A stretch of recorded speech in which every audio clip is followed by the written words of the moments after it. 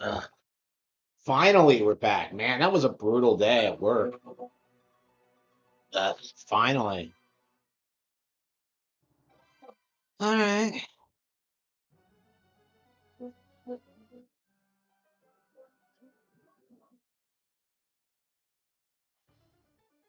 Yeah, I've not gotten anything done on the channel in the past couple of days because I've just been so busy. We're gonna have to like get up tomorrow and I think just try to grind through the Expedition 33 video because I have not done a thing on that in like several days. I mean, to be fair though, I think I want to upload less to the channel anyway.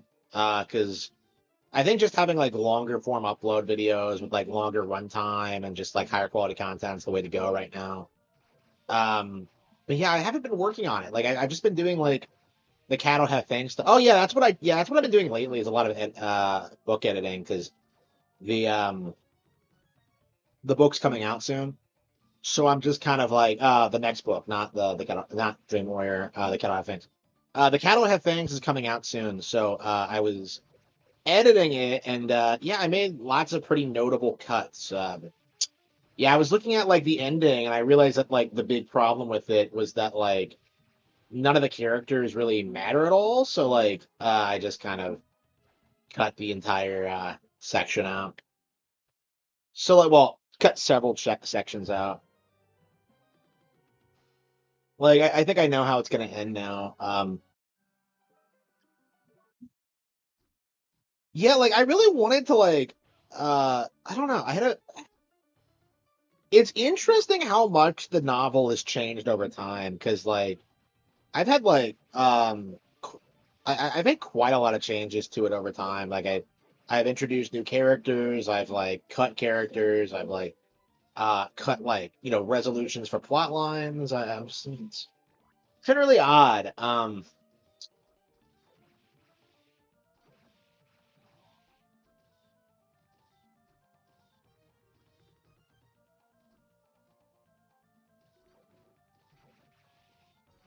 I don't think we need to go in. I think we can just like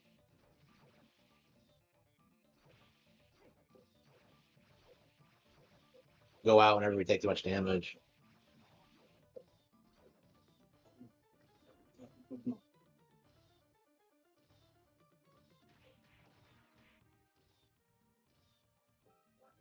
So yeah, I have to be playing on hard mode because I've had to do this several times where I've had to just stop and just kind of grind because I can't beat the boss or whatever.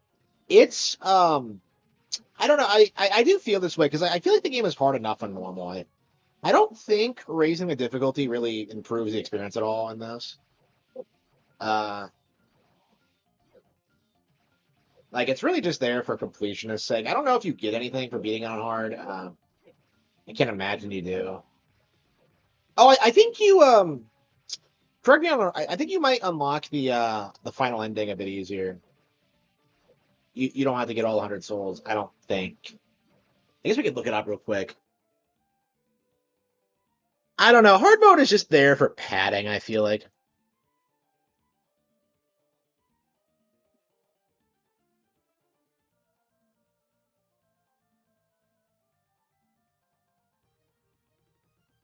Okay, so there's exclusive stuff. Yeah, Kaiser Knuckle. Yeah, Silver Gun. Yeah, I have that. Yeah, that's crazy.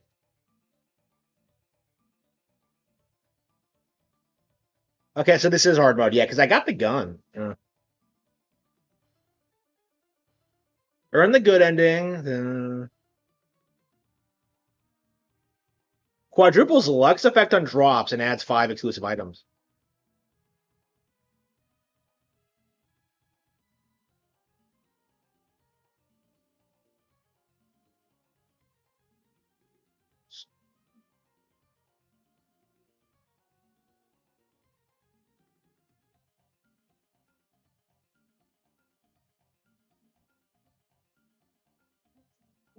Okay, okay, so they roll over. Okay.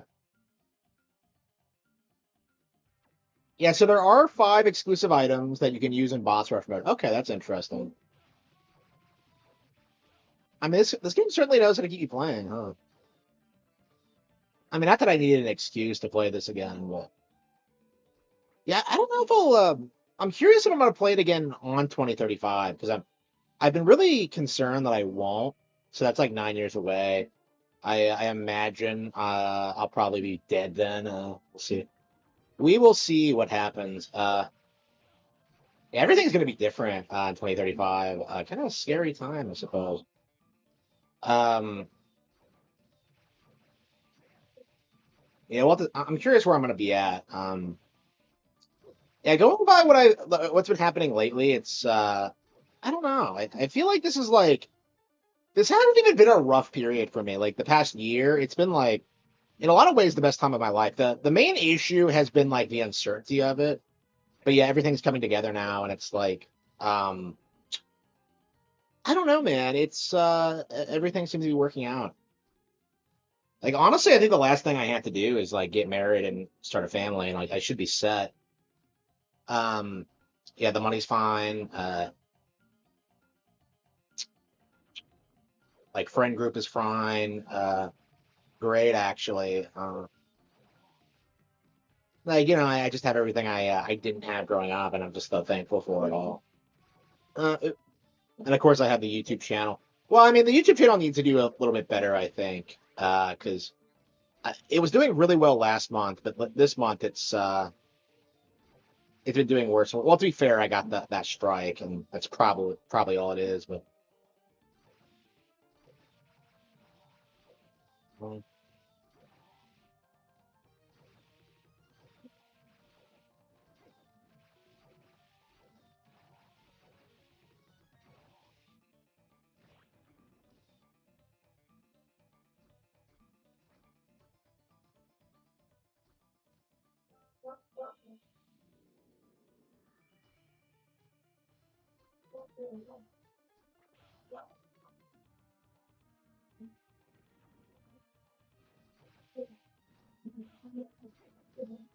yeah, I love this game. I wish I grew.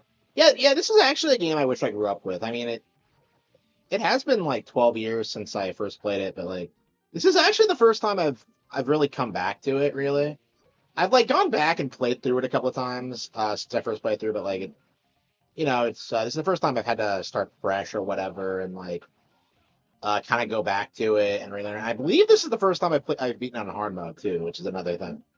Um, like I don't know, it's like with Portrait of Ruin. I think I didn't realize how much I love that game until years after the fact. I mean, with this one, I've always loved it, but it's like it's just one of those. Yeah, I think this is still my favorite Castlevania. Like by far, it's like probably one of my favorite games ever. Truth be told. Yeah, I agree. Yeah. Yeah, so I grew up with Portrait of Ruin. So I grew up with that one and like always wanted to play Order of Ecclesia growing up, never got a hold of it. So like Castlevania for me was Portrait of Ruin for a long time. And it's weird because that one's like not really all that similar to any other game in the franchise. So like whenever I like, think of Castlevania, it typically is Portrait of Ruin. Like I always go off on how much I want to fuck Charlotte and all that. Uh Like, I just love Portrait of Ruin. And it's not even like the best Castlevania, it's just the one I grew up with. I remember playing it for the first time and like just being kind of put off by it. I really didn't think I would like it like initially, but yeah, I eventually got the hang of it.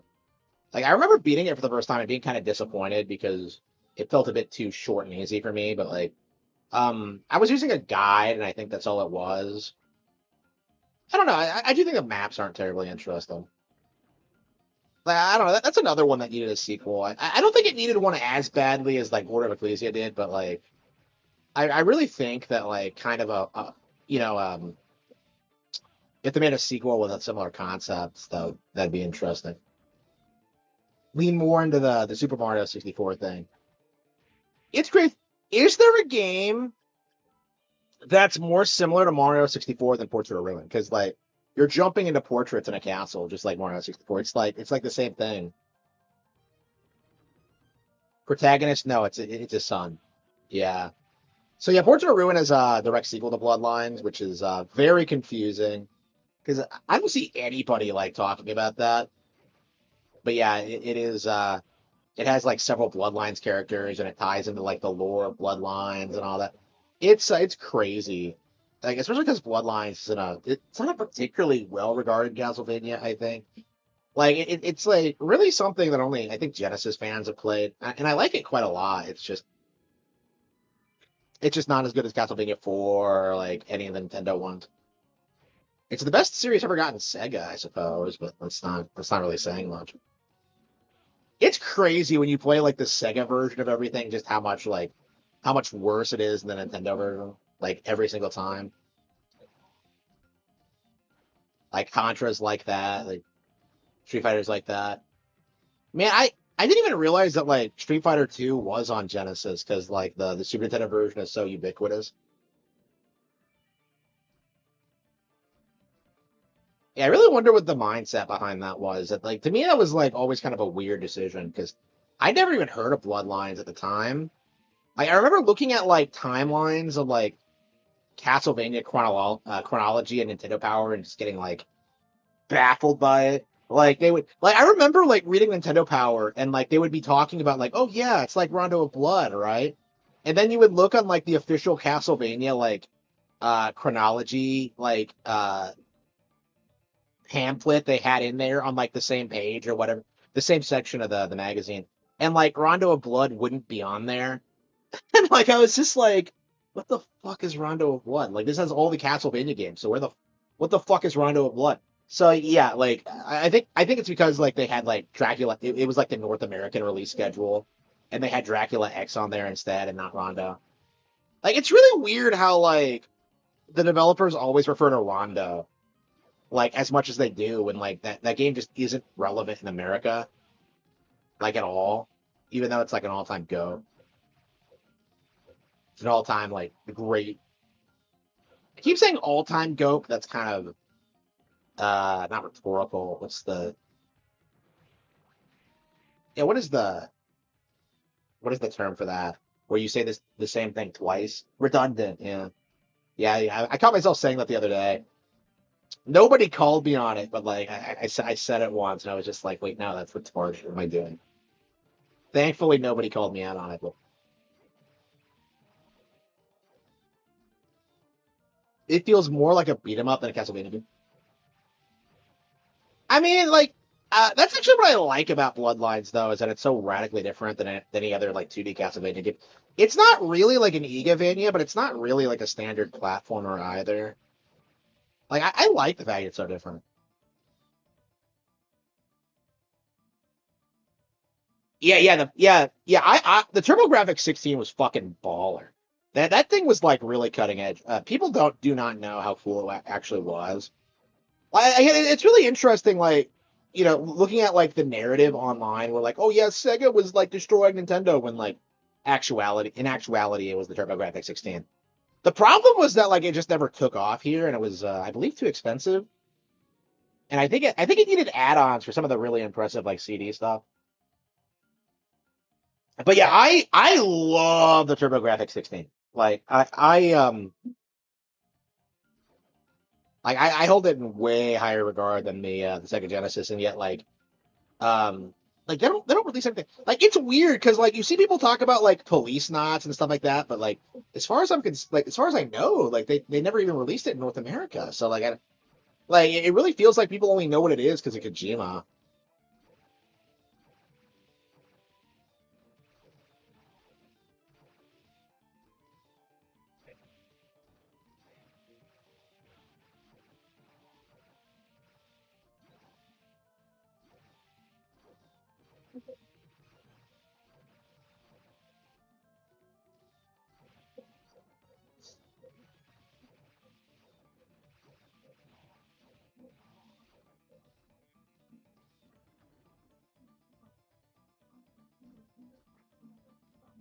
Yeah, the TurboGrafx, like I think a lot of its best games have still like never come out here. Like I'm always talking about Super Famicom games that have never come out over here, but like I think the TurboGrafx 16 is probably way worse than that.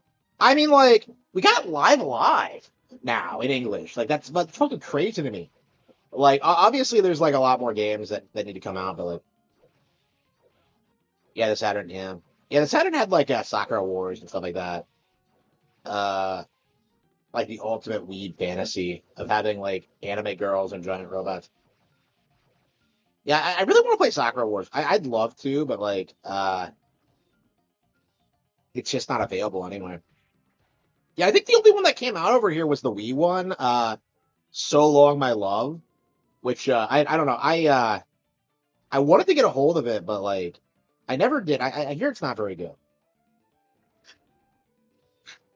And then they did the reboot actually, and then that failed. I would have picked it up if it actually came out on a Nintendo console. Like again, like the problem with Sakura Wars, I think, is that like Fire Emblem has just destroyed its niche, and like they just got they released on the wrong platform. Like the otaku audience hates them now.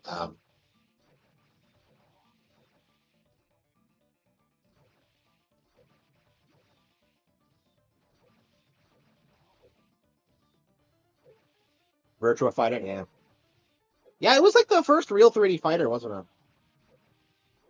Yeah, Virtua Fighter is a lot better than like I thought it would be because I assumed it would be kind of generic, but then I actually started playing them and I'm just like, wait, they're actually really good. I'd say they're quite a bit better than Street Fighter 6. Like the problem is that like they're just not as popular, so there's not really a competitive scene. Like they're definitely like there's definitely a community of players, but like it's just one of those situations where like you can't get into a game like that if you haven't been playing it for like 20 years. Because like I think that's the thing with like Virtua Fighter 5. It's just one of those things where it's just like it, nobody plays it outside of like the hardcore like player base. So like it's just impossible to get into. I really liked my time with it, but like I just couldn't get into it. Like I mean, it's been really difficult to get into any fighting game, especially when like they do that thing where they re-release like the 20-year-old like Guilty Gear game or whatever. Like I actually got a hold of like King of Fighters 13 from the library. I don't believe it like actually came out in America, so like I've certainly never seen it, but like yeah, I actually got it and like brought it home and played it a little bit, and it was like sick. Love King of Fighters, but again, there's no online player base for it, at least not on Switch, and they haven't got the new ones, and I don't think the new ones are as good anyway. So even if we did get them, Super Robot Wars, yeah, I don't know a thing about that. Yeah, I don't know a lot about mech stuff. Like as far as I'm concerned, like every mech is like a Gundam right now, so I'm not super familiar about the genre. Yeah, I traditionally have never been into mechs,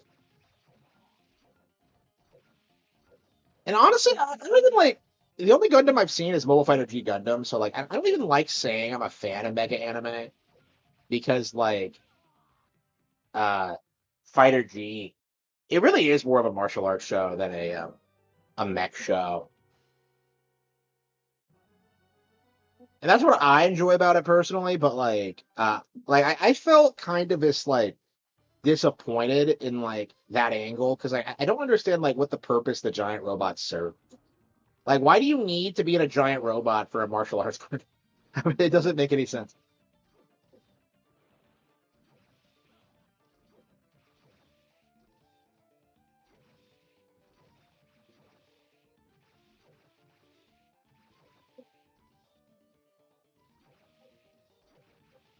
I don't. I have a lot more respect for the Japanese audience than like Americans because like it feels like the games they like are more high IQ.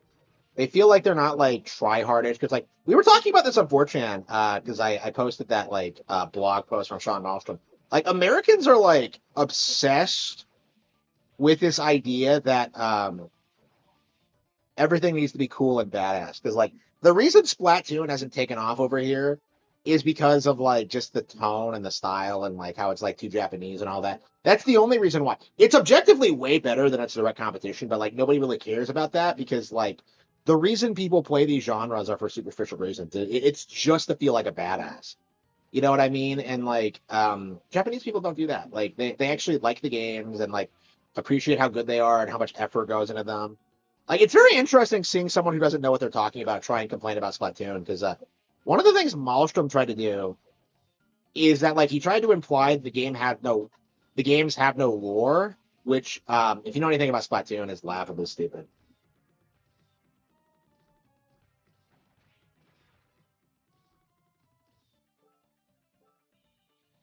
Yeah, Zelda's never big in Japan. Yeah.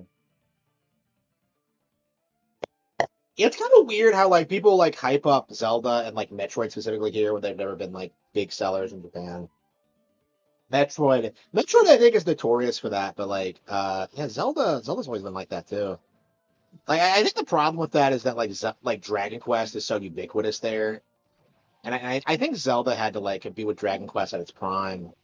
I mean, like Zelda was always the better IP, which is why it's bigger than ever. While Dragon Quest is kind of falling off, but we'll see. Yeah, I think we're gonna try to beat the boss again.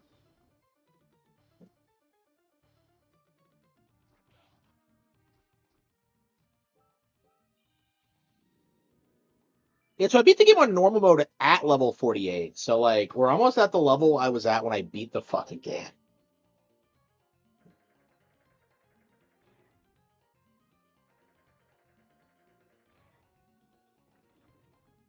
Yeah, I never understood this. So they try to fake you out with a boss fight and then they give you a separate one?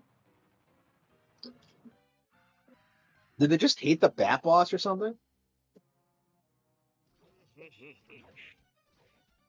Yeah, yeah, like it's really easy to forget how hard Zelda actually is because like, if you play the games a lot, you just kind of intuitively know how to figure things out. Like they're really not easy. And that's something that's like really easy to forget about.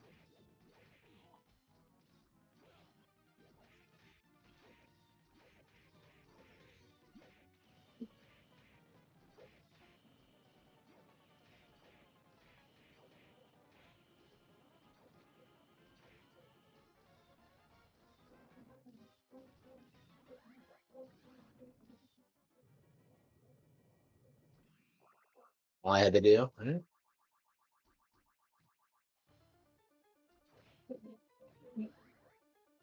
Okay, the ability to fly. All right. So you can just okay. So once you can fly, you can go straight up to the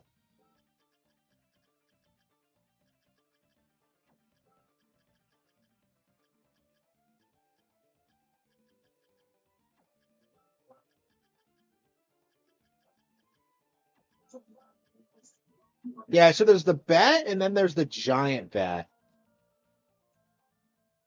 Oh, Julius.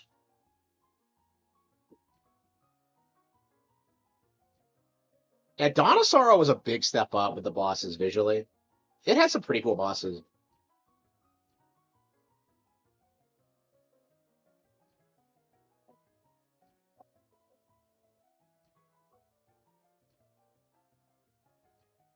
How did he lose his memory for 36 years? There were others who assisted me. Did we ever learn who these people are? I guess Ericado was one.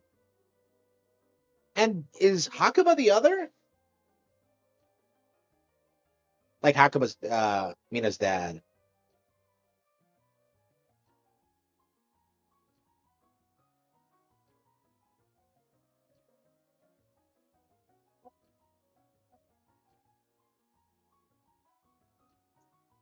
What?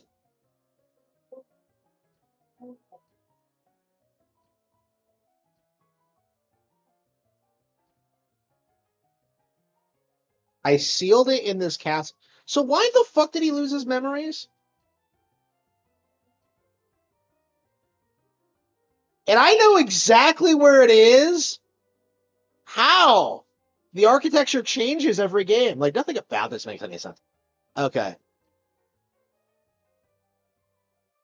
Pray that my hunch proves to be wrong. Yeah, I love how he doesn't just tell me that, like, oh yeah, by the way, you're Dracula. Like, I love how everybody figures it out before you do. It's kind of self-evident, but like, but yeah, I mean that just begs the question of like, so I guess Graham is a Dark Lord candidate. So I guess if Soma dies, like the power just goes somewhere else. Yeah, yeah, Harmony to some, I have never beaten it. Like every time I play Harmony, it's just like pure shit. I might actually give it another whirl after I beat this, but like for me, like personally, every time I play Harmony, it's just like it's there's just nothing good about it at all. Like it's like physically painful for me to play. Every time I go back to it, I'm just like Why the fuck is the dash attached to the shoulder buttons? I'm just like it's weird that it's the only game in the Nintendo handheld era where you actually get to play as a Belmont, because like all the others you're playing as like weird like periphery characters. I mean, the closest you get is Jonathan, who's like I guess closely related, but like um yeah. So like it's interesting that you can kind of divide like Castlevania from that, because like standard platforming Castlevanias are always Belmonts, and then you get Metroidvanias, and it's always like the weird side characters. So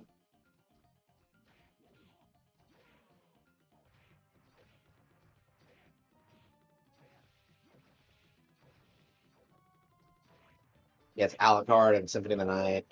Is Alucard even in like Rondo? Come to think of it, never actually thought of that before.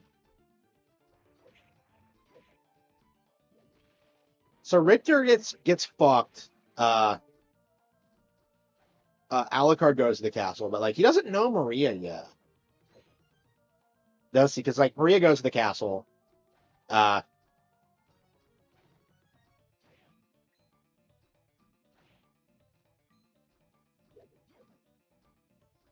it's really weird that like Maria and Alucard hook up.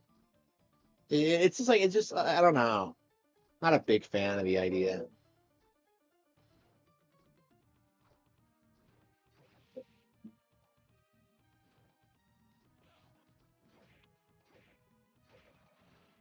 It's a better love story than Twilight.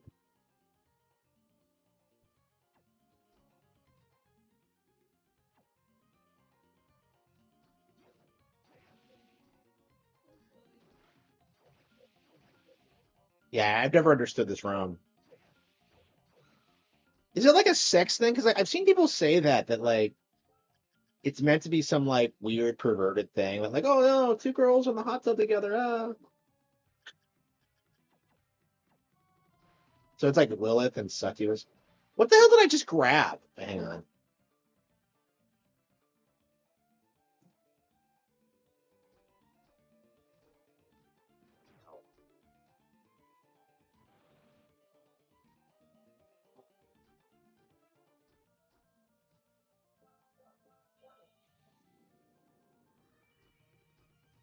Yeah, these games are weirdly adult. Like it's interesting that they're like for kids because I don't know, they get some pretty mature topics across sometimes.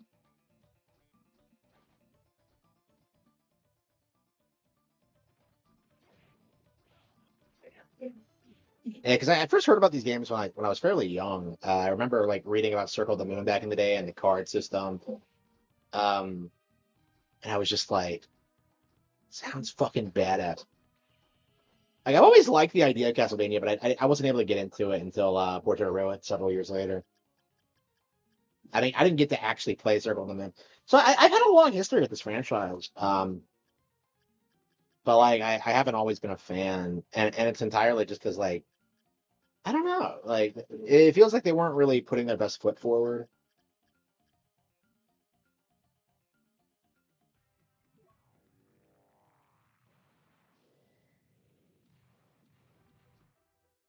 Teenagers, yeah. How old was I? Yeah, I was pretty young. I was younger than that when I played Portrait of Ruin. Uh,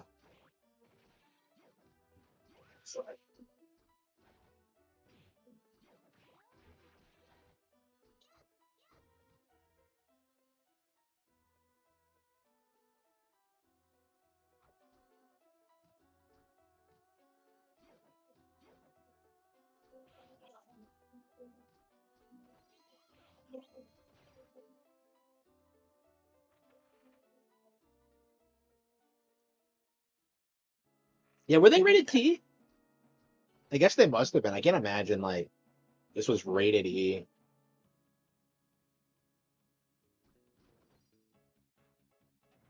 Hey, not a big fan of this area. It doesn't even feel like a final area. They didn't even like try to pretend it's the final area. Oh, why are we even going up here? We don't have the I don't think we have all the things. Let's see what we have.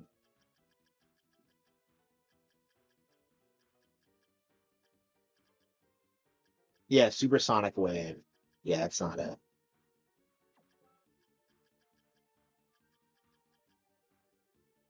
Yeah, I don't think we have any of them. Yeah, it's like Succubus, Flame Demon, and where the hell do you get the Bat one? Well, we know where a Succubus is.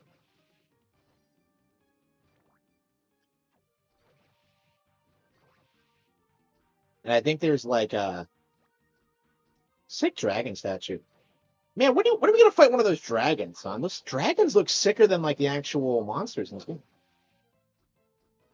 I guess this is like a demon's idea of like crazy artwork, just like, oh yeah, we're not that scary, so let's make them scarier.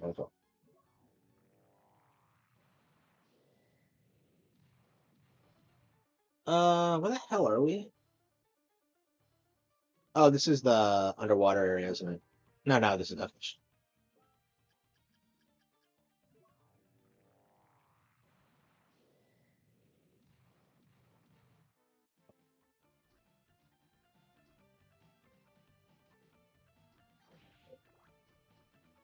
I don't know. The new one's coming out this year, so like, it might be a good idea to just play through all these old ones, because I think it is meant to be an Igavania, not a classic. So I think this is the first Igavania we've gotten since Order of Ecclesia, because I think the Mercury Steam one's quite a bit different.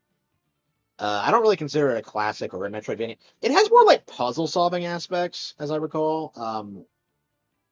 Man, I own the game, and I think I played through a good chunk of it, but I barely remember it at all. Like I think it was like, yeah, it's crazy. Um,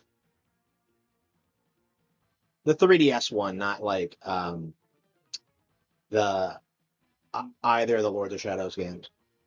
Yeah, I don't know. Yeah, I think Lords of Shadow actually has pretty good art direction because I actually went ahead and like popped in like Lords of Shadows a while back, and I was kind of surprised that like the werewolves are awesome. But like for me, it was like the lore changes and like it just I don't know, man. Like Castlevania works best when it's like consistent. Okay, where the hell are we going? Oh yeah, we're going back up. I don't. There's no point in going after Dracula before we have all the things. So I think we're gonna just go do it. Oh, I'm sorry, Dracula. I mean Graham. Dracula. Don't you mean Graham? Yes, I mean Graham. I'm not stupid. Okay.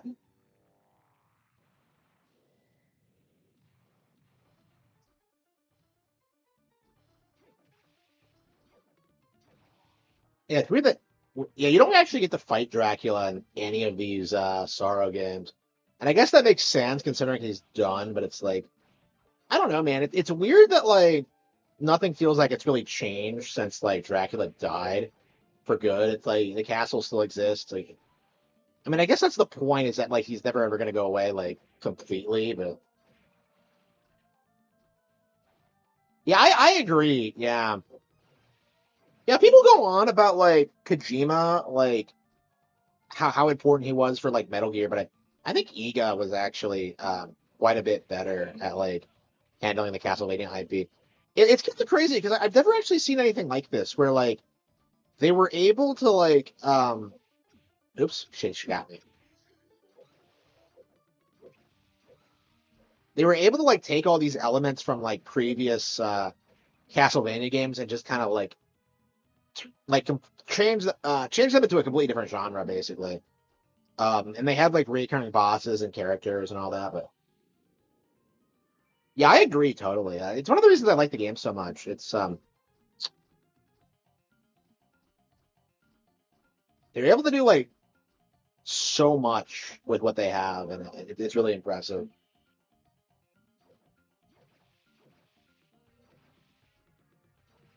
Should not get out of that shit.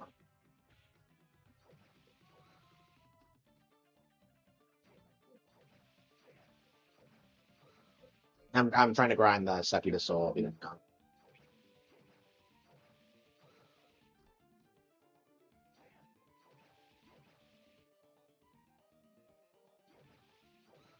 Yeah, why did she rise out of the water like that? I don't know. Is she just trying to ruse you?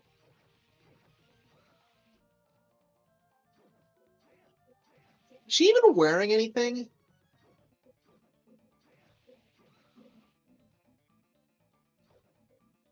What is let's see, what's her character profile say? You have to get the soul to like succubus. This enticing beauty is really a nightmare in disguise. Is Lilith on here? Yeah, what's Lilith's sign? Altair. Yeah, Lilith. Appears as a beautiful woman. Okay.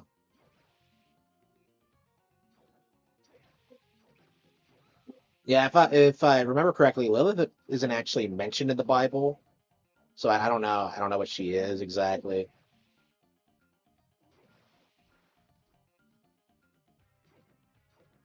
I guess there's like lots of like just folklore things in this.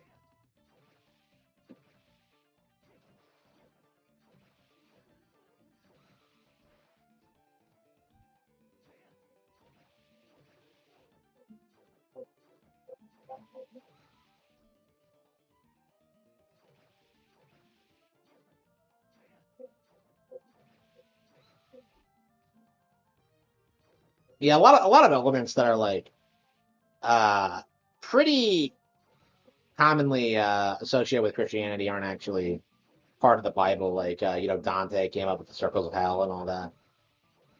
I do think it's important we talk about that more.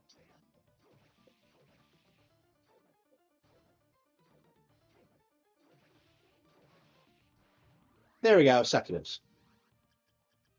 Okay. Yeah, so it's like flame demon, and what's the third one? Like giant bat? Yeah, it's probably in like the final area.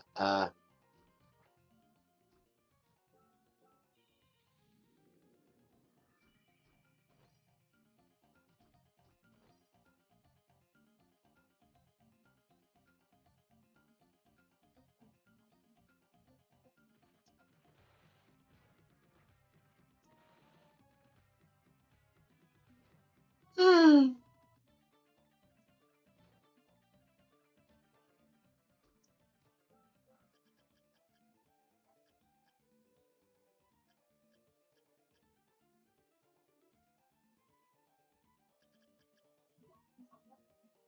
Yeah, where did we find the? Oh, that's just where we were. Hang on, what?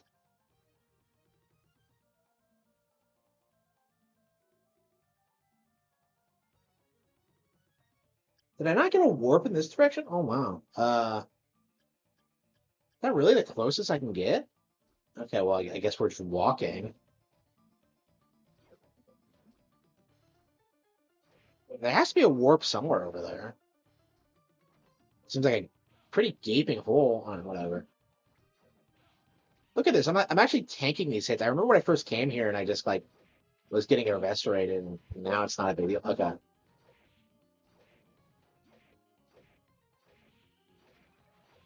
I don't love the crotch lasers.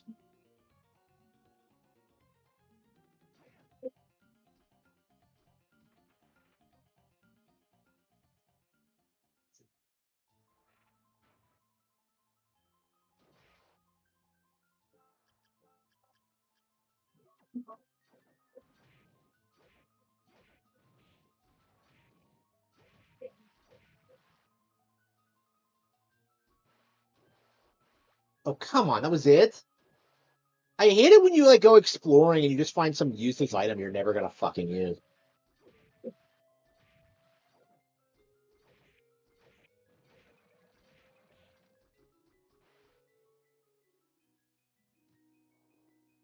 Oh, don't. Okay, did I not just not unlock it then? I think it's right up here.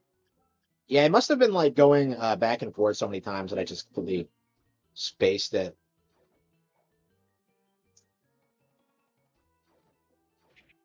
And I love how you see that thing darting all over the place.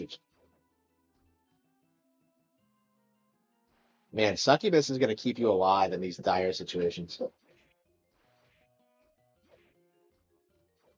Yeah, it really takes a lot of work to find some of the secrets here.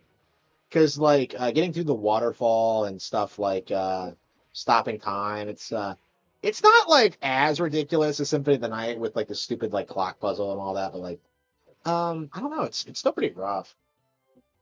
Like I think getting a true ending for most people is not exactly easy. Look at this. Yeah, Succubus is way better than I remember it being. Maybe it's just because like it's hard mode, but like yeah, I can just like take my time and just wail on them. The fuck? Oh, I see. You go up and okay. I was like, yeah, okay, yeah, that's what I'm killing. But like, okay, I want to save it first. Okay.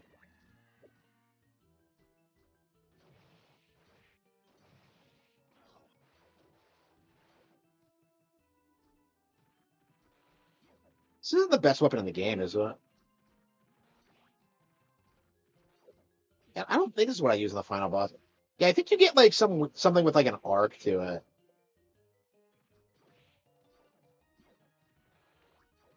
Yeah, I think I use this against Graham, but I use that weird like glowy thing later on.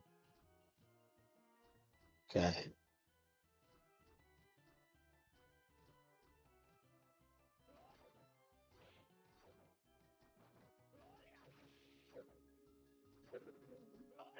I'm surprised there's not like more overlap between like Castlevania and SMT because it feels like they'd be really similar.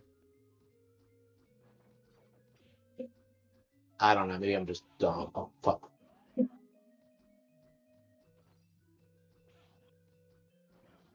damn it! What is cursing me? Okay.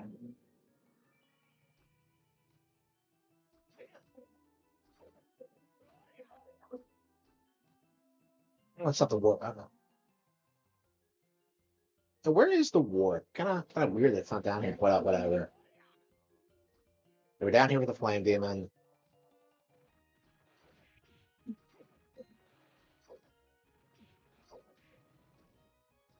Yeah, I love the game a lot, but I really do wish it was a little bit more open because like I do feel like to a certain extent, I really should have shut off the light behind me. I don't know why. I feel like to a certain extent, like there's this sense of like it is kind of linear where you kind of have to go things at a in a pretty straightforward way. I don't know. I feel like something that I did a way better job of like having this huge open castle and like just finding all sorts of things. I don't know, but something that I just feels kind of unbalanced because at a certain point you just become like way too OP.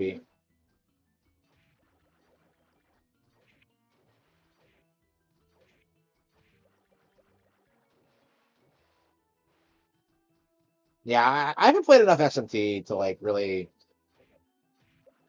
understand what you mean by that.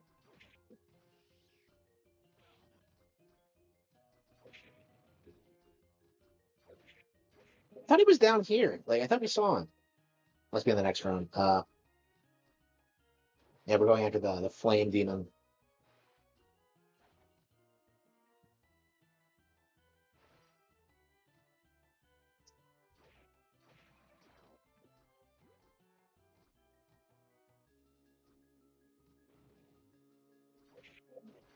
Oh, wait, no, this is the arc demon. Wait.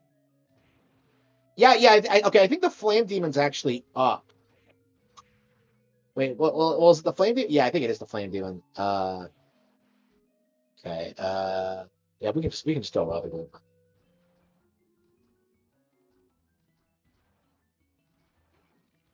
Yeah, I'm ready to play Final Fantasy VI again. It's been when did I play it? Like last year? It doesn't feel that long ago, but like I'm ready to play it again. Like honestly, like, that's the kind of game you never get tired of playing. Honestly, like I love Final Fantasy VI. Yeah, one of the all-time greats, I think. Uh, yeah, I don't know. Like, I guess Final Fantasy VI is never going to be top because I can't think of any other JRPG I've played more over the years. Because like at the time, I thought it was kind of well, I hate to say overhyped, but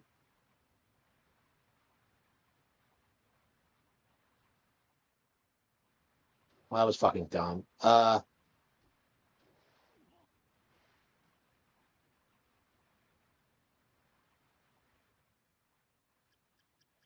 I believe I have Durga on me. Oh wait, no, no, wait.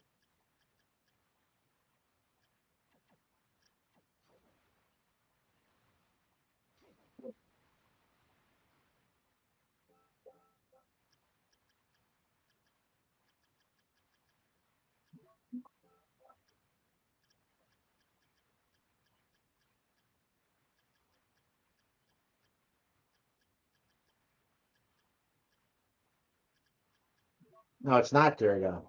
Yeah, there's a couple of transforming ones. Curly, yeah, okay. Yeah, Curly's the one you want.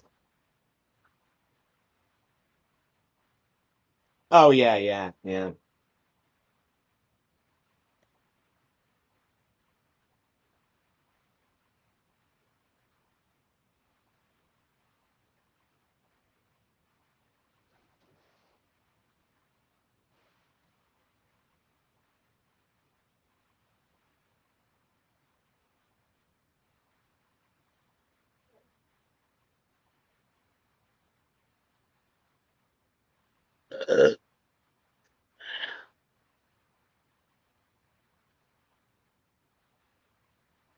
Yeah, we're waiting for the thing to.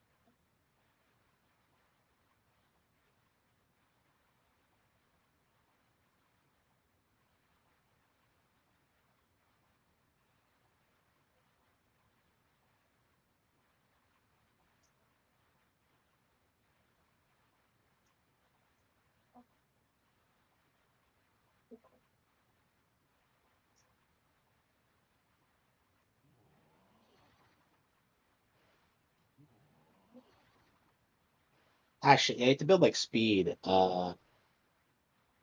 So you can't do it in the boat. What is this boat doing here anyway? Shit. Do we have any shit?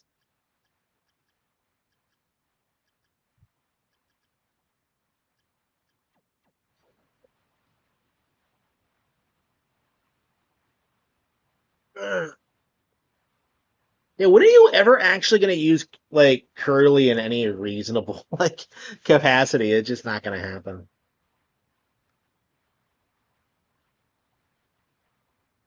Wow, do you remember that? That was the dumbest scene in that movie by a long shot. When he like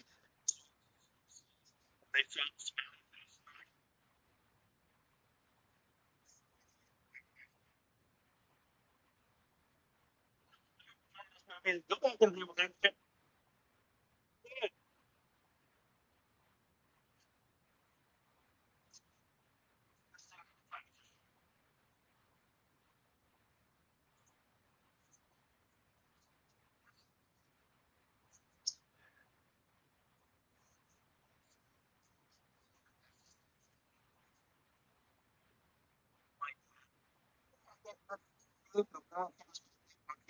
Yep.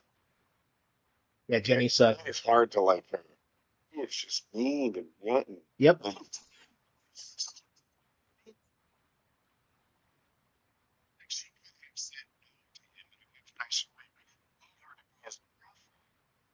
He just, He his hopes along. yeah, yes.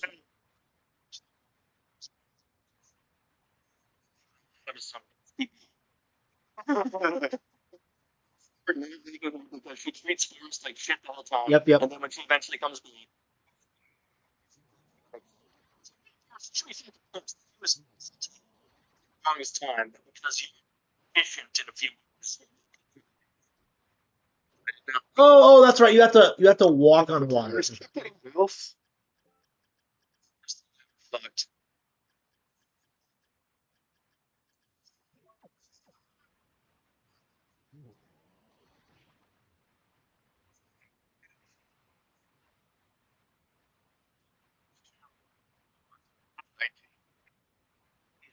Second.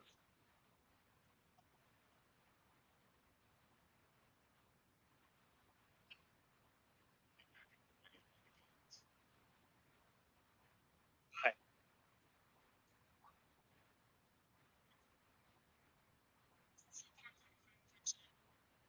Mm, Kind of. what are we doing?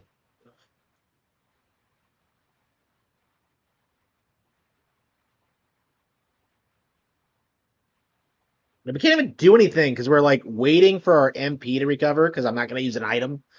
Like, there's no reason to because this is a perfectly safe area. I love this area. It's so peaceful for Castlevania. Really sticks out compared to what most of the franchise is like.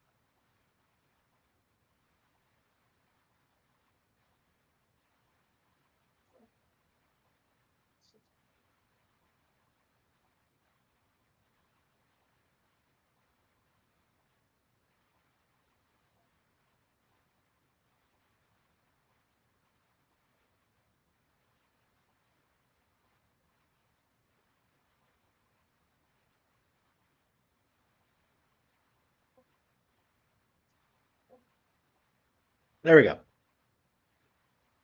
I know, right? Yeah, that's crazy. Yeah, Ega killed it.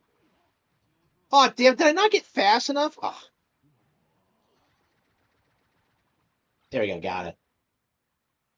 The Ever sign? What the hell's the Ever sign? The hell's the Ever sign?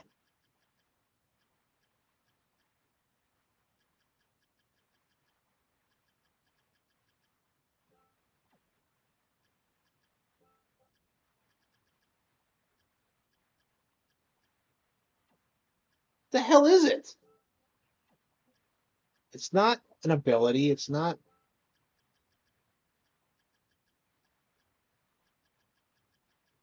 I actually never tried to use the silver weapon, the silver gun. So here we go. Everson. Fine suit of armor, guarantee lasts forever. It's not even as good as what I have. Well, okay. And the defense goes on. I don't know. I kind of like Olrax's suit though. Right. So how good is the silver gun then?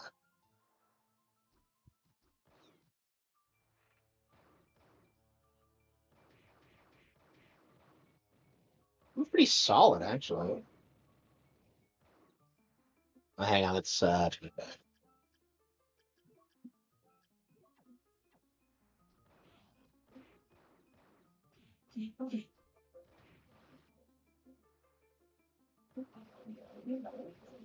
yeah, it has a long range. It's really fast.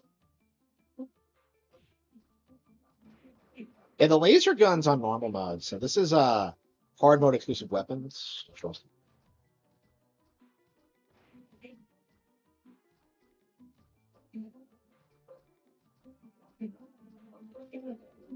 Yeah, we actually came up here already from the other side, so it doesn't really matter.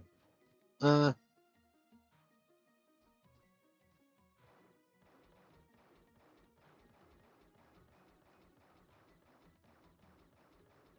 oh, she's guarding. Oh no! Oh, she doesn't do anything until she comes out of it. She's more feminine in like future games, isn't she? She looks more like plant-like in those. I think you could just make out the sprite better.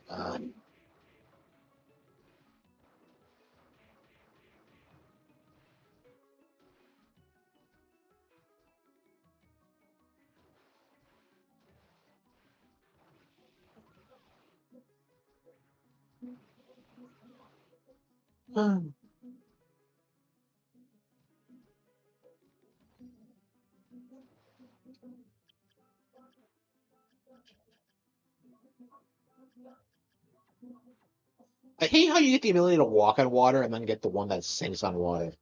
It's like, isn't this kind of redundant?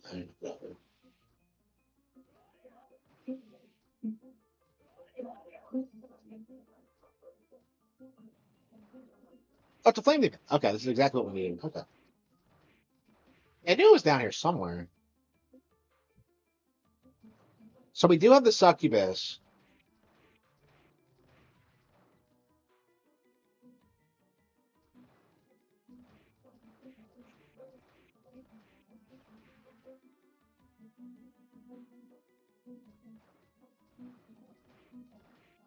So once we have the flame demon, that's two. Like, I just can't remember where the third one is. I want to say it's in the final area, but like,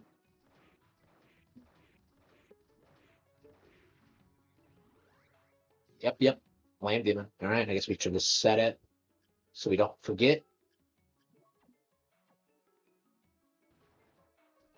So if you don't know, to get the true ending of this game, you have to have three specific souls equipped as you fight around. So you have to have them equipped. It's not enough to just have them on you. Like, I don't know. It's weird how this game like has a fake out ending where like none of the questions are answered.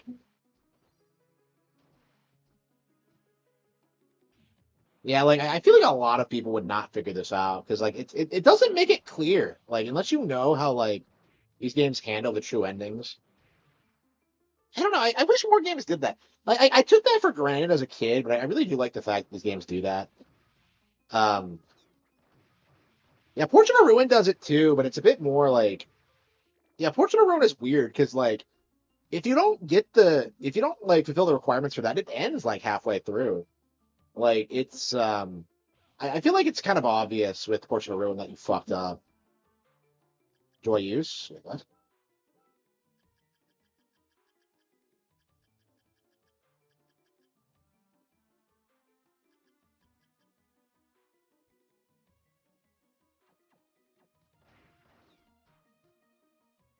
Was this it? I think so.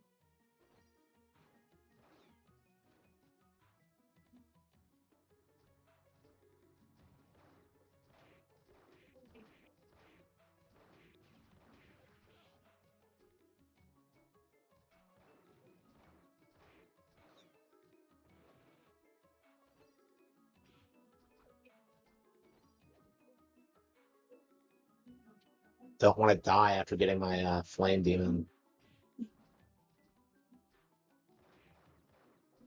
Yeah, it's not. Oh, because I don't have succubus equipped anymore. I was like, why isn't it triggering? Yeah, I don't have it equipped. That's how I've been getting to these rough areas, just by abusing the shit out of succubus.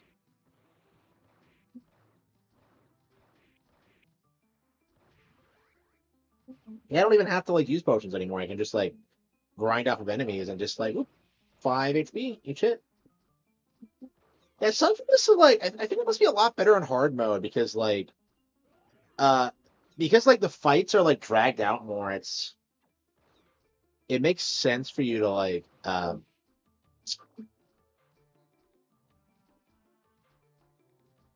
to be worried about something like this. I hear you.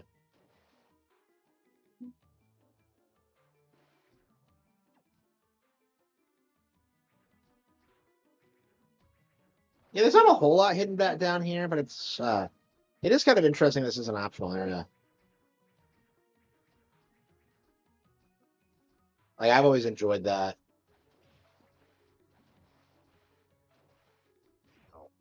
Like I like the idea. Like I like the idea of like, oh shit, damn, fucked it up. Completely fucked it up.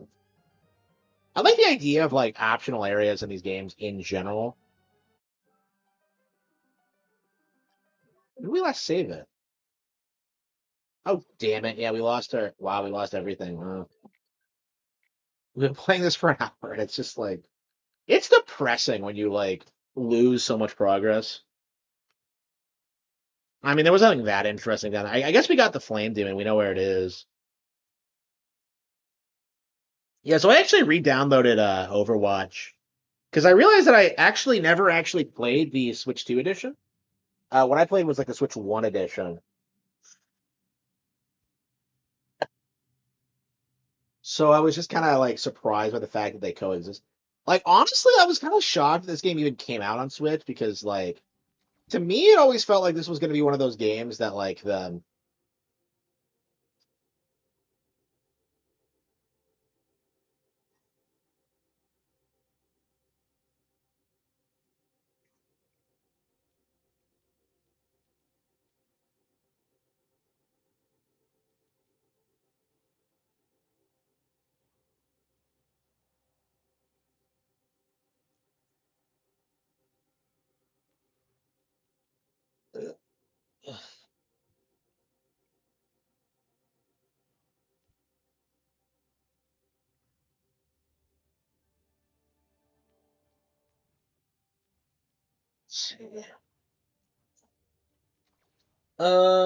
heroes. That's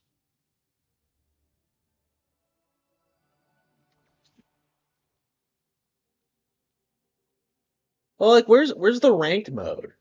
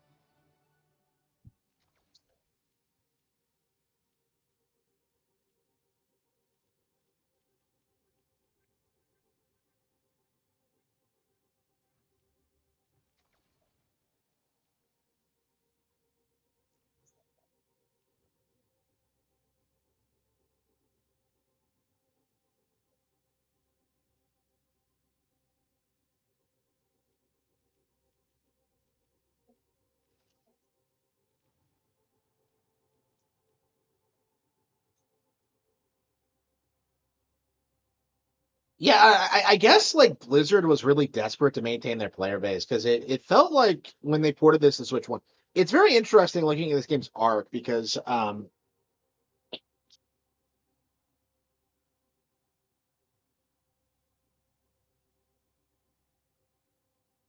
when this came out, this was supposed to be like the game of the year 2016, and it's kind of remarkable how quickly it fell off and how nobody really cares about it anymore. Like you don't even really see people like talking about how like making fun of Blizzard for making everyone gay. It's just not a good game, and like it really feels like the audience just doesn't play a whole lot else. Is just kind of my mindset on it.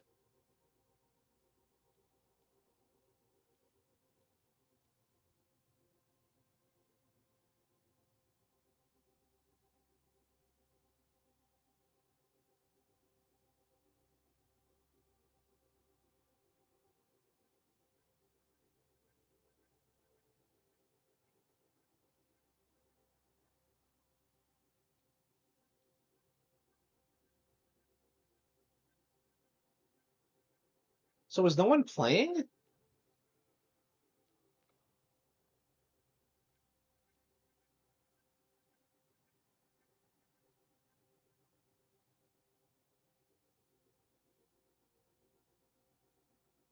Like again, the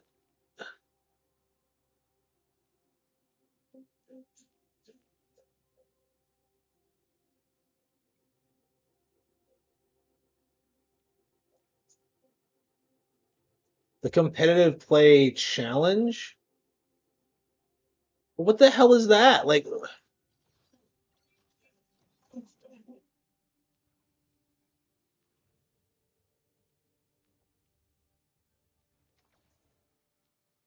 the fuck is the competitive play challenge?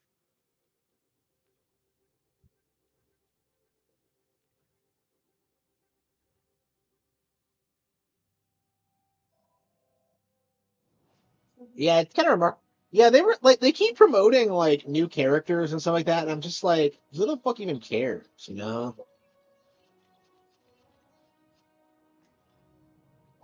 What they say? Just go with the flow. And like the lore keeps changing, and I'm just like, does anyone care?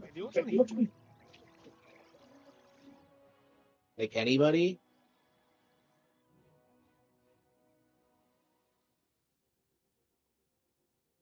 Unlocks after completing the competitive play challenge. But where is that?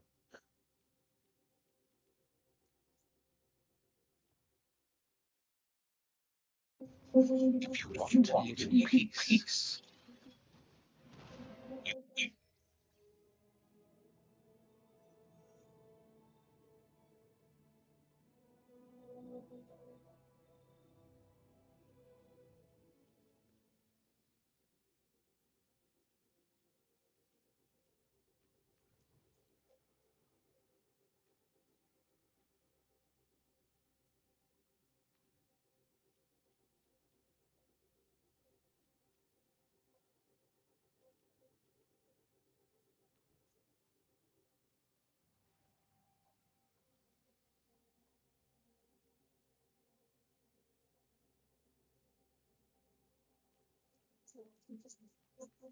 Well, like, what are you supposed to do?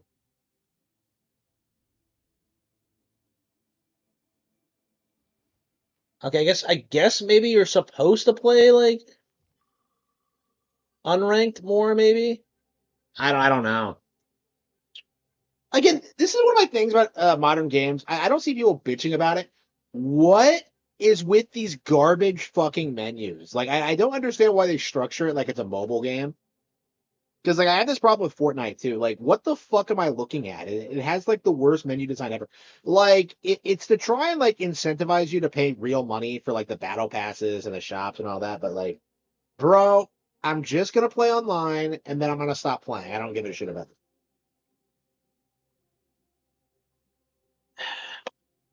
Yeah, I'm curious if like anybody even still plays this because like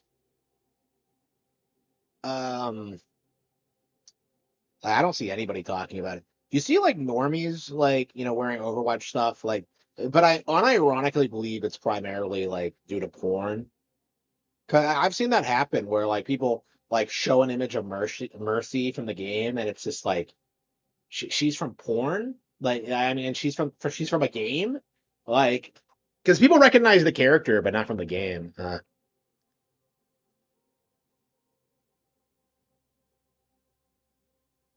I can't get over how generic all the characters are.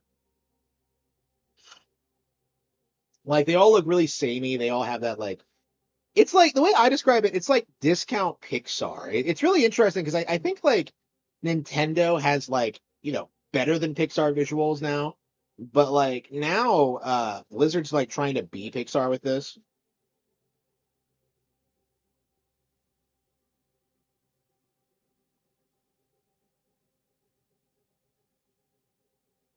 Hey, does anybody play this shit? So keep in mind, it was a 6v6 quick play.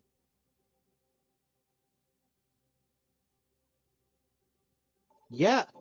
Okay. Okay. I found a game. It took way too long. Yeah, Mario Tennis takes less time than that. High Junction.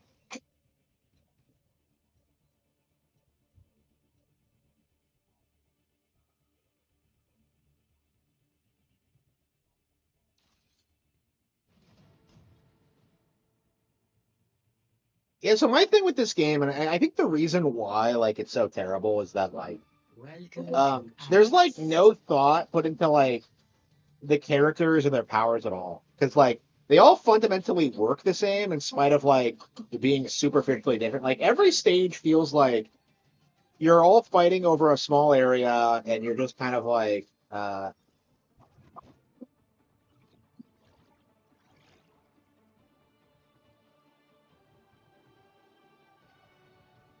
What they say? Just go with the flow.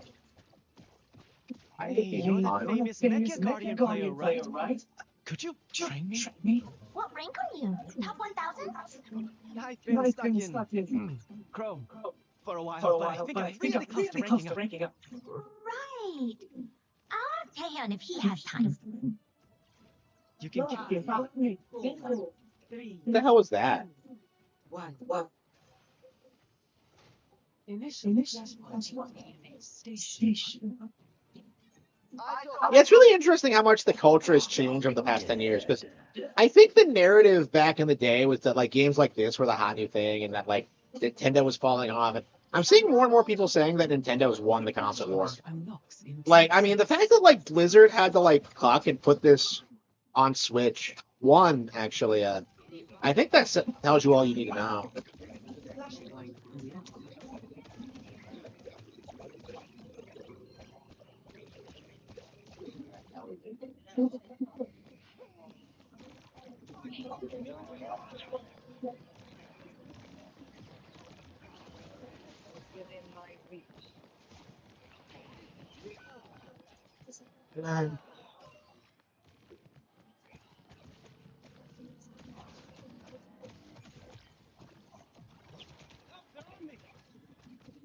Even when this first came out, like I knew it wasn't really going to go anywhere. Like it really feels like Overwatch fans are the kind of people who like they'll put like 3,000 hours into the game, but then like never really play anything else.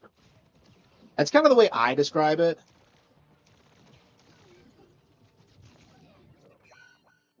I meant to do that. Okay, maybe I didn't. But yeah, like the game feels like it has this dedicated player base, but like if they don't play anything else, they don't have any like reach in other communities, and like nobody's like trying to say that like, oh yeah, why would I play Splatoon Raiders when I can play Overwatch? Like Splatoon, I think is like what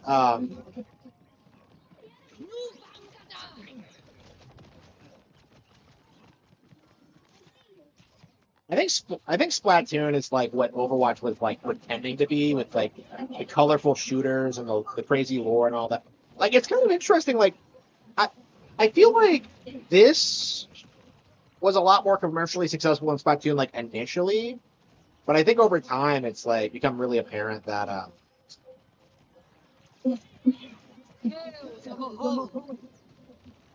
that like Splatoon's going to be way more long term relevant.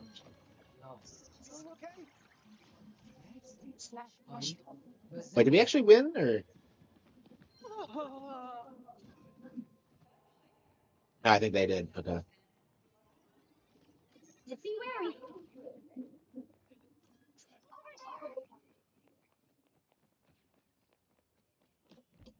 Oh, shit. Becomes mine.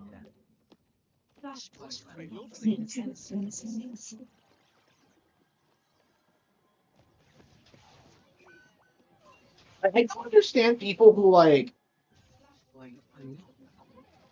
who find the characters like attractive, because like none of them are.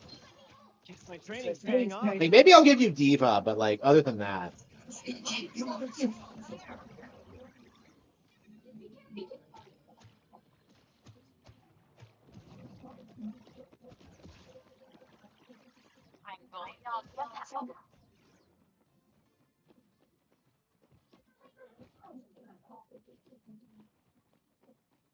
again, like just compare this to Splatoon. Like Splatoon just has so much more going on.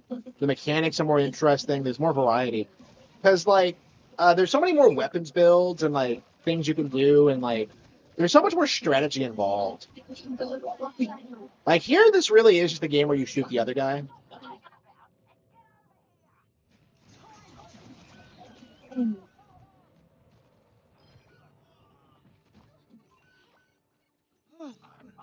Okay.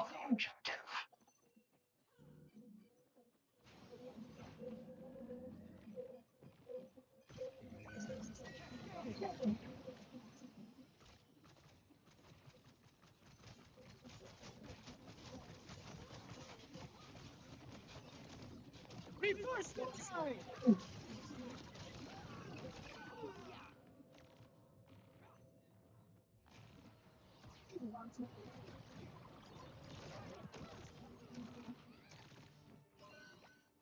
No big deal.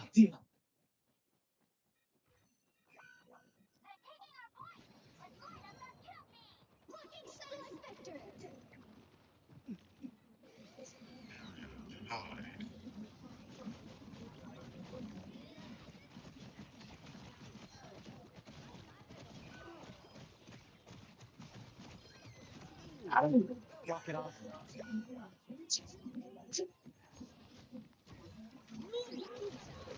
Ah, shit. What happened there? They get me?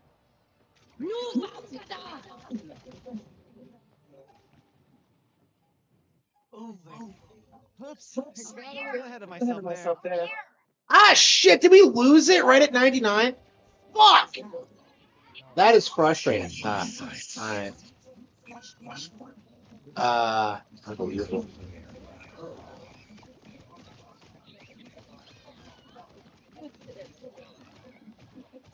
Oh, thanks.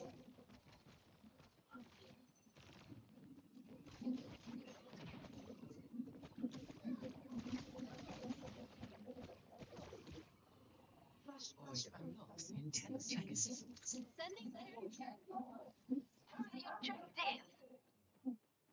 Yeah, so you're always fighting over objectives, right? So you have all like this huge map, and yet like you never really do anything in it because all you're doing is just like fighting over a small area. Like when you compare that to Splatoon, where like there's just so much more variety in like what you're doing.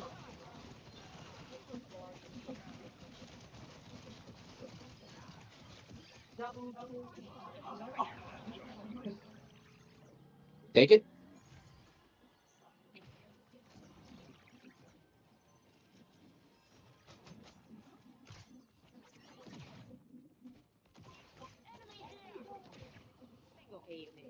All right, what are we doing? Let's clean off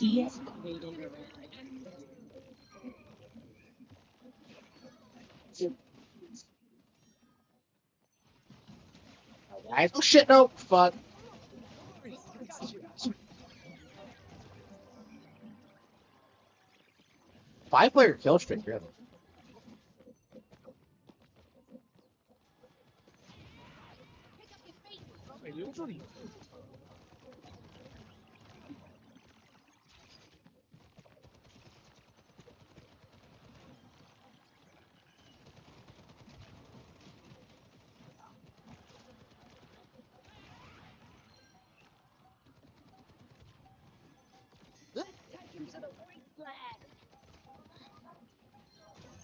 Are they hitting them off? Like, did I win that for them? Oh, no shit! Ah, win this asshole. Come on. Damn it.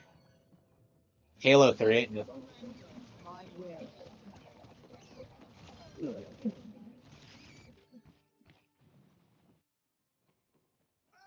No one learns without making mistakes, right?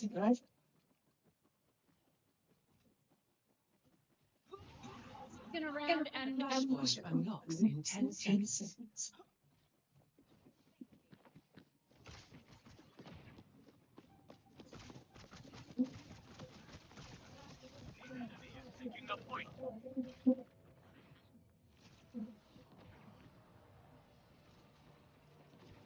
A limited buy.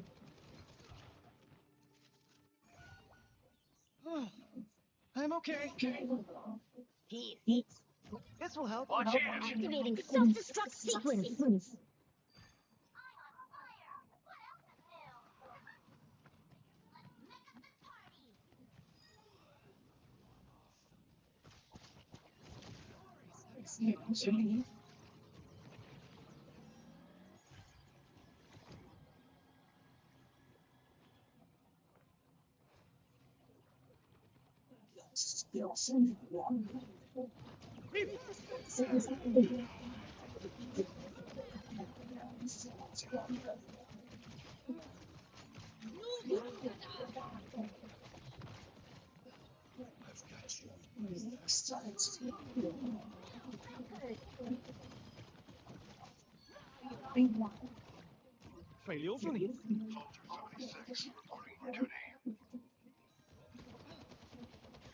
I think we're gonna change our character next time. Looking good.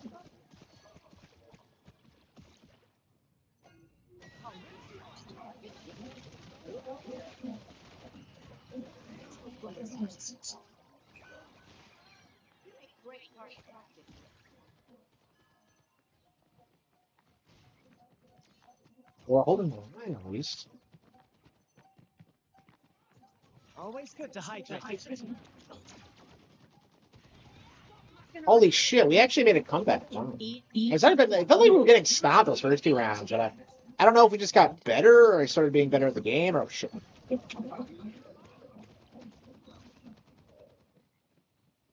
I think he's coming after me.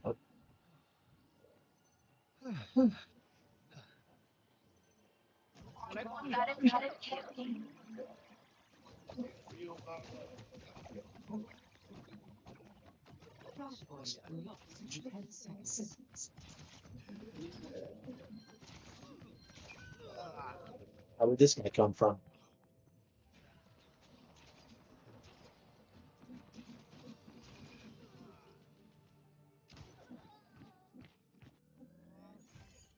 That's not gonna stop me. Yeah, I didn't pay for this, so I'm not sure. Why did they give it away for free? Like, do they just think they'll coast by on like loot boxes?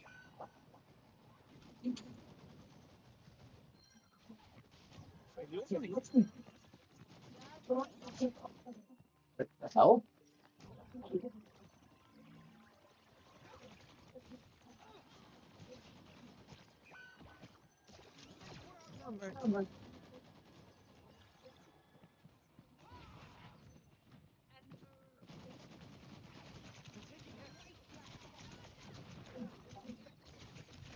Ah, shit. Come on, guys. Ah, where were you?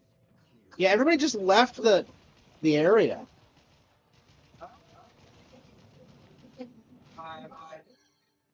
As Amran would say, I still have a ways to go. We gonna win this? Wow, crazy.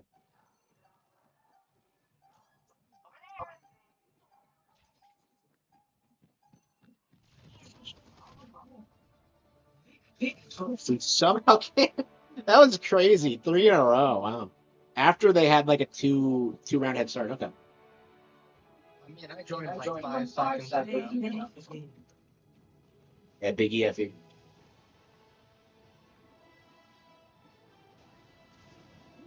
I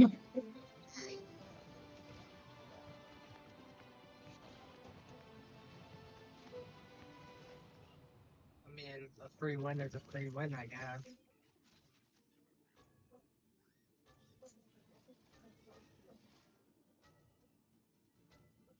Okay.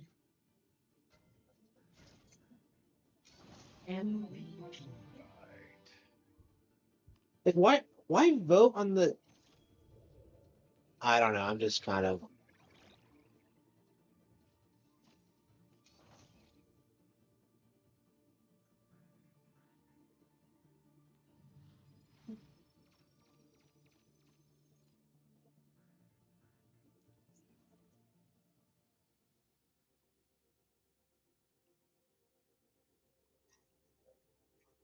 I think I'm bored. Okay. I don't know. We might play some more of it.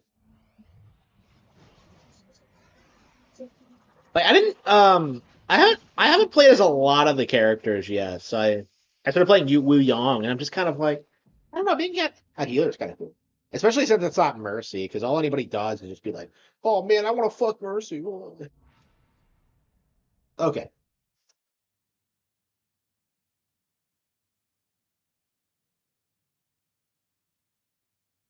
Yeah, but I don't know why you would play Overwatch over like Splatoon or like Street Fighter 6. Street Fighter 6 kind of has a similar art style, doesn't it? But like actually plays better and the characters are more interesting.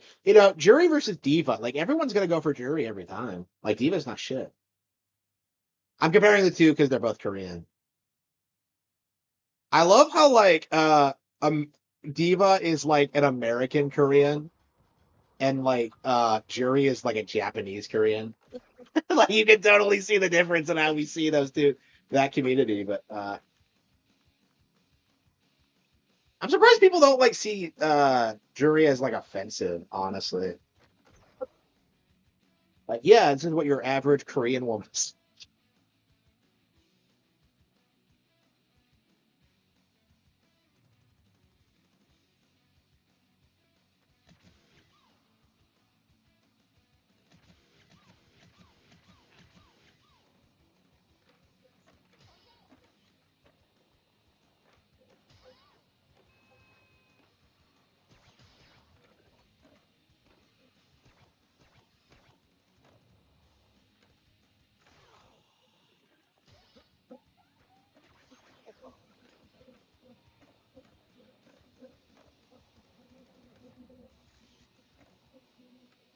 Yeah, I don't get how you're supposed to do this.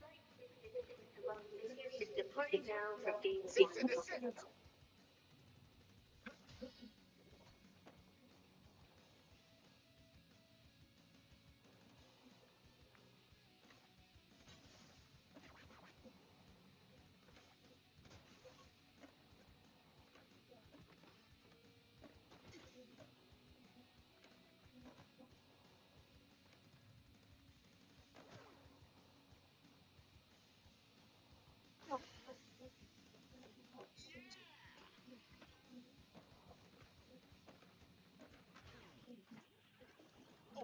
the driver of NY sedan.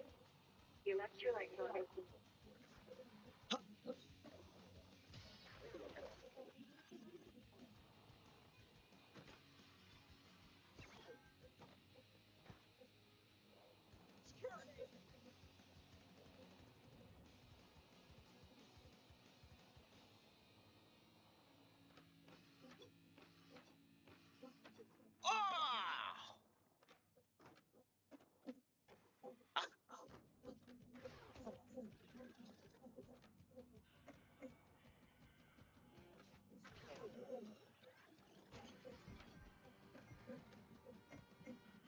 Please remain seated until your group is called, or risk forfeiting your in-flight pretzels.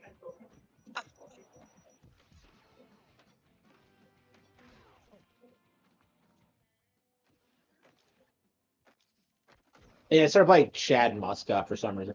Because he's in Tony Hawk's Underground. And I don't know, I guess I always knew he was a real person, but it's weird that I've never actually tried to play as him in any of these games. Yeah, is that a thing in these games? Like if you get in them once, are you in for life or whatever? I saw like Tony Hawk's son like is in this. Yeah, it's weird that skateboarding is still like a pretty young sport. I don't know if a lot of these guys are dead yet.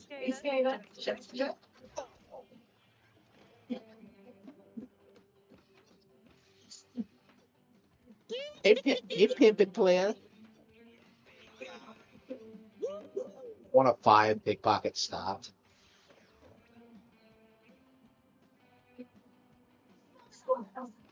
But I have to smack a bitch. I have to tell her twice. Yeah.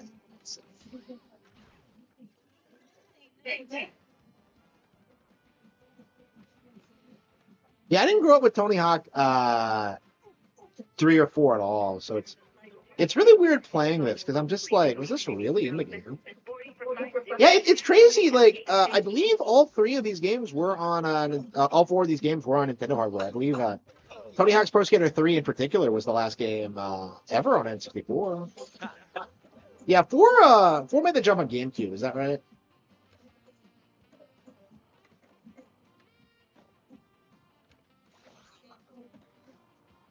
Yeah, it's kind of crazy. When did it come out? Like 2002 or something? It's like some crazy late N64 game. Oh, got it. We got skate.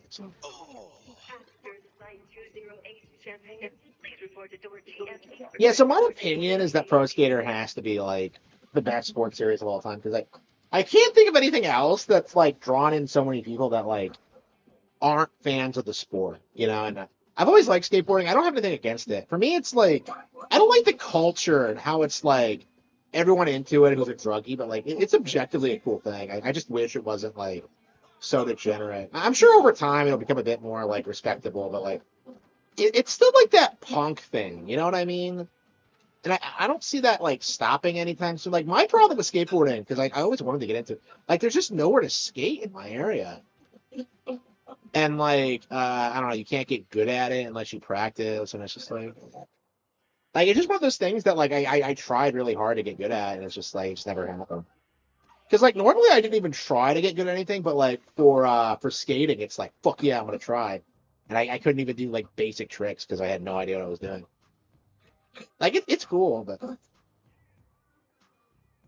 you were so shadow banned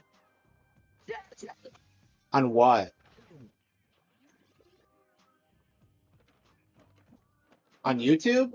Yeah, I think it's a byproduct of the strikes. Yeah.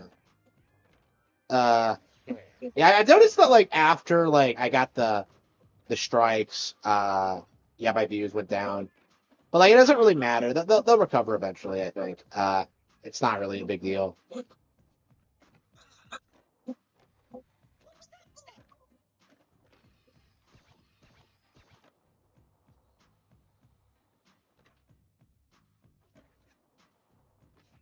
Well, like I just haven't made any videos that have like really taken off, honestly. Um, like again, my channel is kind of weird because like even when I'm if you can just most of my viewership just searches for my content anyway. So like I don't really need like the YouTube algorithm. Yeah, people don't understand how successful I am on YouTube. It's quite a bit more than most people realize. Budget barnstorm plus. Again, I've had like past 2 months have been two of my best months. Have been my two best months ever. It's gonna be like the next month where like things kind of dip a bit, but that's like pretty much only because of the strikes. I don't know. People are like downvoting my videos all the time. They're like they're doing everything they can. Like they're accusing me of being a criminal and all that. It's just kind of cool. Like I was on TV forums today, and people were like trying to figure out how I make money, and I'm just like, bro, I've been honest about this. I invested a lot over the past several years. I have the books, I have a YouTube channel now.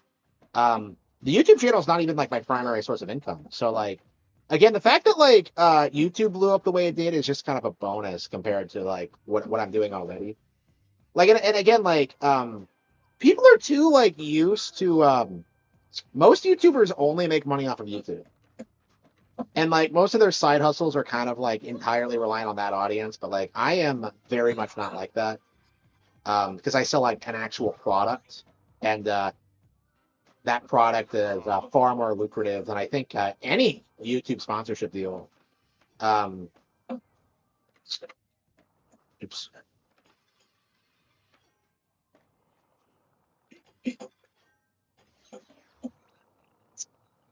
But yeah, my channel's in a weird position right now because I cleaned up my act a long time ago. I don't even swear on stream anymore, or I try not to. Um, I don't know, but I still have a really bad reputation. It's weird how much people hate me because like I saw some Scaly today come out and just be like, "Oh man, Harmon Smith is obsessed over Power World," and I'm just like, I haven't talked about Power World in like 2 weeks, and I've spoken very little about Power World since it came out. Oh, here we go. This is how we do it.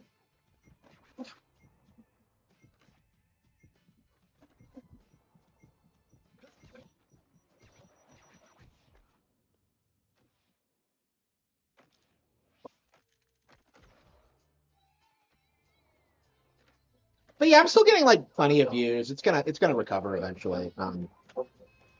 I think by October it'll be back to normal. But we'll see.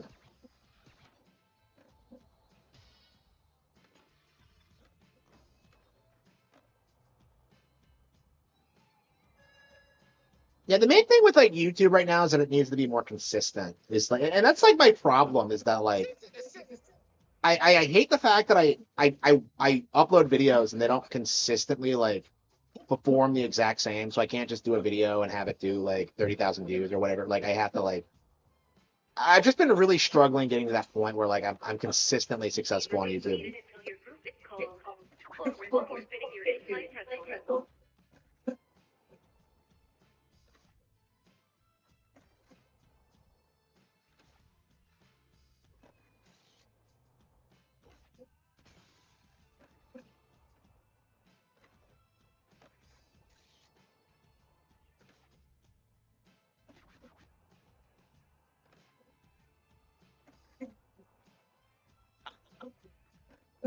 Getting silk scores in these games are obnoxious because like I always feel like this is all you do is just find the closest vert and then just like just abuse multipliers.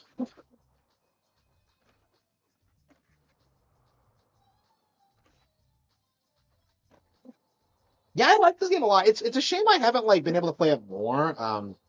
I do think these games are kind of dated, unfortunately. Like to a certain extent, like I think Underground is by far my favorite, and that's the one that's nothing like these. I mean, that's what I like really love about Tony Hawk was just like the characters and like the story and how seriously they took it. Like it's about like a man trying to become famous, right? And it's like such a relatable thing. Um, yeah, it's interesting because like that game like straight up shaped my worldview, honestly, because of did I get everything in the game? Yeah, yeah, okay, yeah, I have played every stage. Okay.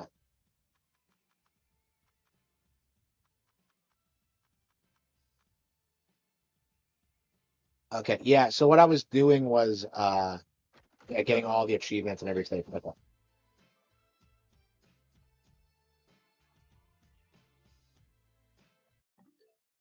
Let's see.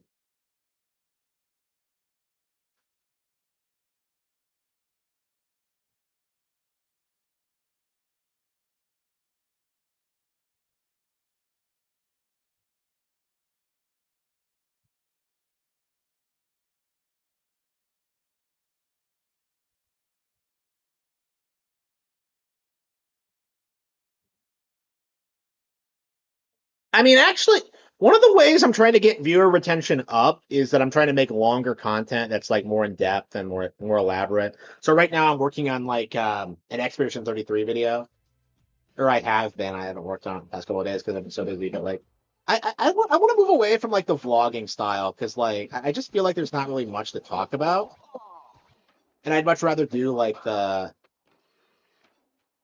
typical like long form video content that everyone else does. But I don't know. I just haven't, been. That's just not my style, and it's just like I don't know. I've been kind of struggling with the. I still have not made that Odyssey video I wanted to make.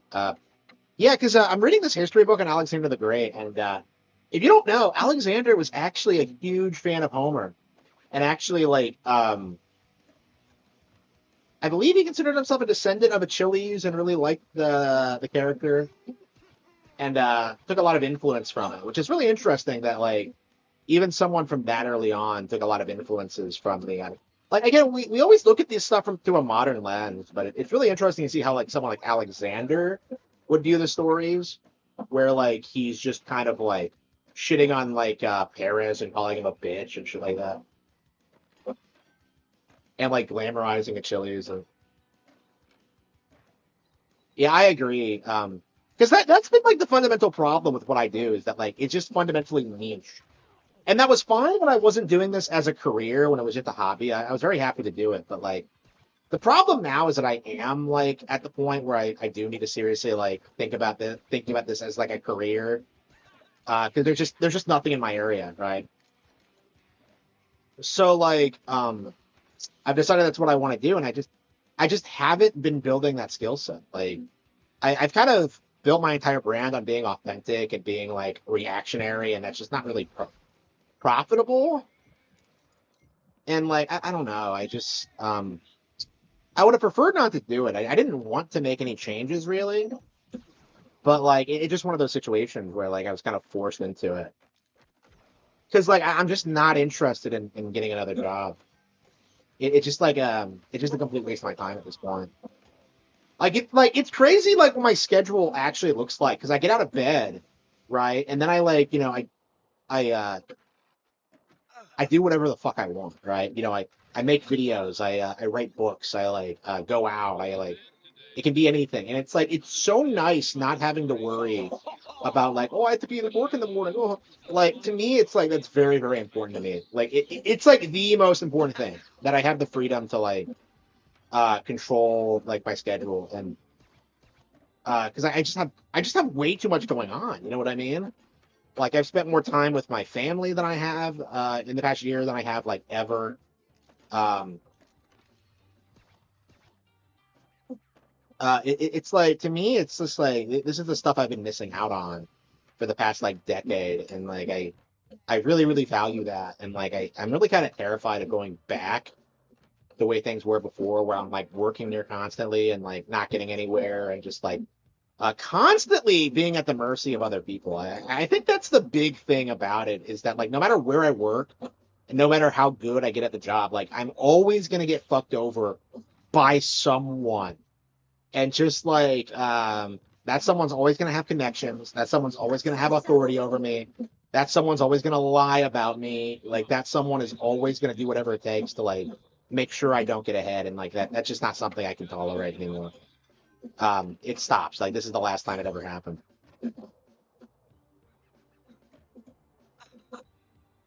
And I think it will be too, because I think going forward, like the next time this happens, like I'll probably just like walk out of the job immediately because everything's paid for. I have plenty of money, so I don't need like the job any like to work normal jobs anymore.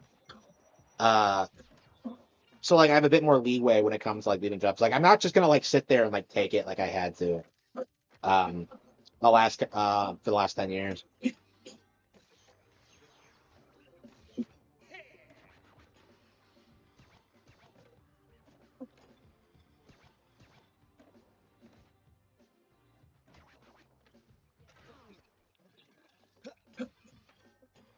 like this game a lot. I really I was it's very unfortunate that I didn't play this game more when it first came out, but like yeah, I do think it's objectively a huge improvement over like one and two.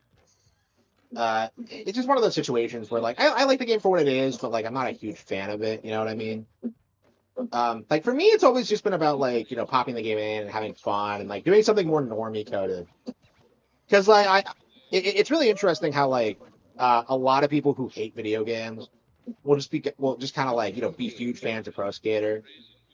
Or at least like skating, so it's like it's more relatable to them. They don't like religiously hate Pro Skater the way they do like most of the other games I played growing up. So it was really good at like getting people into N64 stuff, and then slowly introducing GoldenEye and Mario Party or whatever. But um,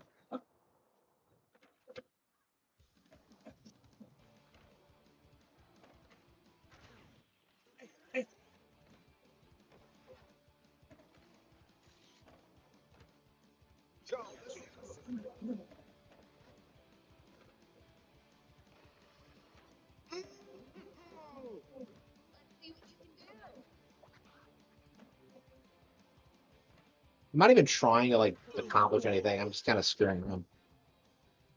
Yeah, this is actually like why I gave up like playing this because like every time I do, I'm just kind of like, what exactly am I supposed to do here?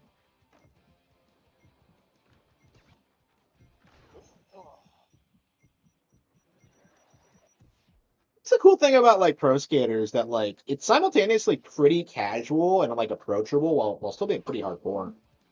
Like I've beaten two like several times and it's like it's kind of crazy like how much effort it takes to do everything in it. Like it's pretty rewarding. Okay.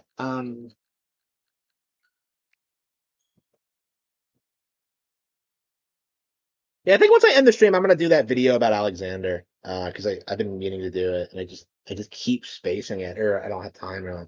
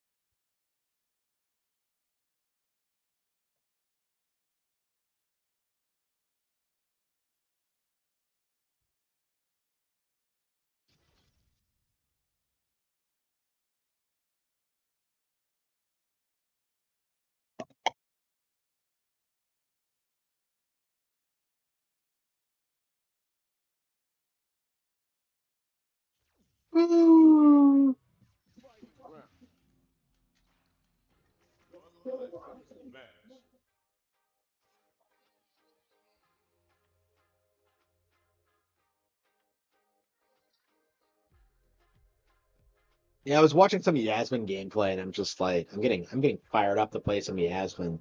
So of course I'm playing Jurik.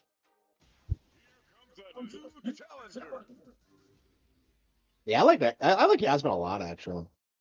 Sh I think I like her more than Alex and Ingrid actually, because like she suits my playstyle better.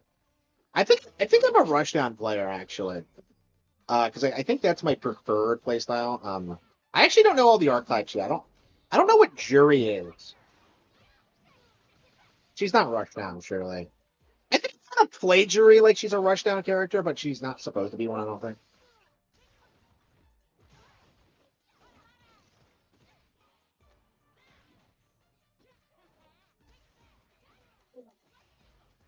Yeah, I still don't know a lot of the terminology. Like Shoto is just like the Ryu like clone with the upper and like the projectile. And then Rushdowns are like the fast. And then you have grapplers. I think that's it.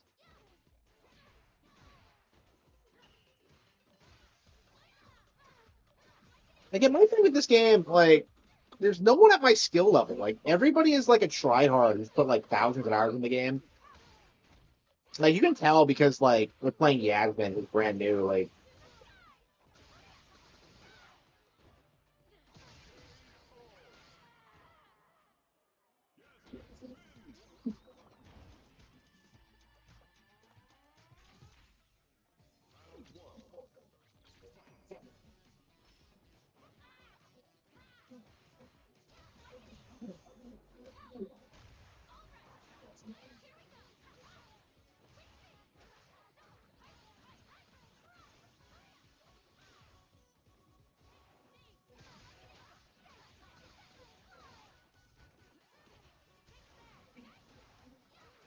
does she have a split personality, or is she just more confident on the street than she is normally? And she's kind of a dork. So who's next? Yeah, the wrestler guy, and then I think Bosch, and then Tifa. So Tifa's not coming out until next year, actually.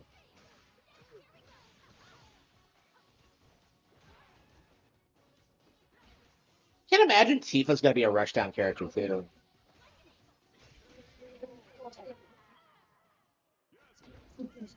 So I wonder if Yasmin's gonna be like a relevant character in Street Fighter 7 or something.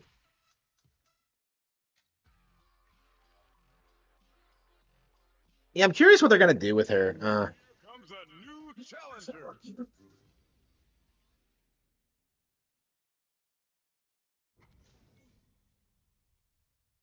Spiderweb's Haze. Keep up if you can. Yeah, I was thinking pretty consistently like 3 diamond player before the update, and now I'm just like I've lost my rank. Like I just genuinely don't think I can get to master because of like all these tryhards, man. Yeah, I guess the way you like avoid the tryhards is just actually play during the day because that's actually how I've done it in the past, but like I just don't like doing that because I'm busy. I've done it when like I've been obsessively playing the game, but like generally I don't like doing it.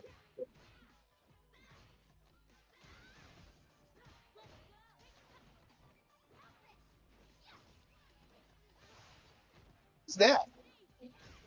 What the hell was that? Fight.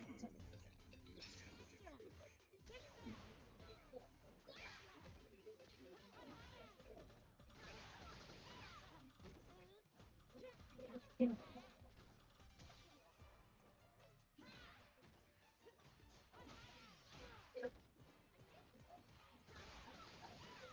on, I got her.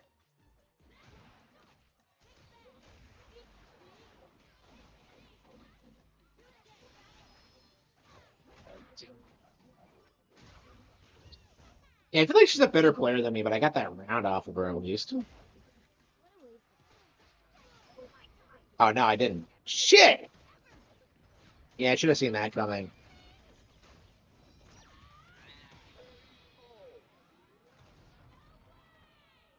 Yeah, it really feels like the only people playing right now are like tryhards who are like grinding out like uh Yasmin to get to wreck the master. That's it.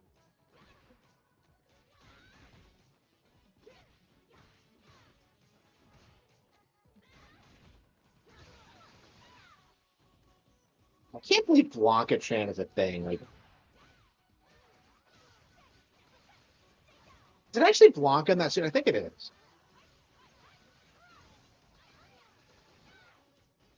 again, how are you supposed to like play against people like this? These are like high master level players. I would not be surprised if these are like FGZ players. Yeah, who is Hayes? I think the name sounds familiar. Let's see.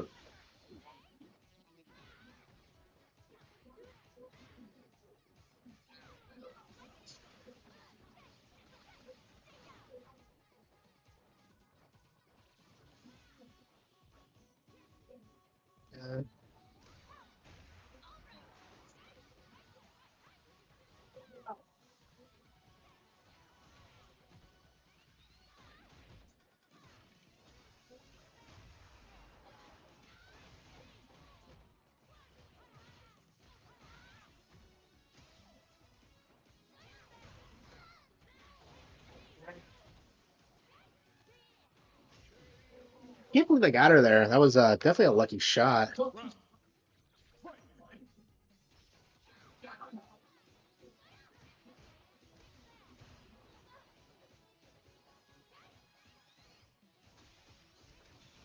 God damn it.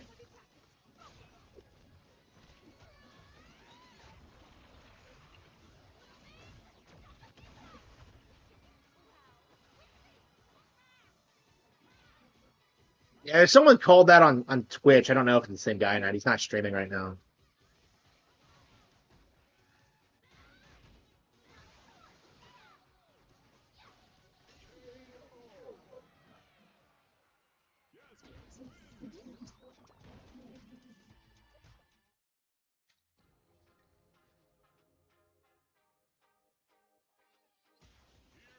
Comes a new challenger. Holy shit, it's not a Yasmin. Jay Wong, low tier god. Oh, low tier god's playing. Nowhere to run. Prepare yourself. Round one. Fight. For like ads running in stream.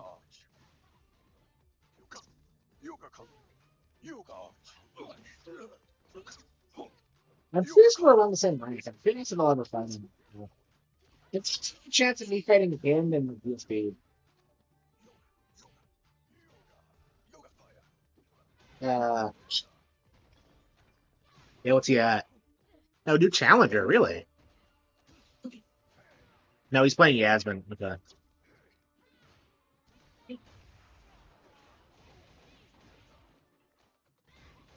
Yeah, I'm sure like there's a lot.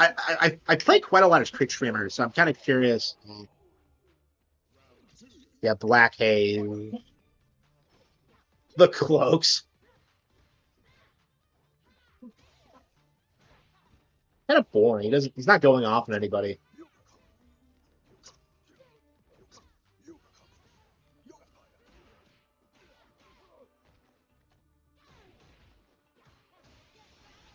Damn, that's not what I wanted. Ah, shit. Yeah, so Dalsim's not like he's not as rough as these Yasmins. I guess he's just a normal player. Okay. Yeah, you can tell a huge difference between a lot of these guys.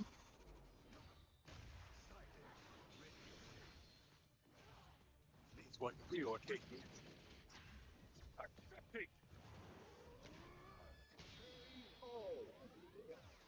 Who else is playing? Let's see. Pilus. Fight round. Fight.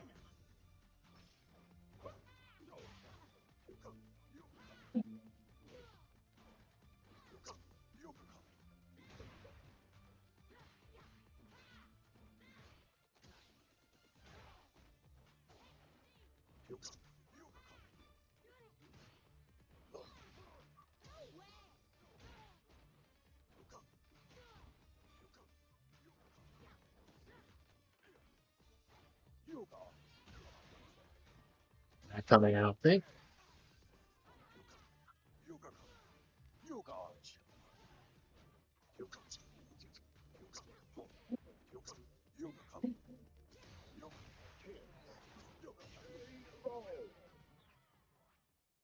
Awesome wins.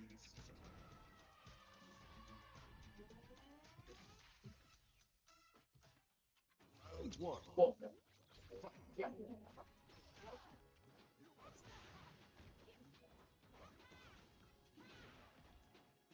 Yeah, I got Yasmin up to platinum without even really trying. So I feel like any half. I really need to find like a strat for people who play like this because like I am just not good at it.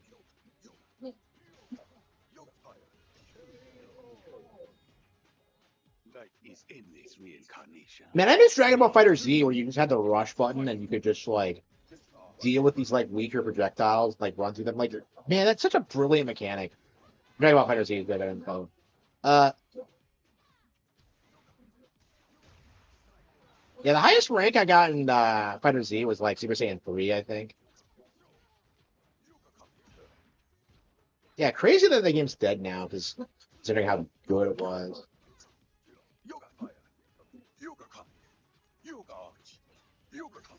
Yeah, it's weird how you put so much time into fighting games and then you never really go back to them the same way.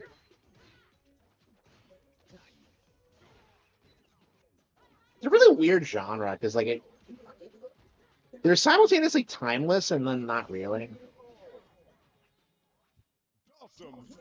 I'm just embarrassed. Fighters. Yeah, I'm a big fan of Fighter Z. It was one of my all time favorite fighting games. It's like it was one of my most played games from Switch One actually. No, I put way more time into this already, but yeah, Fighter Z is kind of what got me into fighting games. I'm sorry, fighters. I I will never call it fighters. Like it's always Fighter Z, and that's not the. I can't get over how fucking hot Ingrid is. Like she looks good in everything except her like default outfit. Like I don't get it. Like, and why is her like default outfit so shit? Like her classic outfit is like hot as fuck, and then she has like that magician's outfit that's like unbelievably sexy. Like I'm just like, what the hell were they thinking with this character? Okay, okay.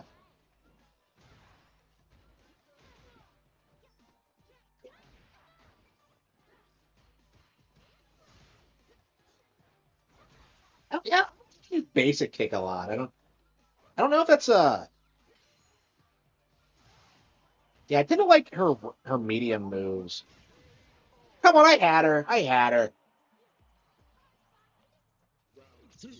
Yeah, I mean that's the problem with a lot of fighting games right now is that like a lot of them still don't have crossplay with Switch 2, and I think that's the reason Street Fighter 6 has been so successful is that it actually had like first of all it had a day one Switch 2 version and it had crossplay. So like it's just been able to stay relevant, I think, where like for a lot longer than other fighting games because they did that. Like Guilty Gear has become completely irrelevant because they did not do that.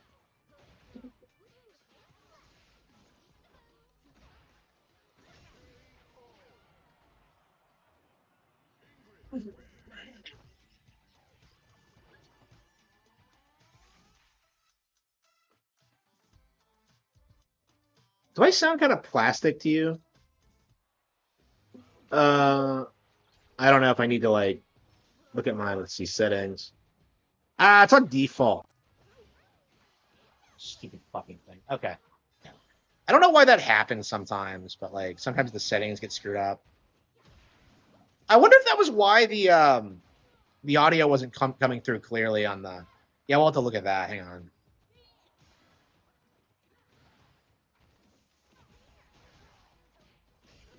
Sex with Ingrid. Okay. Yeah, that skirt is crazy short. Okay. Okay. Uh, yeah, Sony was like so okay. So what seems to be the new strategy for Sony is that they pay for an exclusive and they're just like, okay, in order to stop people bitching about it, we're gonna announce a PlayStation port, a PC port, day one, but when it actually comes out, it's gonna be completely broken. And like the real version is gonna be PlayStation exclusive. That seems to legit be their strategy now, because like that's what happened with Tokon. Comes a new challenger.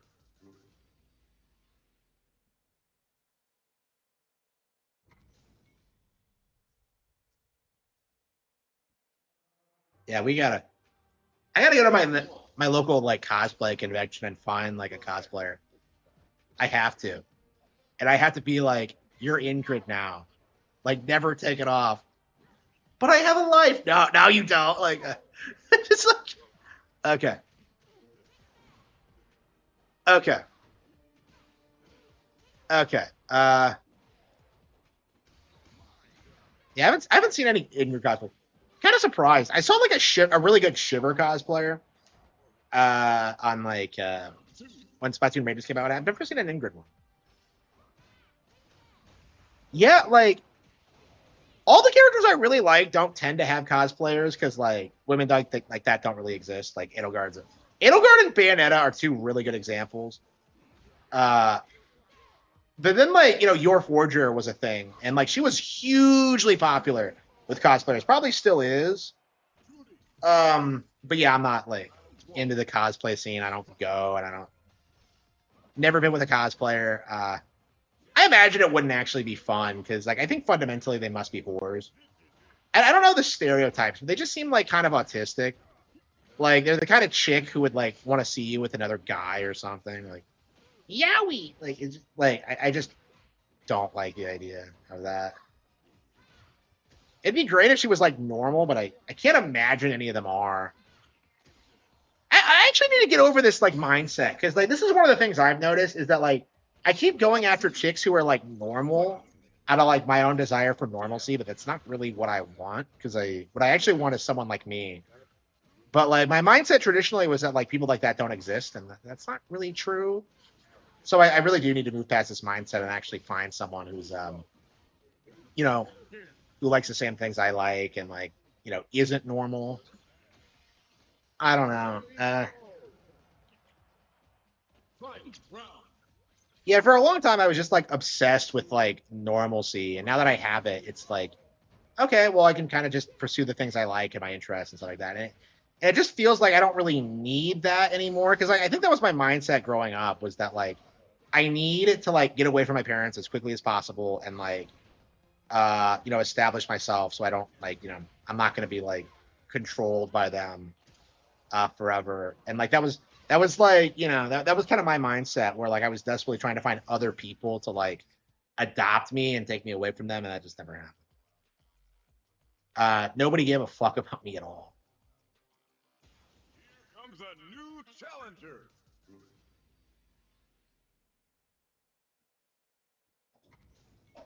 Hey, Ingrid's like the finest chick in this game by far. Like a lot of people love Mai Shiranai, but like I don't know, I don't like her attitude. She just comes off like a condescending bitch, and of course, Jury is Jury. Uh, like I refuse to believe Jury has ever had sex. Like she seems like way too autistic for that. Chun Li, I think we can like have pegged as a virgin, but like Jury, like I just don't think she even knows what sex is. There we go. Okay. Round two.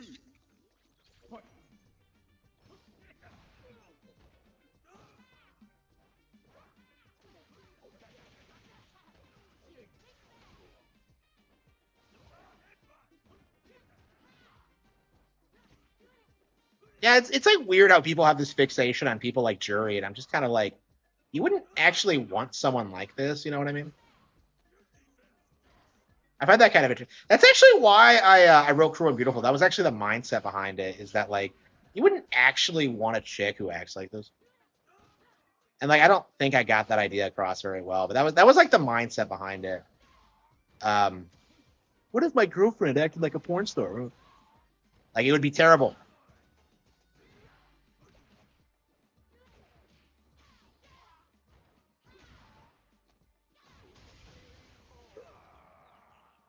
Judy. Round one. Like to me, like I feel like Mai is like the fighting game equivalent of Lara Croft, where people only really know her because of like how much skin she shows, and like how big her boobs are. It's like, who do you even like? Tell me something about her. Like, you know what I mean? Like, it just feels like she has no real identity outside of being hot.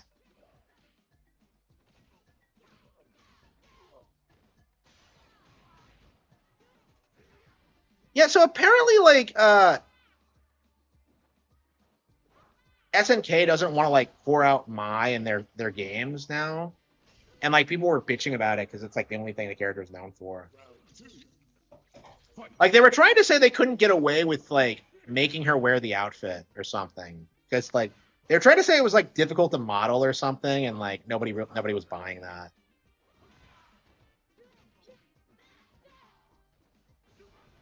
I don't know. SNK is like they are not gonna like succeed unless they like give fans what they want.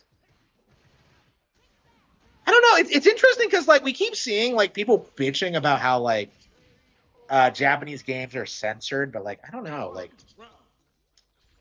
this game has a lot of really good costumes. The designs are kind of awful, but like the costumes are themselves are fine. All right. Okay.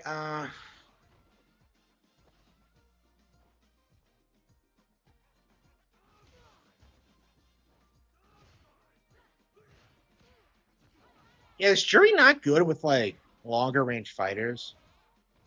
Because like I'm just not like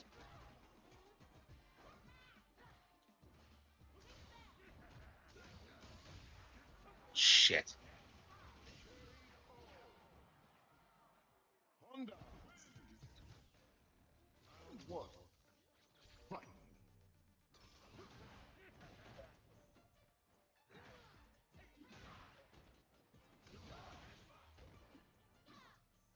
I want to play some games. What is my games gonna be?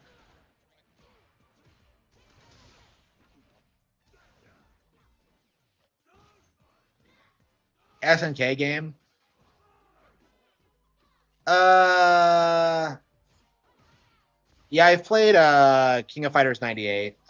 Big fan of that one. Garo, Mark of the Wolves. I actually like KOF a lot more than Street Fighter. The problem is that like they haven't really put out a modern one. So like, yeah, but I'm actually a way bigger fan of SNK's fighting games and Capcom in general. But yeah, it's interesting. Yeah, because like people were like, so it seems as if Japanese studios do have the ability to push back against like the localizers if they want. So like it's interesting if like it directly like contradicts like because I was actually watching some old clips from like Xenoblade Chronicles 3 and I actually forgot about this how they don't use words like husband and wife and they try to default to partner and like that was obviously a localization thing and it's obviously retarded and it obviously like it's an attempt at trying to make the game woke and I'm just like but you're doing this with Xenoblade Chronicles 3 is like the most red pilled game ever made. It's like I don't know, man. That's crazy. Yeah, I feel like at a certain point it's gonna implode. I think the success of Nikkei kind of already demonstrates that. Yeah, it Dead or Alive like scales back like the sexualized content. Like they're gonna get wrecked. Like people aren't gonna tolerate that. Like I think when like 5 first came out, like people took them at their word when they were trying to say that like, oh yeah, we're taking ourselves seriously now. And like I feel like people wouldn't do that anymore and people would just kind of laugh at them. I mean, DOA 6 didn't do well to begin with. Like, I think it's only just it took forever to sell over 1 million. So like they're doing 6 last round, and then they're doing 7. Wait, is last round out yet? I don't know. I would actually want to check out DOA when it comes out. But yeah, this is gonna be the first DOA after Itagaki's death. Kind of sad, especially if like it comes to Switch. So this is gonna be the first time I play one when it's new. Yeah, I agree. I agree. Like they're seeing firsthand how unpopular it is. Like Yuji Horii already came out and like spoke out about like the Type A and Type B thing. It's definitely like getting traction there. Like we can't just pretend like they can't just keep pretending like it's not an issue.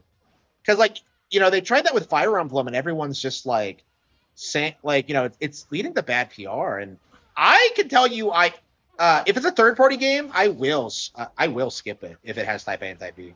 Like I have done that before several times. Like with Fire Emblem it's not a big deal because I have like faith in the actual developers, but like yeah, like forcing this kind of shit has not worked, and I do think that's like something that's going to be very like it is going to be like I am going to legit like party when like we start like it becomes apparent that this shit is over, and it will happen at some point. Flopped, really? Wow. Yeah, I had no idea. Yeah, I remember when like they announced it, and it just felt like such a nothing burger announcement. Where I'm just like, why even do this? Just like release like a patch for like base DOA 6. That's it, and that's all you need. But I guess they were like trying to censor it or something, because like they did something with the costumes, right? I don't know what they were doing.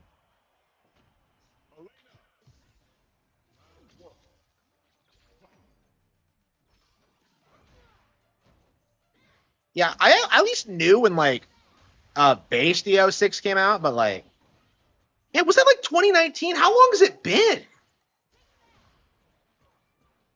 At this point, we need like a full-on series reboot.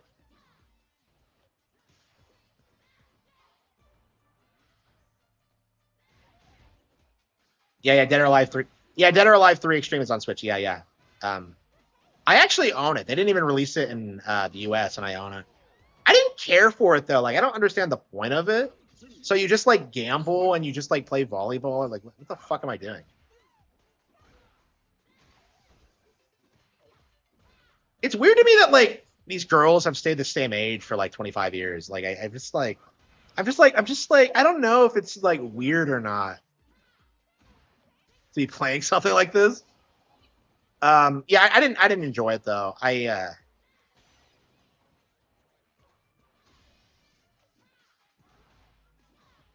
Like I don't know. Like were the first two better? Because like I'm told like the first one especially was actually like really keynote. Venus Vacation, yeah, yeah, I think so too. I don't know. Definitive version, yeah, yeah. So Sony was blocking content. You don't see people talk about this, but they were blocking like third party content for a long time, and Nintendo wasn't. And I believe they still don't. You keep seeing people try to insist Nintendo has been. Like, we had someone last night come in and try and say Nintendo, like, prevented the release of, like, some niche games, but, like, that's just not the case. It doesn't actually happen. Um, Now, find a new rival.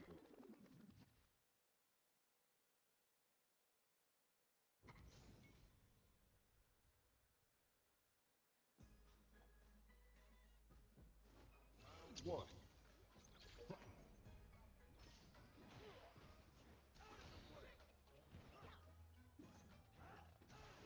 yeah, so never play, like, Street Fighter 6 on, like, an update day, because that's when the tryhards come out and start, like,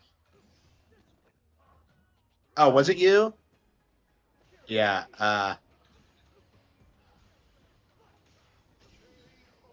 Yeah, yeah. So we're constantly being told that like Nintendo's preventing the release of like Neptunia or like other like games of that nature on Switch, but like a quick look on the eShop demonstrates that that's not actually the case.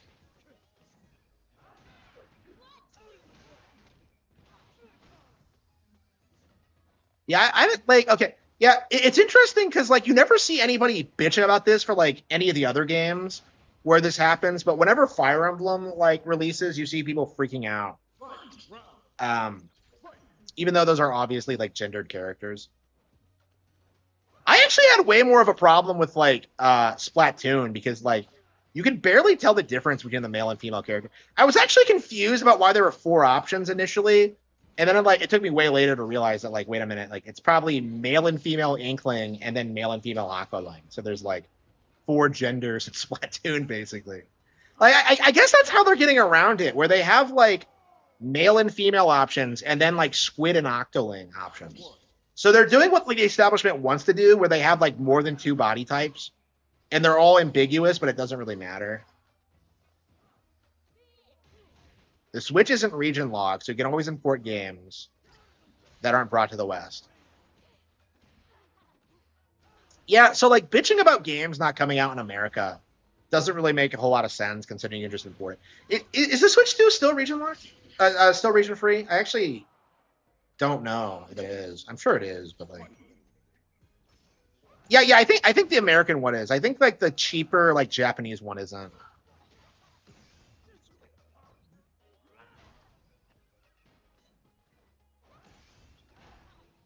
Yeah, I'm really curious why they did that. Like, was it to stop people to just like from buying Japanese Switches and getting like cheaper products?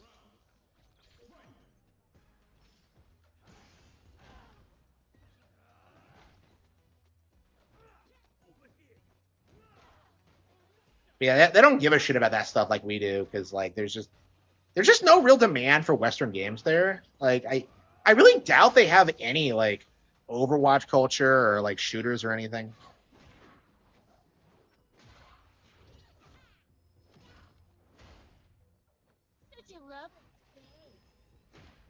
Yeah, like I'm very curious. Like if any Western games are relevant there at all, they're probably like really weird oddball ones.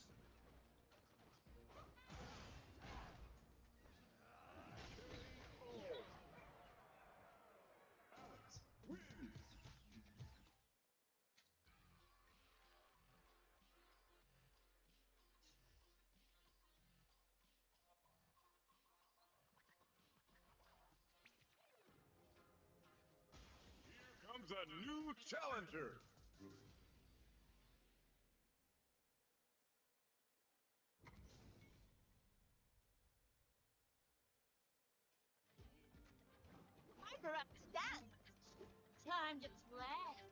Round one. Fatal Frame 2 remake. I think it came out in Europe actually. It was like America that didn't get it. Yeah, like people don't talk about this, but Reggie actively was like preventing the release of a lot of games. Don't believe him when he says like he wasn't behind Mother 3 because like 100% he was. Because like he was pushing for like Donkey Konga to not come out over here, and like Xenoblade was him, and just like he insists it's not, but he's like he's in a way. Like it's just.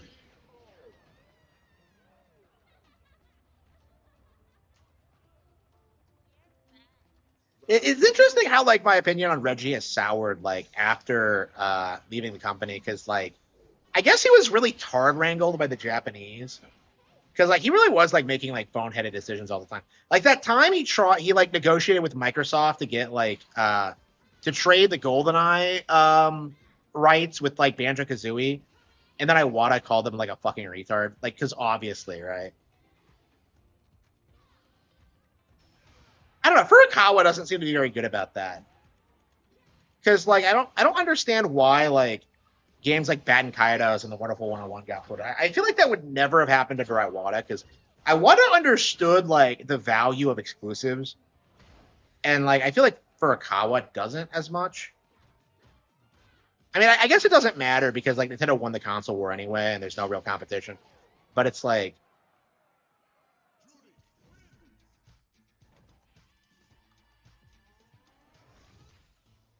well, I think that worked during the Wii era, right? Because like very specifically, the reason the Wii blew up here was because like the PS360 weren't seen as like child friendly. I think it was a great decision in the Wii era, and like they pretty successfully moved away from it in the Wii U era. Uh, I think the problem was like exclusively just like the weird like uh we were going over this on 4chan today, the Sean Malmstrom thing where he's um like there was this mindset among like a lot of older Americans that like Japanese stuff would never blow up here because it was too different and weird and like cartoony or whatever and not fun, like not cool or badass enough. I feel like Reggie was kind of falling under the same camp because like the idea that like Xenoblade would never do well here, it makes sense like historically speaking, because like at the time like Skyrim was coming out and like Western RPGs were just like on top, and like there was just like Xenoblade would have looked really dated compared to that. Um, I mean, was anyone complaining about Reggie? Like, I've never heard anyone complain about Reggie really. At least not until he retired. Yeah, usually like he wasn't really blamed for anything.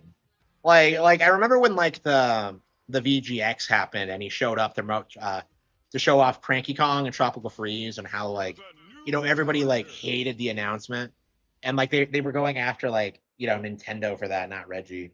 But everybody understood that Reggie wasn't like making the games. He was just like basically just a corporate head for Nintendo of America. So like I don't know, blaming him like Iwata was hated for sure. Yeah, I think it's more accurate to say that like Iwata was hated back in the day, and like now he's like beloved. But like yeah, I miss him every day. Yeah, sometimes the thought of him is all that keeps me going actually. Or that used to be true, not so much anymore. But like yeah, it's interesting how much things have changed over the past year. I remember when I on my birthday last year how depressed I was because like everything was like falling apart. This was before I got fired, by the way. How like everything just like went to shit and how like everything was like not working out and like yeah, and then it totally did. Yeah, I agree. Yeah. So that's like the culture shift that like nobody really saw coming. Because like everyone wrote off like Mario and Pokemon as like fads or whatever, but like it's really not true. Like kids watch Naruto and then they just start getting into other animes, right? Like it's kind of crazy, like what people watch these days. And yeah, like you still have some people stuck in the past. Like Sean Malmstrom tried to say that like nobody cares about Japanese culture or media, and I'm just like, have you seen anything? Western media is impossible to watch. Yes, absolutely. I've been talking about this for a long time. Like, it's just weird, like, how bad Western shows actually are. Like, people clown at, like, Sir Dracula and stuff like that, and it's like, there's just so many fundamental problems with, like, the way we do, like, entertainment that, like, people don't even notice it, really. I was going off on, like, the Conor McGregor fight when I was talking about that, like, how stupid it was that was allowed to happen.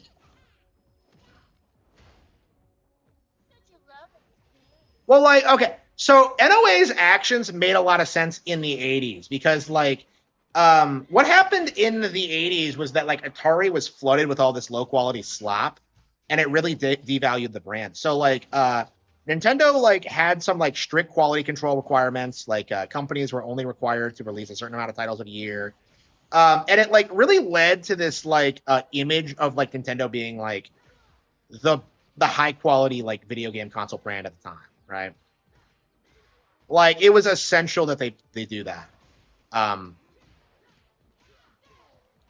then of course you had just like weird like cultural stuff. I know there's like a giant penis in like Blaster Master that wasn't gonna fly here. Like you have like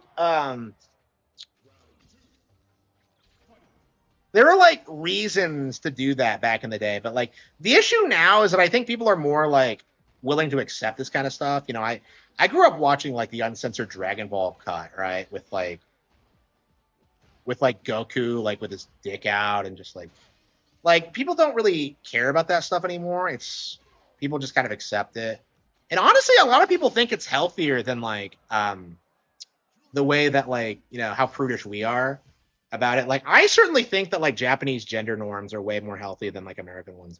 And I actually like actively promote them, but Here comes a new challenger. Atari was better than Nintendo. I don't remember that. Like nobody under the age of 50 even remembers Atari. Let's be real. Like it's just not really a thing. Aki would be hot as fuck if it wasn't for this dumb fucking haircut. Like I don't understand this. Why did they? I don't get it. Like what were they thinking?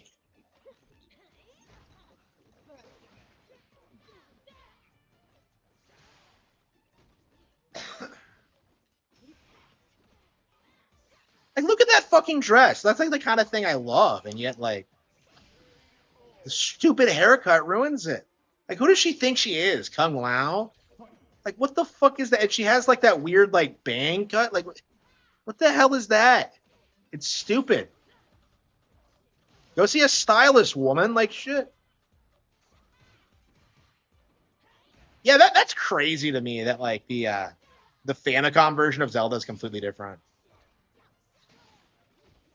Yeah, Zelda's actually a bit easier in the Famicom version because of like the hints are actually a lot less obtuse in the Famicom version because like they're a lot more clear. Oh, it's interesting. They actually, I think they relocalized the Nintendo Classics version of Zelda now because like to improve the text. Because I think they said something specific in the original one. Did Atari even have good games that weren't arcade converts? No, I don't think so.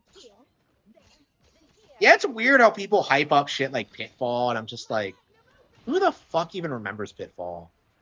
Like, what's even the main character's name? Like, Pitfall was like the Tomb Raider of the 80s, you know what I mean? It's like, who the fuck even remembers that shit?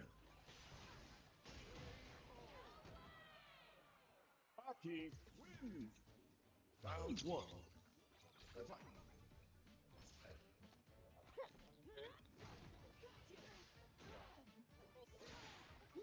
I long for the day where like Lolita, Gothic Lolita is like fashionable, and you actually see women actually wearing them. Like, come the fuck on! Like, why is it not a thing? Like, I just like.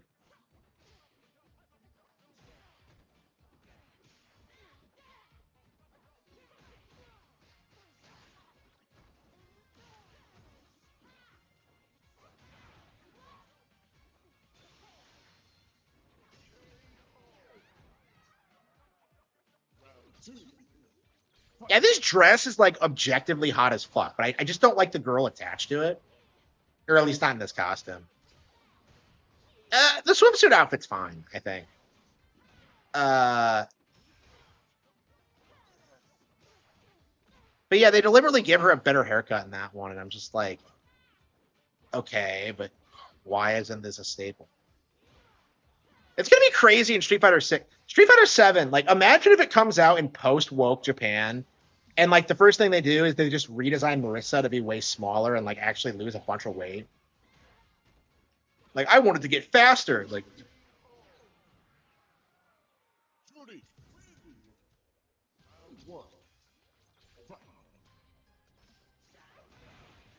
yeah, I don't think anybody remembers like any like Atari games.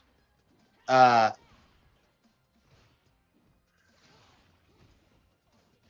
yeah, like I think back on it, I'm just like I feel like these days like people just prefer the arcade versions because they're more readily available on home console. Like nobody's gonna go back and play the arcade version of these games. Like the Atari 2600 version of Pac-Man's weird, isn't it? And like I don't know about the I'm sure the Mario Bros version is yeah, that's crazy. Yeah, Mario Bros was on Atari 2600 because that was before the NES. You can find a commercial on it about it on YouTube. They're coming down the place. Yeah, it's like the commercial features Luigi, but he looks more like Mario. It's really odd. But it's like it's weird that he actually does the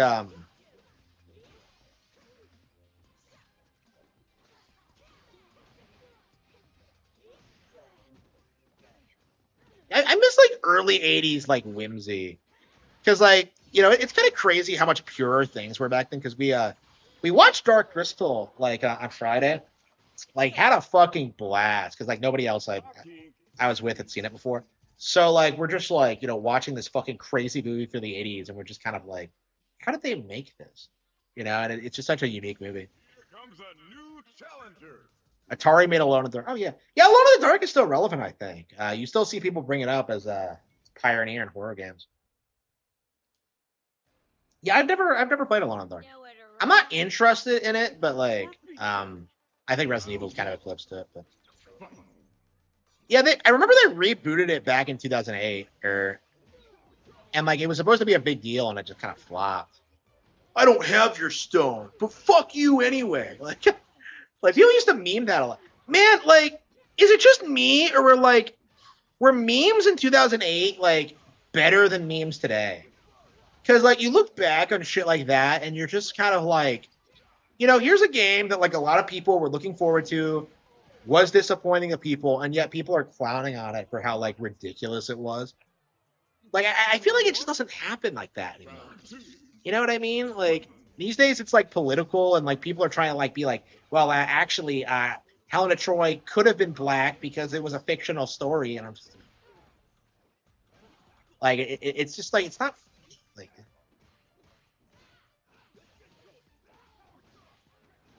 Yeah, I don't know. If I go for like older like horror games, like I think it's gonna be Clock Tower, honestly.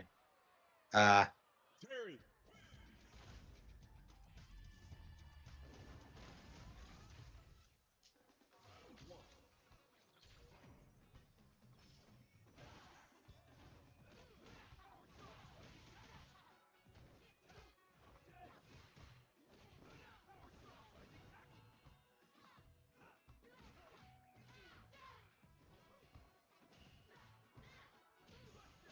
yeah, like it just feels like no one's creative with memes anymore.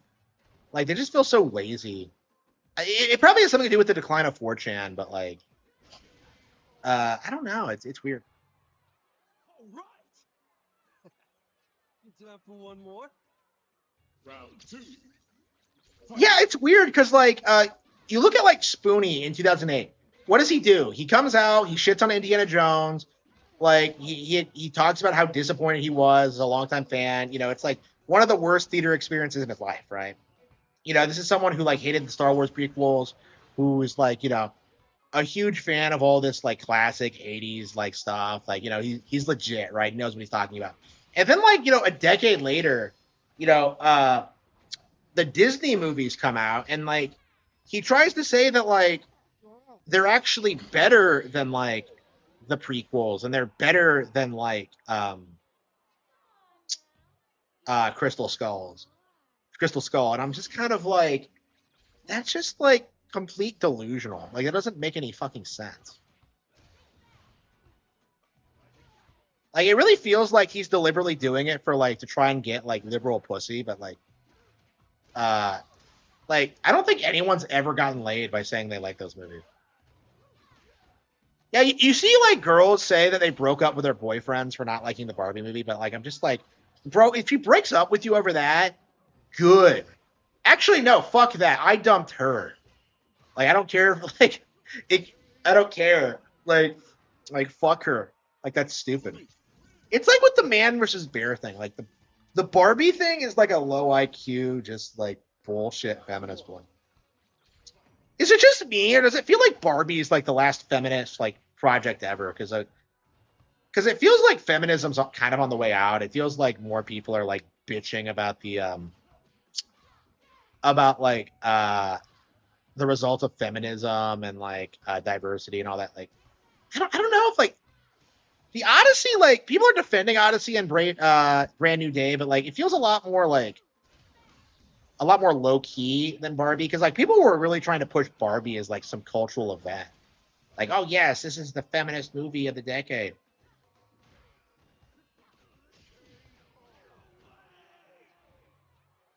The Disney movies ironically made yeah, I have noticed that. Yeah, I mean, I'm not a big fan of that because like it's led to people like arguing the prequels are genuinely good, but uh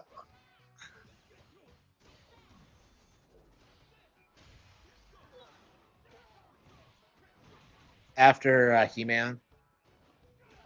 Yeah, isn't He-Man like the most like misused brand ever? Because it was like huge in the '80s, and they just never they were never able to recapture it. Like honestly, I wonder if they like deliberately targeted He-Man to be like woke and pause, because like they I haven't watched She-Ra yet, and I don't think I will, but like I watched like the intro for it, and I was just like, this looks gay as fuck. Like the fucking unicorn and like the fucking like, oh man, I'm He-Man's twin sister that no one knew about. I'm just like, this looks unbelievably lame. Like it's like the poster child for like woke subversion, where you just put a chick in it and like, I don't know, make her as good as the hero inexplicably. It's like that's not what people wanted. I mean, like when you look at something like Sailor Moon works as like a brand targeted towards girls because like it was made for girls, right? Like it actually was like it was actually made for that demographic, and it didn't like subvert like a male-oriented brand to like push some weird message or whatever.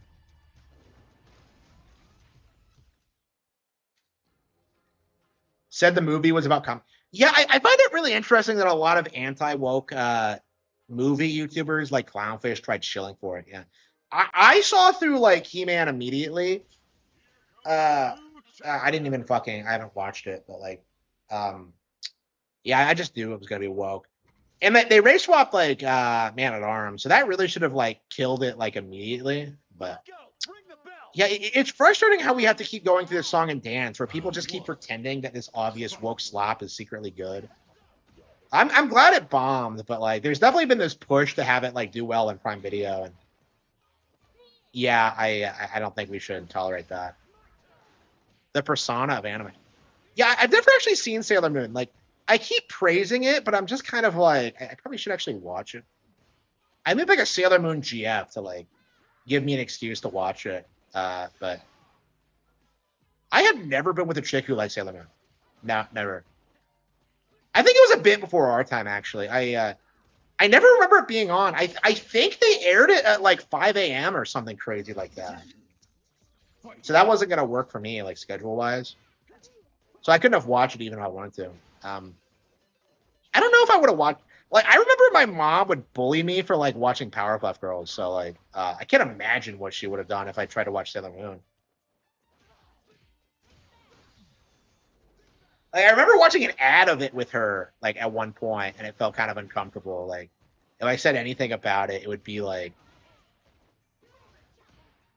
completely BTF. Yeah, I remember I didn't like. I would admit to them that like I was watching Naruto, because like I just felt like she would spurg out about it. You'll notice that the anti-woke YouTubers have repeatedly shilled obviously progressive products. Yeah, I have noticed that. Yeah. I've been very upfront about that.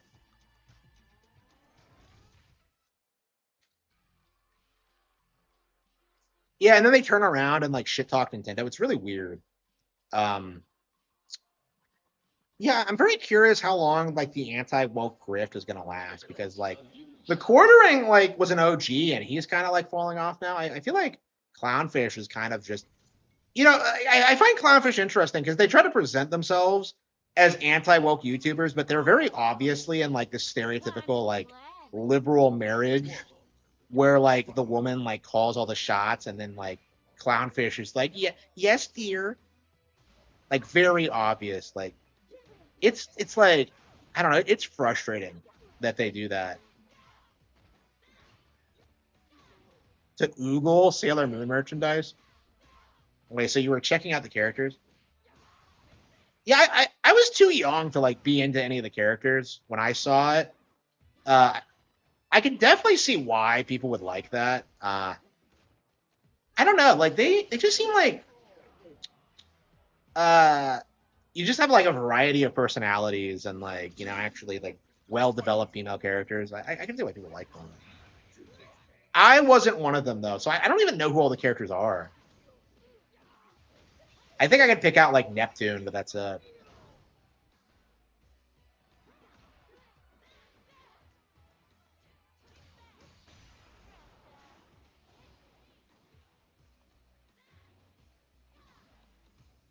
Yes. Yeah, the reboot failed, didn't it? Like wasn't it supposed to be more in line with the manga? Anti-woke grifters are running out of anti-woke products. Uh I don't know. It just feels like it's the same problem that like we saw with like the censorship grifters where like they're complaining about something that's not actually happening, like fundamentally. Because like they want to pretend that like everything's woke and everything's gay and everything's like compromised, and that's not really true. But then like they do this thing where they just like ignore shit that's obviously woke and compromised to like shill it, like with He-Man. It's like He-Man has a long history of being compromised, I think. So like that should have been something that like people thought about going into this, and yet like I mean Clownfish TV themselves, like they were the ones who exposed that the Kevin Smith thing.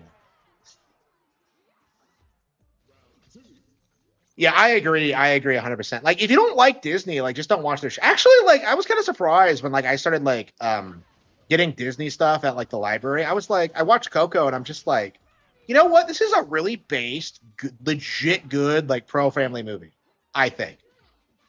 Like, I could, like, nitpick some aspects of it. Like, I'm not a big fan of, like, the movie having an antagonist. I think the grandma should have been the antagonist. But, um, all in all, it's a legit good movie, I think.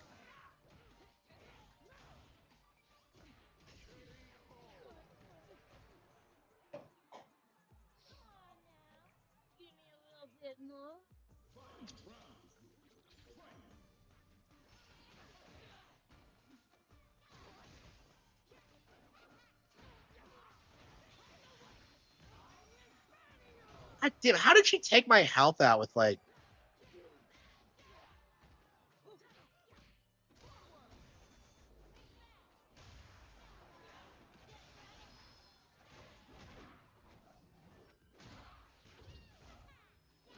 Yeah, so like that's just kind of my opinion on it. If you felt that strongly about it, like what? Why are you still like covering them? And it's entirely just for content, really. And that's why they rail on Nintendo is that like it's for content. Like they're not actually like passionate about the brand. Like Clownfish have made some of the most ludicrous statements I've ever heard coming from like an anti Nintendo Switch 2 channel. Like Neon tried to say that Nintendo Switch 2 did not have enough games geared towards families. And I'm just like, you are coping. That's like the most insane cope I've ever heard.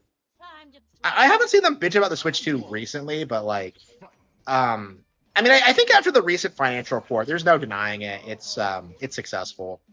Like Nintendo's still trying to do that thing, but like Nintendo is a joke and he keeps killing his reputation like every time this happens, right?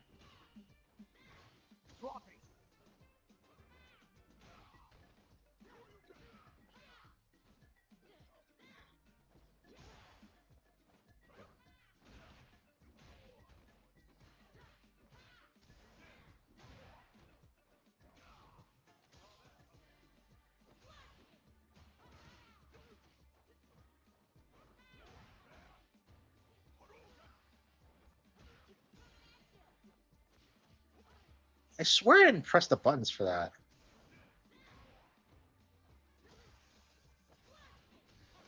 Damn! I had him, and yet, like, damn.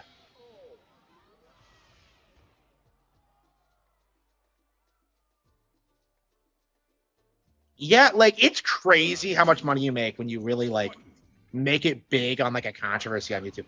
Like, when I was covering, like, the quartering, I was making a ton of money. And I knew even when it was happening, it wasn't sustainable, and yet it's, like, it's just one of those things where you're just, like, you gotta take it when it happens, but, like, even when it happened, I'm just kind of, like, I don't want to spend the rest of my life like chasing the next high. You know what I mean?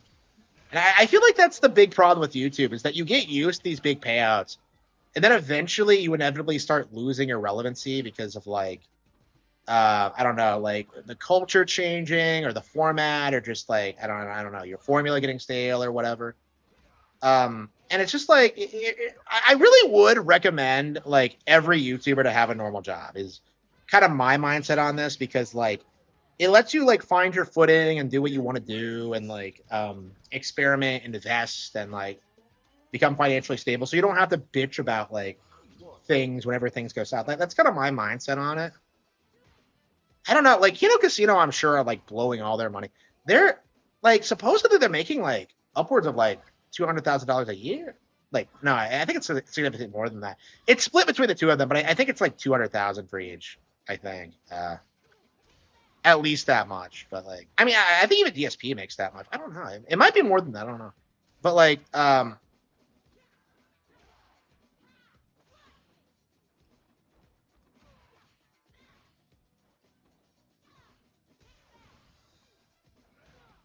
Pokemon is woke propaganda. Man, I love how he does that. I love how like the anti-woke community tried to come out and call Power World like the anti-woke Pokemon when like it has body types. Yeah, you didn't see anyone bring up the body type thing 1.0 came out. Now, did you? I think the cope is that you can just mod it out, but it's like nobody fucking cares. It's in the game. I love how that's the cope. Like whenever something goes wrong with PCs, that like you can just mod it out, bro, and it's never actually true.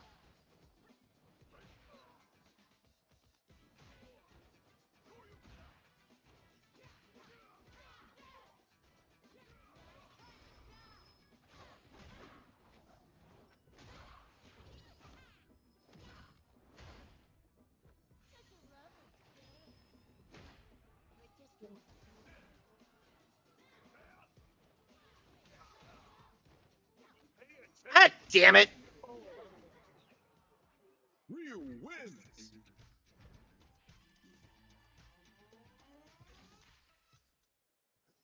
I mean, I think the really funny thing about Power World is that like nobody actually plays Power World. Another fight is coming your way.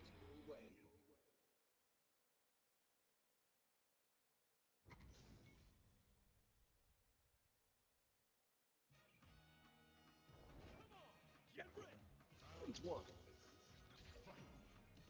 Yeah, million subscribers. I think it's significantly lower than that, honestly, because like I think if you hit 80,000, you're in the algorithm, you're getting enough views. I don't know, man. My favorite ASMR channel is only at like 500,000. I don't know how much she makes. I haven't looked into it, but I imagine it's a lot.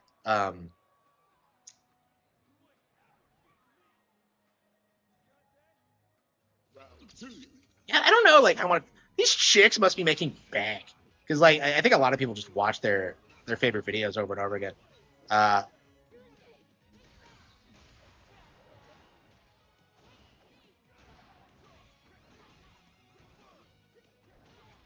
yeah, I think it's significantly lower than 500K, honestly.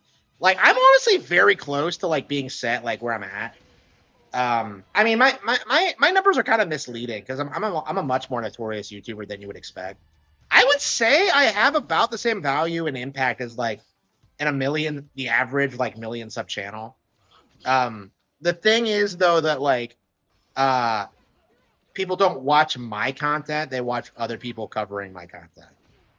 So I kind of have that DSP style like relevancy, which actually works really well for me because it leads to people promoting my books and all that.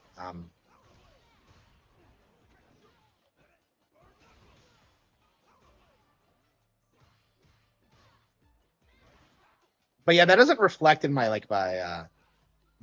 actual analytics at all. People are confused by this because they look at my numbers and they're just like, "Oh, you can't be selling that many books in a month." Like, yeah, I am because I have several books on there. So again, it all adds up like over time. Like people say like, "Oh, your YouTube views aren't impressive." Yeah, because they add up over time, and I have the occasional hit. So RTU, oh, definitely, yeah, definitely bigger than RTU.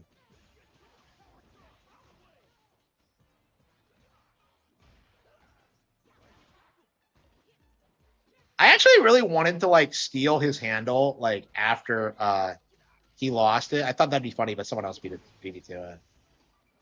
Like the only reason I didn't do it was I had my own channel already, but like I really wanted to do that.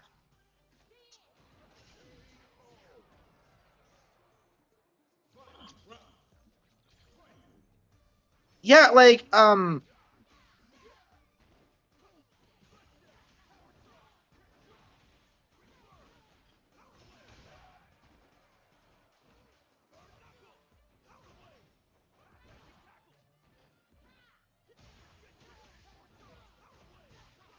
a raptor. Yeah. I don't know. Yeah, that's crazy to think about. Like my books are more successful than RTU's rap career. That's like that. That's just an objective reality. Like people have actually read my books. Like who do you know who has listened to RTU's SoundCloud or even know where to find it? Like you can't watch that or his ASMR or anything other than like his hot take gaming videos. Like he sucks.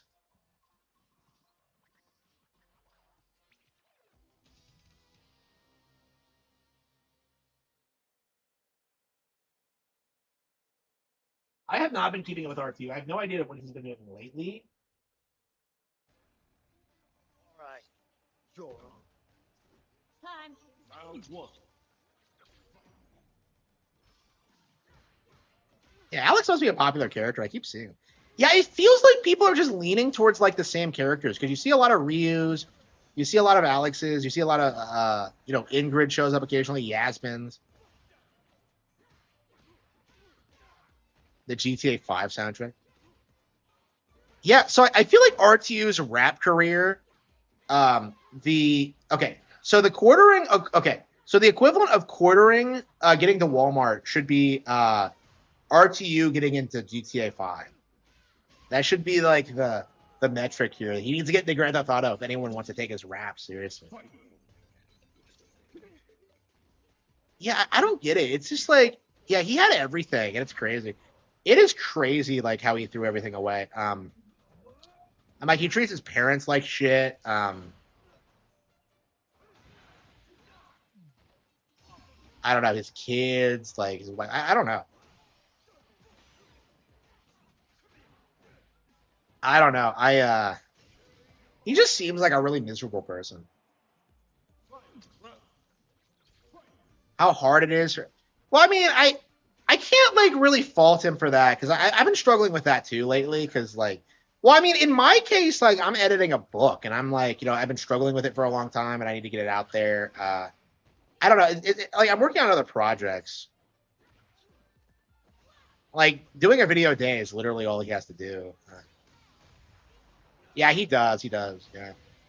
I've been worrying about my work ethic because I haven't been putting out videos as much. I mean, what I'm doing is I'm doing like longer form videos that I think will do better in the algorithm because my Last of Us video did very, very well. Like with viewer retention, which is the main thing I'm concerned about actually. The main thing right now is I got to get the viewer retention up so the videos get recommended and I can keep making money in perpetuity. I could see that Last of Us video being like an evergreen thing. Like it's always getting like more views. I guess I could look at it now. I'm curious if it's gone out since I last looked at it.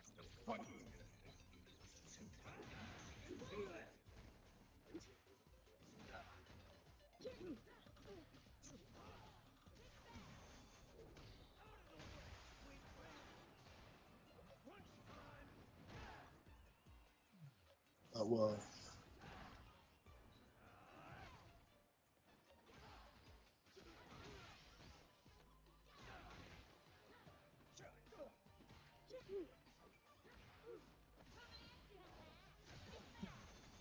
Damn it! Fuck! What was I gonna look at? Oh yeah, the Last of Us video. I was doing something. I mean, that's actually like what I want to do with the channel is just upload less and like make higher quality content. But like, I don't know if that's working out for me. It seems like it is, but like, I don't know.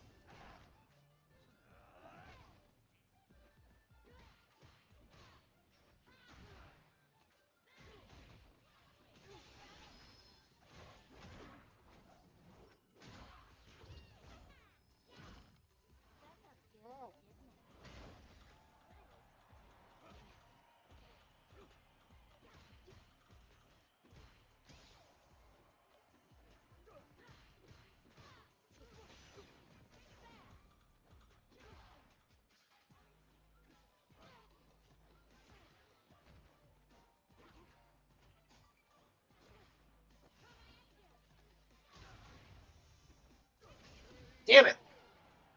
Sorry, I was so distracted I didn't even make.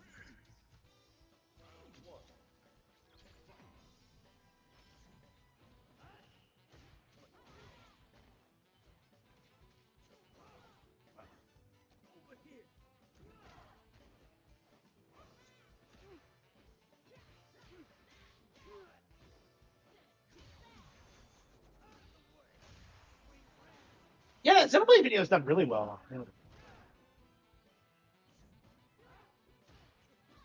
Yeah, I think I'm uploading less, and that's why I'm kind of. Yeah, so the video views are up, but it's like I'm uploading less, so it's kind of. evening out.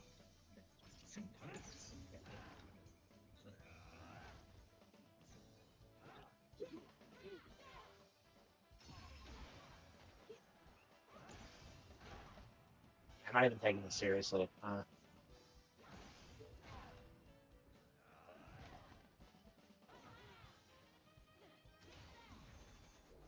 What is with the jumping and then immediately being able to do drive impact? Like, I'm deliberately timing it to try and like make it so they can't do that, but apparently it's not a thing. Oh yeah, yeah, the views are really good. Wow. Yeah, yeah, they're really good. Yep. Yeah, constantly going up too. Yeah, yeah, okay. Yeah, that's gonna be an evergreen title, I think. Yep. Watch time keeps going up. Yeah, okay. Yeah, I think that's really good. Yeah, the Grand Blue. Yeah, the Grand Blue video is about average. It's not below average, but about on the lower end. I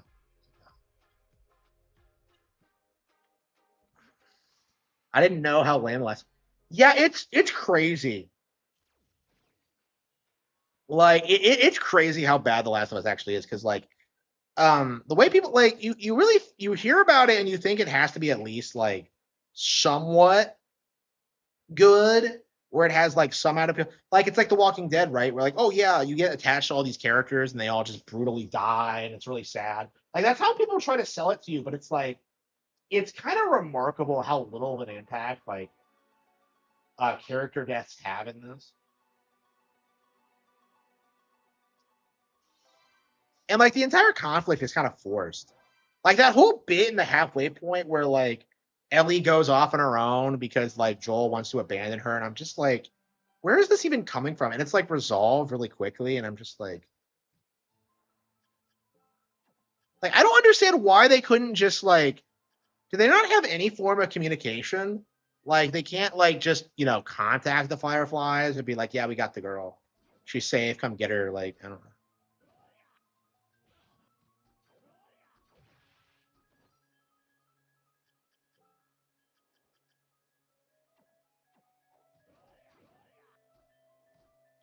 Yeah, yeah, yeah. I think everybody agreed that the gameplay was bad and wasn't really the appeal. But like the narrative wasn't like it had a really good story that was well acted and like just the best story in video games was the narrative.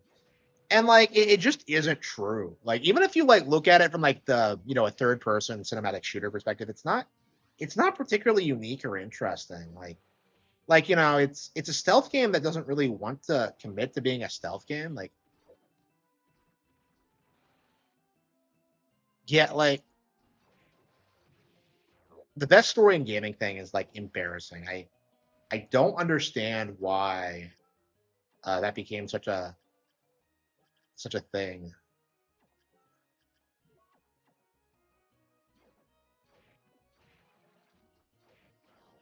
Yeah, they were doing that a lot that year because 2013 is the same. That's around the same time that Gone Home came out. No, that was 2014, wasn't it? Yeah, Gone Home was quite a bit worse in a lot of ways. Because Gone Home didn't have any. It didn't have any like gameplay at all. You just walked around a house and like learned about like your sister being gay or something. The best story in a video game, someone who hasn't played any JRPG. It's not even a JRPG thing because like I've been saying this for a long time. Like there are lots of really good stories in video games. It just feels like the masses just don't know anything about them. Like I'd like call out like Pankaido's Origins or Eternal Darkness or like there just so many like great things out there that it is bizarre to me like how anxious the masses are to push this line that like no, The Last of Us is the peak. It doesn't get better than this, and I'm just like, how many of these games do you like? And that's especially true for like the HBO show because like with the video games at least like you get this idea that like okay, these guys don't play a lot of games, whatever. I don't think there was any excuse for like anybody to like be particularly attached to the HBO version specifically because like it doesn't do anything interesting, right? Like it's just a generic zombie show at its core. That's all it's ever been, and yet like why can't I? Yeah, so Square Enix in general, they're very, very good about their voice talent because they actually get like like you said, like theater actors who are like way better than actual professional voice actors. I don't know what it is. I'm very curious what the mindset behind it is. I remember like I read the interview from the guy who did Odio in Live Alive, and he was talking about like if you know anything about Live Alive, Odio has like one line of dialogue at like the end of his chapter. He's like a silent protagonist up until that point. So like this guy was getting this really detailed like analysis on the character and its motivations, and I was just like, I was just shocked by it. Because like when you look at like English voice actors, like Sky Bennett from stuff like Pyra and Mithra and stuff like too is a good example. Like they do this weird thing where they try and like warp the material to fit their like sensibilities. Like Sky wanted to believe that like Rex and Pyra were a thing, and that like Mithra was like a cat lady, and like she couldn't handle like the reality that like he just fucked both of them. Like he couldn't handle that.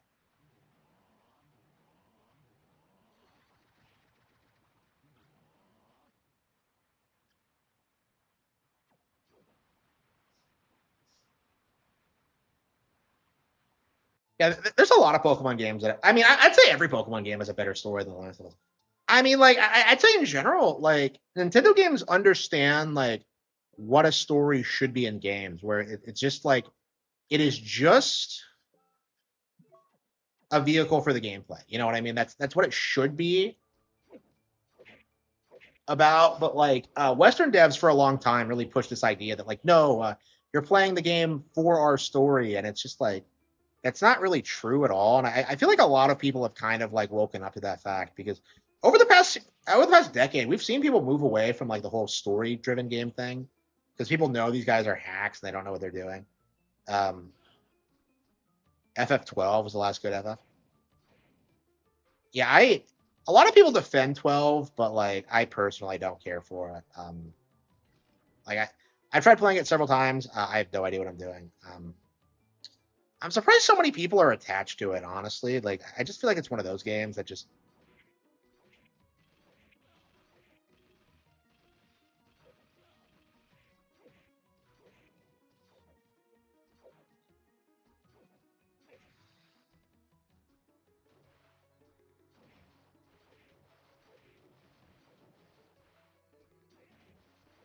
I think I'm just gonna get the soul and then bounce. I don't give a shit about like they make FFs after 7. Yeah, supposedly. Oh, isn't there something like hidden down here? No, wait. Wait, is this the ghost ship from Ocarina of Time? The Shadow Temple? What is the deal with that thing anyway? Does anyone know? Are they developing Final Fantasy? Did they confirm that? Yeah, I think I am gonna check that out. I make fun of Final Fantasy 15 a lot, but like I remember watching the trailer for it, like that first really big one, where like they're just like, yeah, you're a bunch of bros going on a road trip, and I'm just like, that's like the coolest fucking thing ever. That sounds awesome. I completely forgot this was down here. Oh, this is the best weapon in the game. I was wondering, like, it's somewhere around here. Yeah, yeah, this is the best weapon of the game, or it might be the second best. Yeah, so it has like a sparkling effect. Yeah, this is what I like using against the final boss. I can't believe I forgot it. Okay, I'm glad we died then, because I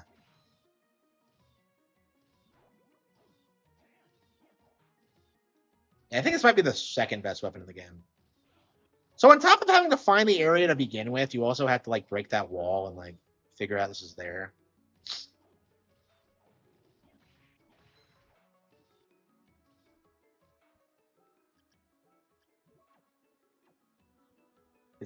Yeah, I don't know.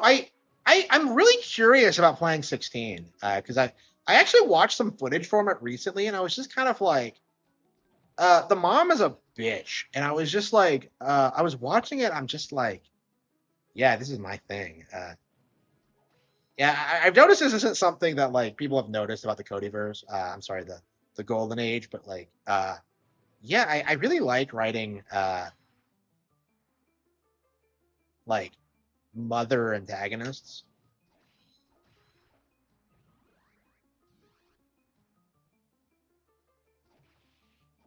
So that just seems like something that's appealing to me personally.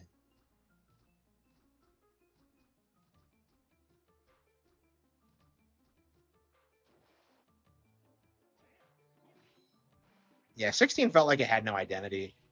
But yeah, it's weird that I don't know a lot about it, so I feel like I kind of do have to play it when it comes up.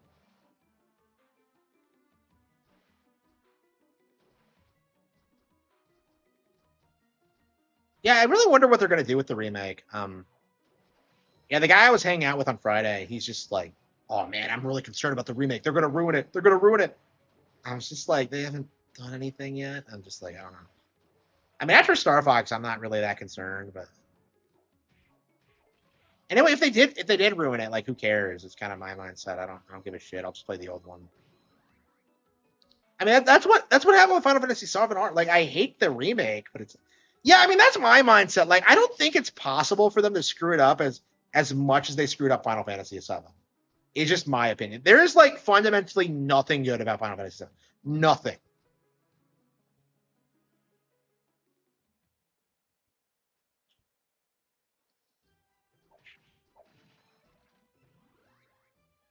Yeah, we're not even talking about Final Fantasy 17 yet.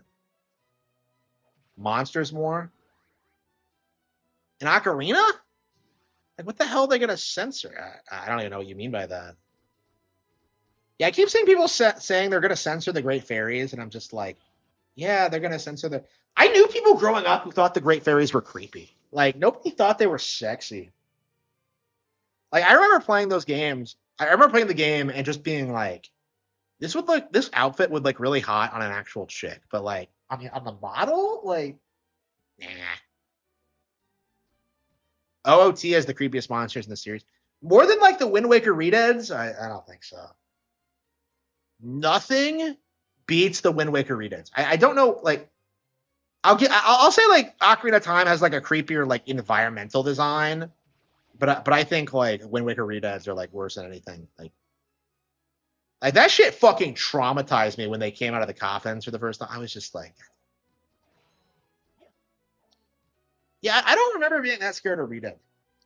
And like in Ocarina, and I did play Ocarina first, so like, because like they're too slow and they're not really much of a threat, and then like they're not particularly design wise that threatening.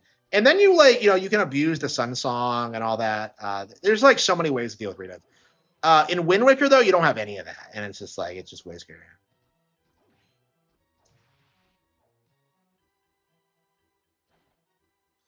Man, I always hated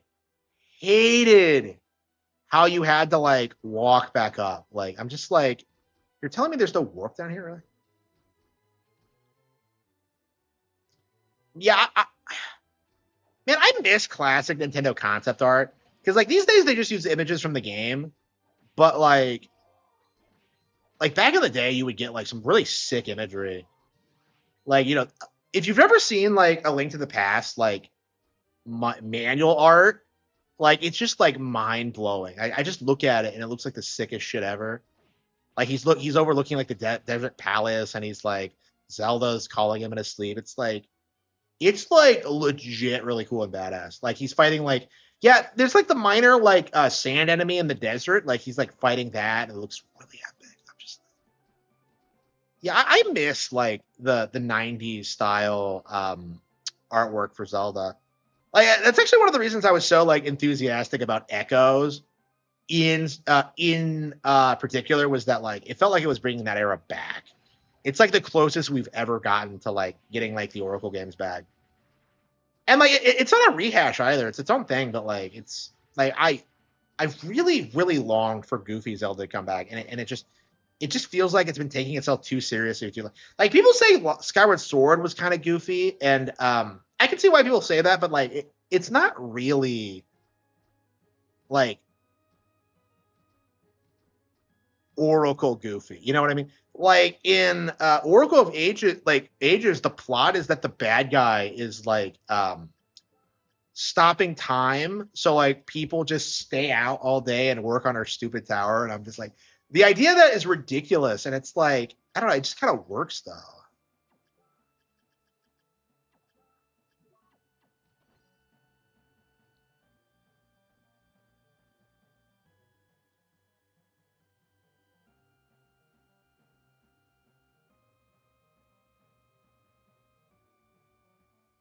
Yeah, I don't know when I first saw her. Okay.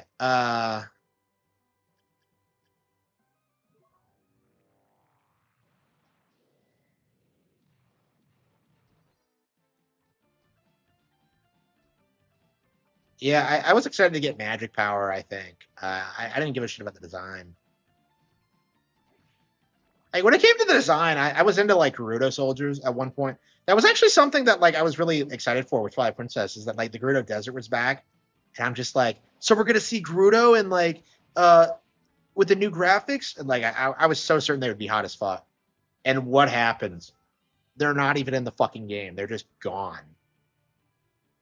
Like non-existent. You don't even get like an explanation as to where they fucking are. It's like it's really weird. I was kind of it's weird. How many times do we get the Gerudo Desert without fucking Gerudo? You know what I mean? It's just weird.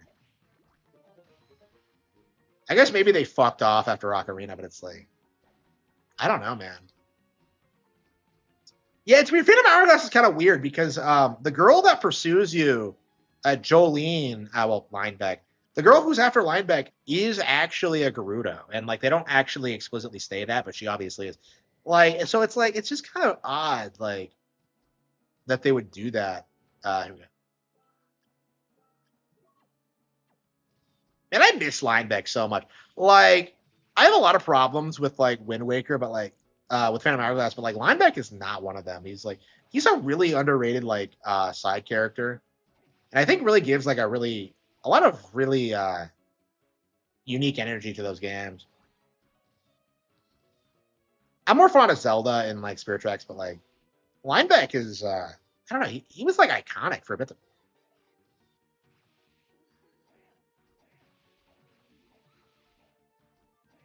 Yeah, that's the funny thing about this game. So if you notice, this is a fun little detail.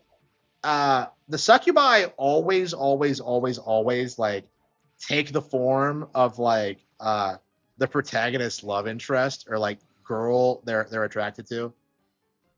I think in Dawn of Sorrow, like they look more like Yoko actually instead of Mina, but I just love the idea of that. You know what I mean? Like I'm a big fan of like the whole like Blind the Thief girl in like A Link to the Past, like where she just kind of pretends to be a damsel and is actually like I just love the idea of that. I really want to do that in like a book someday, but like I haven't decided how I'm gonna do it. I wonder if I will use a succubus for it. Like, it does make a lot of sense for it to be a succubus. I like the idea. Yeah, I haven't had a succubus in the story since like Eye of the Dragon, and it's just like not super happy with that. That's yeah. So I think what I'm gonna do eventually, because I have this policy of like one book for a storyline now. I think like when I redo like Order of the Dragon and like assemble it, Jaw, and Heart into one cohesive novel, I'll probably cut that shit out. Not a big fan of that. Like for me, it was like me trying to like make it a little bit different and make it like kind of shocking and like and I don't think it worked very well. I wasn't too pleased with it.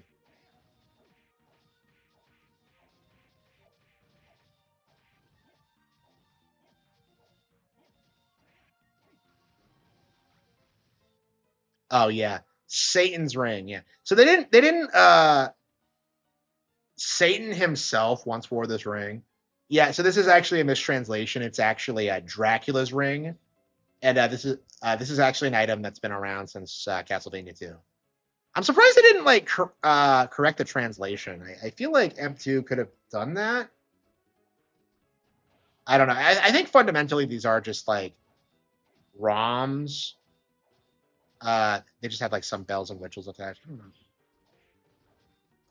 I would have taken the opportunity to change the localization, though. I mean, I guess people are like nostalgic for this version, but like, I don't know. There's like pretty notable localization mistakes in this. Like the one that claims that like Soma is like an exchange student, but he's like somehow like childhood friends with like Mina, which doesn't make any fucking sense. And like a year later, he's like still in Japan. It doesn't make any fucking sense.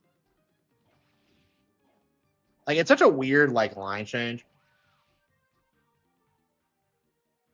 Like I would argue it kind of like ruins the plot because like you don't bot like if he's an exchange student, if you take it too seriously, if he's an exchange student, then like oh like he doesn't know Mina that well, right? So like why care?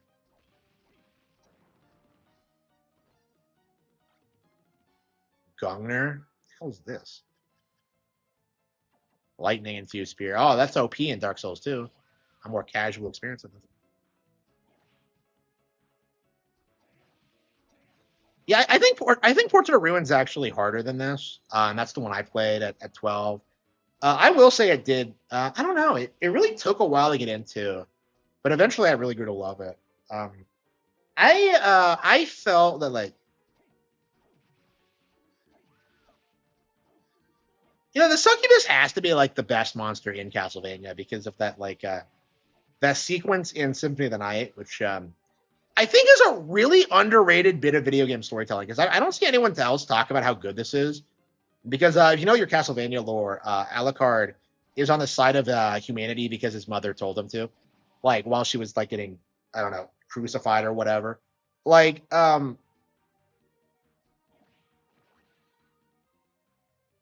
like the succubus does like the opposite, where she tells him to like hate humans, hate them, and it's like it's genuinely like a really shocking like emotional moment. And like that's the thing about Symphony of the Night that makes it brilliant. And I think something that like the Game Boy Advance era really misses is that like it really doesn't have that edge where it doesn't feel like an actual like horror story or setting. It feels like way too anime-esque and like kiddie and like doesn't really have the same impact. Like I don't know how they do it. They have like Bible references in it. Like they have like really like genuinely intelligent callbacks and like to the lore and just like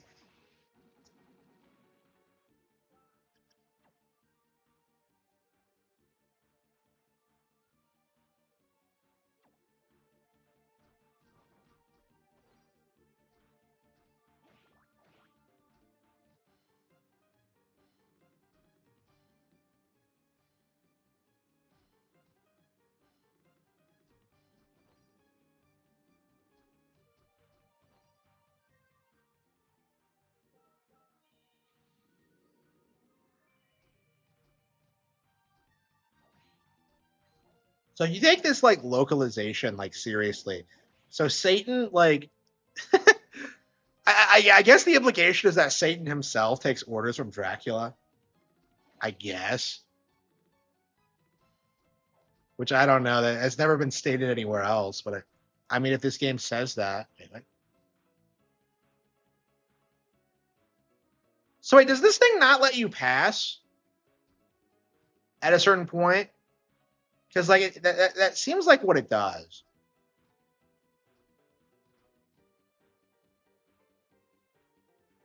Yeah, so the final boss is up here, but we don't have the ability to fight it yet. So yeah, I know. Like, what the fuck are they doing? Like, talk about a massive Konami L. Like, I'm sure it's going to be in the next collection, but like, I'd be shocked if it isn't. Like, there's nothing else to port over. Like, what are they going to do? Like, the only thing I can think of is like, they'll do the 3D collection and they'll do like Castlevania 64 and like the PS2 one. But like, I don't know. I don't see that.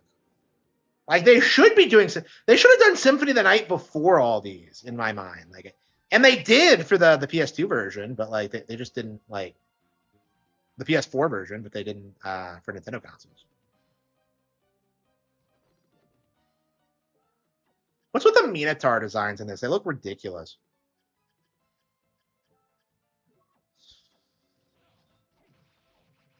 Are they faster than they are in Path of Radiance? I'm sorry, not Path of Radiance. Portrait of Ruin. They actually have the same abbreviation, POR. Wow, I never noticed that before. Wow.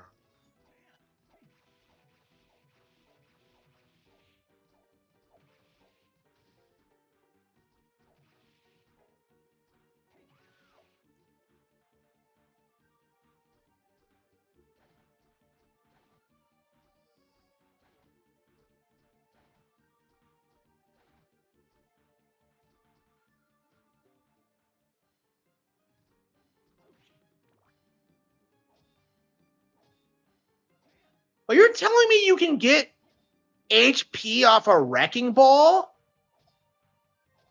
You're telling me that like Succubus can suck energy from wrecking balls? What sense does that make? Like, I guess that's what Miley Cyrus did, is that she like just swung on the wrecking balls. I guess it's like a hoe thing. I don't know. Akamojo? What's Akamojo?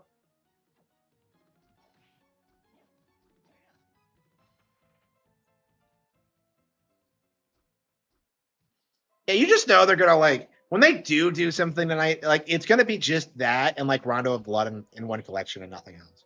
Like they're not gonna do shit. By the way, when did Dominus Collection come out? Are we due for another one? It's been a while, hasn't it? Yeah, it was like 2024. It might be next year, actually, where we get the next one. I mean, we're getting the new one like in October, so it might not be too much longer. What the hell are we doing?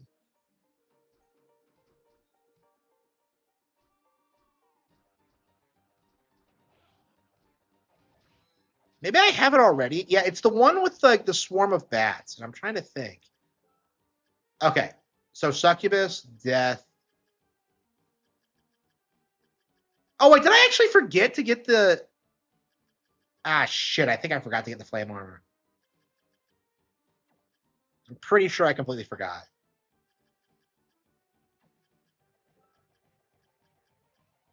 No, I remember going down there. Did I really not get it? Oh yeah, I did get it. Okay. So it's the R button. Death, giant bat, transformer. Surely it's not the giant bat, is it? Like I thought it was like you shoot out like a swarm of bats. I might be misremembering. We might have everything.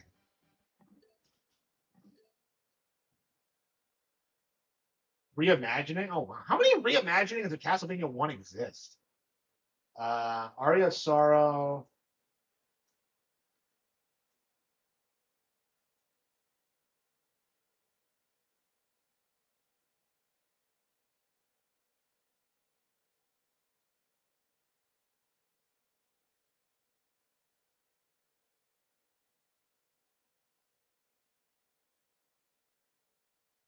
Yeah, it is the giant bat. Okay. Yeah, that's attached to a boss, so I didn't think that was it. Yeah, I thought it was like the bat attack thing he does where like okay. But no, it's a giant bat. Okay. Okay, so we have everything. Okay, so we can go kill Dracula. I guess. Flame Demon.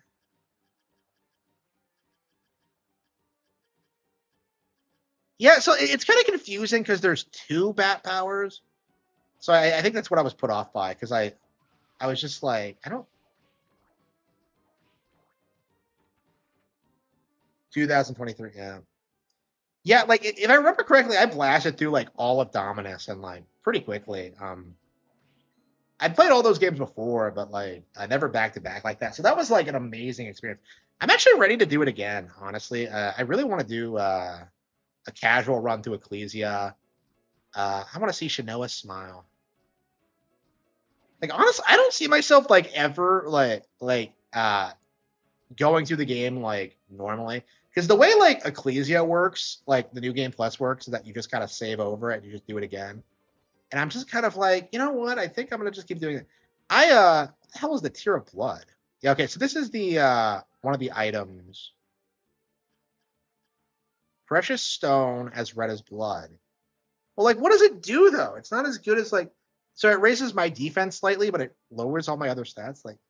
Like what benefit do these secret items have? Because like they don't seem as good as the stuff I was getting already. I don't know.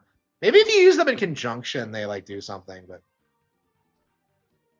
I did save it, right? I think I did.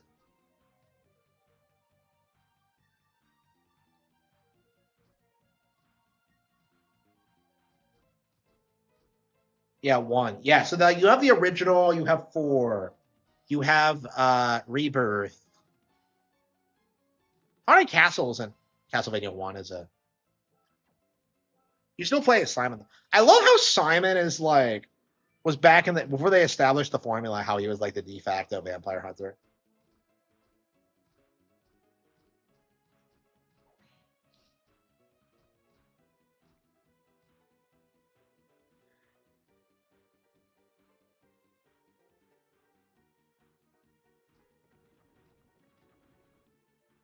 I love how he's just like here.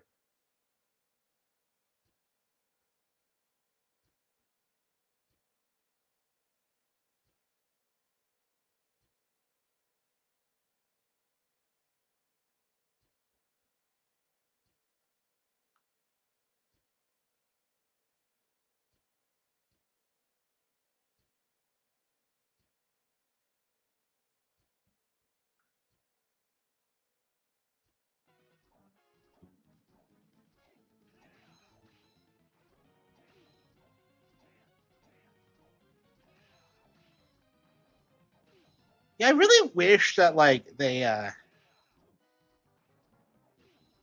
I still wish we were getting new Castlevania games today like this. Like they were on fire in the 2000s. It's like it's legit one of the most impressive runs I think any video game IP has ever had. Maybe classic Final Fantasy was similar, but like honestly I think I'm more attached to these. I mean, I just like action RPGs more. Like action RPGs would be my all-time favorite genre if they were more prevalent. It just feels like they've always been a kind of a niche thing.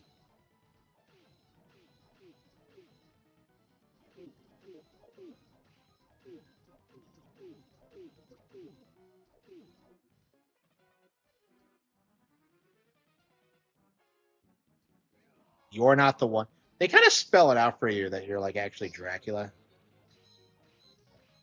So this is why the succubus is like OP. So yeah, like when you have the right build, this boss is kind of trivialized. It's not that hard. The main thing about it is like I think just triggering the true ending. Yeah, like in the boss rush mode, you don't actually. Does this mean I'm not Dracula?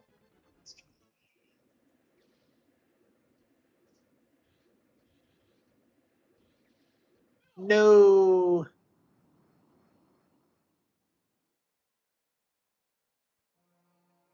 Yep. I clearly understand everything. I know you're here. This is so badass. So he was waiting for me? I know, right? The Circle of the Moon boss is a bastard.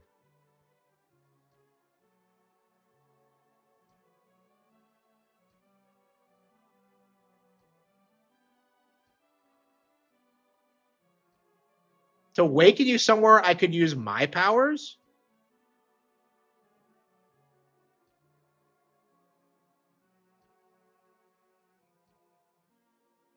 Man, I love like Evil Soma's look. He looks so badass.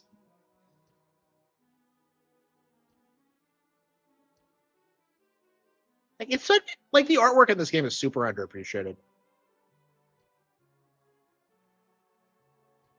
Yeah, Donazara really ruined the designs.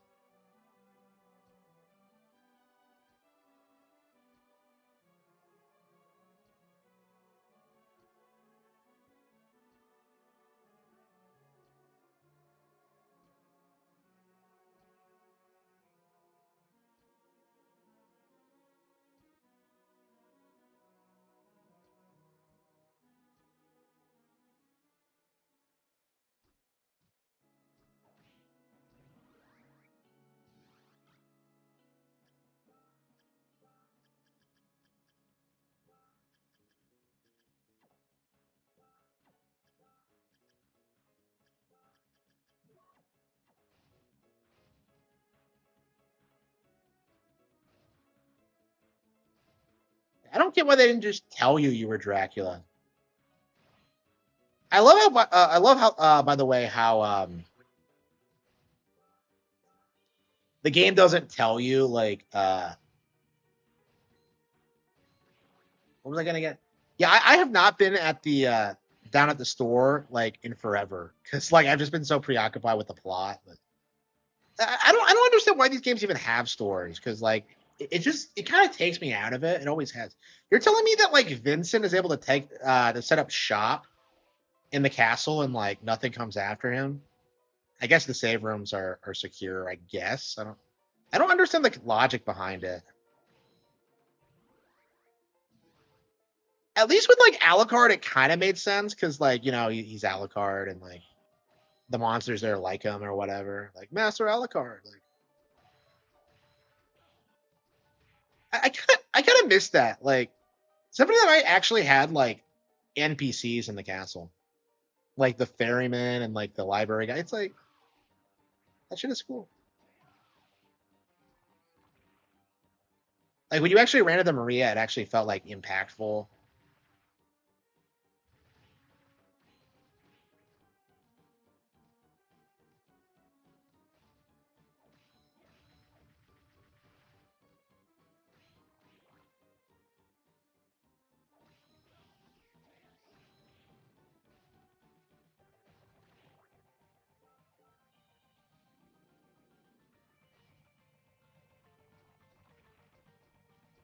Yeah, I don't know.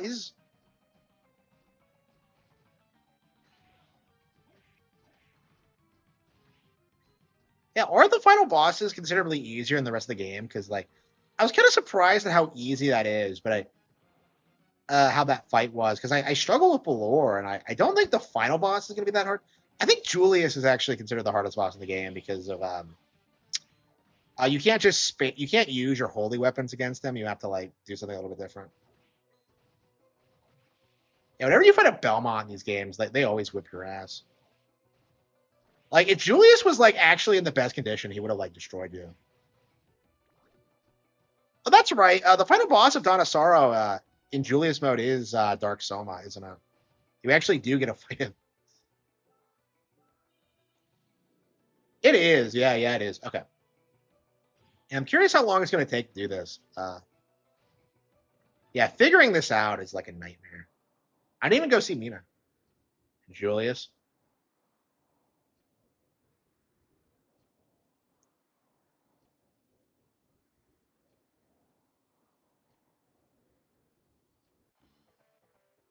And it plays the music. Okay, what's the best weapon? The sword, maybe?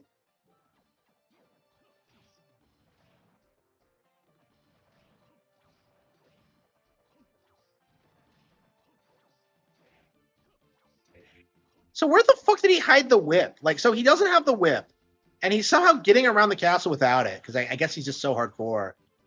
But like so where the fuck was it exactly? They never explain it.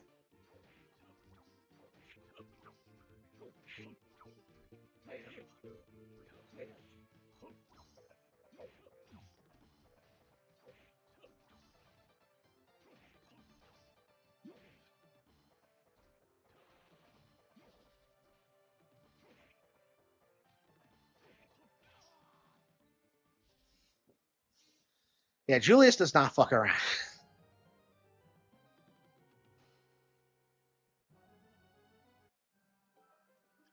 Oh shit! Oh, hang on. Oops, I accidentally selected Julius mode. So yeah, if you don't know,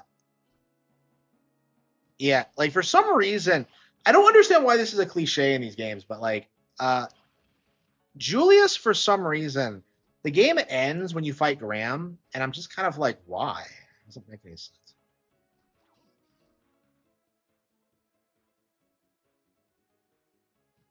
Did I never fight Belora?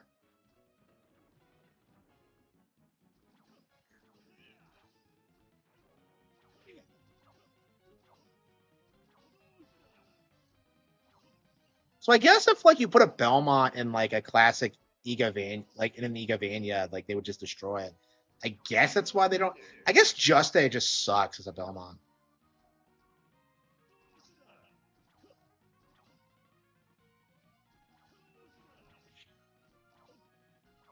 I wonder if we'll ever see Julius in anything ever again. Like the way the games like portray him as is it like he's the most hardcore motherfucker imaginable because he's the guy who beat Dracula in '99, and like you don't ever see him at his peak. I don't think. Wait, why am I not hitting him? What's going on? What's with these hitboxes? Man, I hate the whole like Dracula like hitbox thing where you have to jump to hit his head. It's just like, come on, like his body's right there. He's tall. Like he should be easy to hit. Oh, I'm sorry, this guy isn't Dracula. Wait, he's using a lot of the same souls though. He's using the fire sword. Yeah, I've never actually beaten Donassar on Julius mode, and I think it would be really sick if I were to do that. So I think we might actually do that at some point. I don't know how far we got into it. Who cares about Julius? I care about Julius. Like, I love Julius. Like, I've always loved Julius.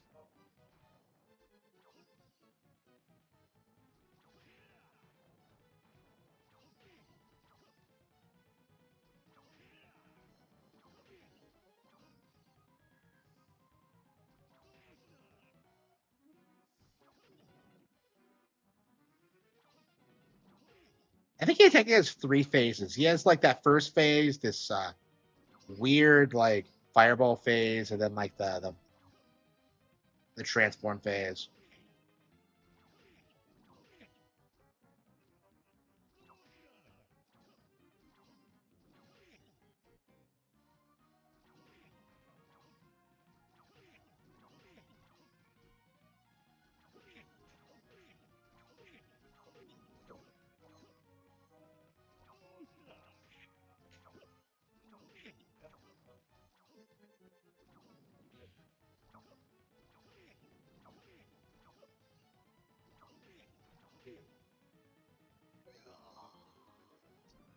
Oh, Juste. Okay, yeah, you said Juste.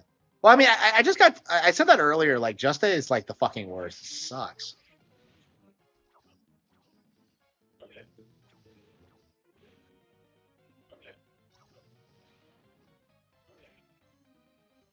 Okay.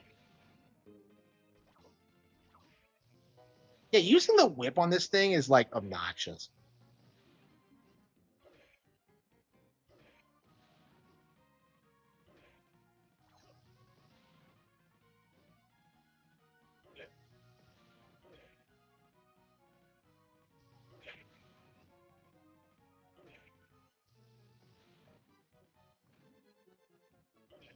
Like, it's not hard. It's just like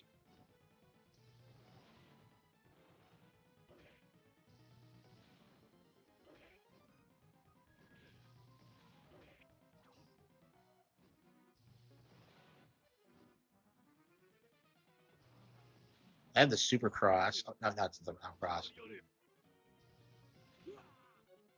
Yeah, I could have beaten it, but it's like time to. Yeah, I mean, I've beaten this before. It's not like too impressive or anything. Yeah, I got bored of fighting that boss. Like, yeah. So the hardest thing about it is actually hitting him because Julius's range is shit. I mean, it's actually too long for what the boss is. But anyway.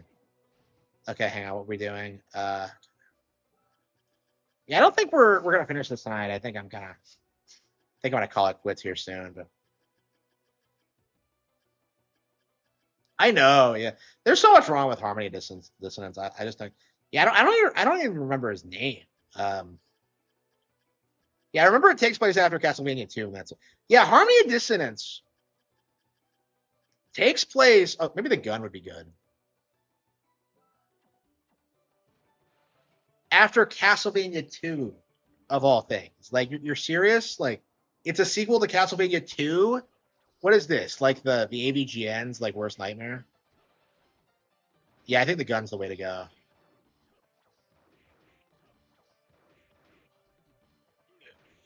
Yeah, the Belmont has no defense against a gun. Yeah, for Richter it was cream pies, and for Julius it's the gun. Okay. Yeah, again, like he's a hard fight, but like Belmonts just have like they tend to have this like really predictable pattern. I mean, I guess they're just designed to just go after Dracula, so they don't really know how to do anything else, so they don't know how to deal with a gun.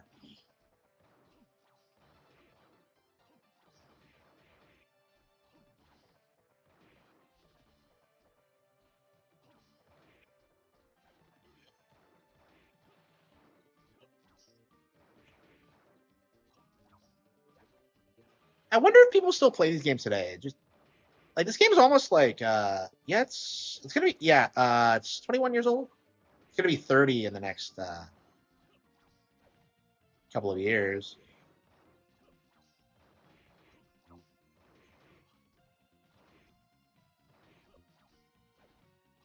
Yeah, it'll be 25 and 28, and then like 30 and 33, and then of course like the game takes place in 35. So that's gonna be really interesting seeing that happen. I really wonder if I'll live to see it. Because that's always been like a big benchmark date for me. Because I don't know. I remember playing this for the first time and being like, I wonder if I'll still be playing this in 2030. And I'd really like to hit that. I love how he uses the power of like the cross. He starts using the sub weapons too. And I think the game makes it clear that like if like Julius hadn't just gotten his memory back, he would have whipped her ass. Yeah, he's pretty old for a Belmont. He's like in his 40s. They usually go out and do it in their 20s because of they're just in their prime. So he's already way past his prime. I can't imagine how strong he was in 1999. So who helped him beat Dracula in 99? Because he alludes to them, and yet we don't actually see who these people are.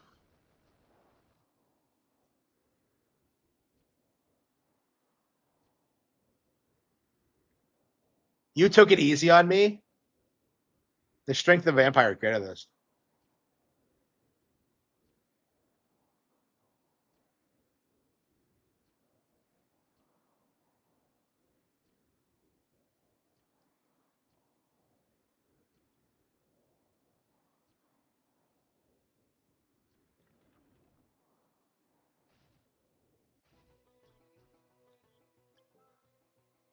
So yeah, basically you've already beaten the game at this point. Basically what happens is that you either win and like Soma gets to go home and fuck me up, or you lose and Julius comes in and whips your ass. So like you get an ending either way. Yeah, I love how like all the bad endings of the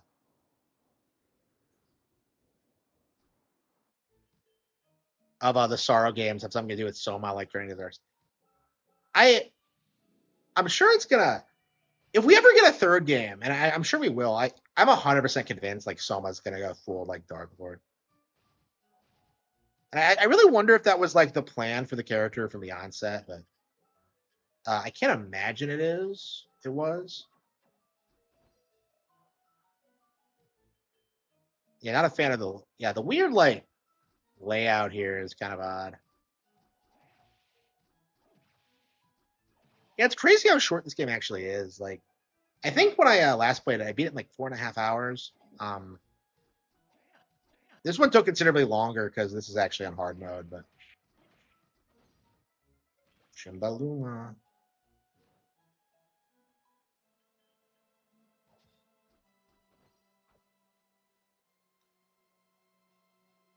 Yeah, so you actually get all the best equipment before you fight Graham. So yeah, there's nothing stopping you from coming straight here. I think the main thing that prevents it from happening is just not knowing how it works. Because like it's pretty hard to like to figure it out. You kind of have to go around like find these in books. Like it's not something you would like do organically. Maybe some people do it on accident, but like it just feels like it's very unlikely.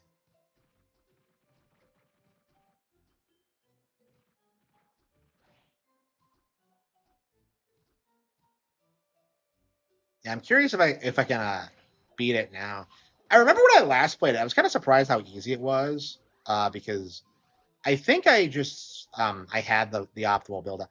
I think as long as you have like Claim Solace, that's like the game's overpowered weapon, and you're pretty much good. Um, I think there are like better weapons in this, but I think superficially better. I think it's the holy effect that really makes it. Is this the best weapon in the game? I think it is. I thought it was the second best, but like I think the actual best weapon might be too hard to get or something. I'll have to look. I guess we could look it up.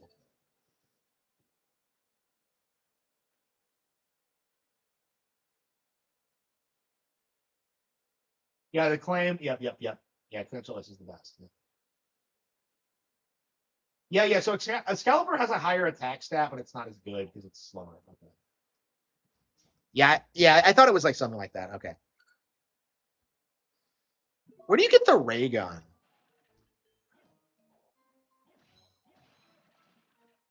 Yeah, so after Belore, the game kind of becomes kind of trivial. I mean, I guess there's nothing stopping you from going to get Claim Celeste, like once you get to the underground, but I didn't bother doing that.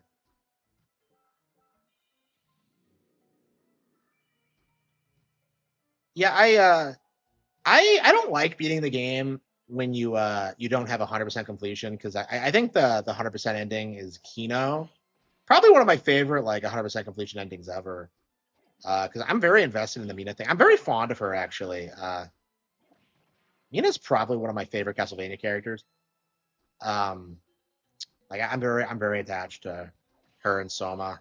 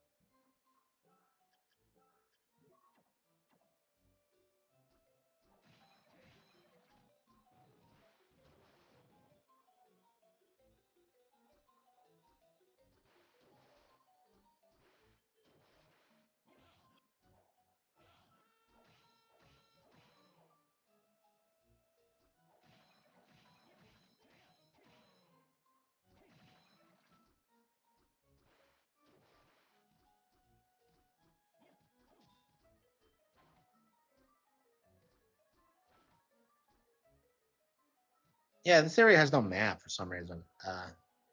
Is you just go through a bunch of recolored areas that you've already been through. It's not the most interesting final area in the world.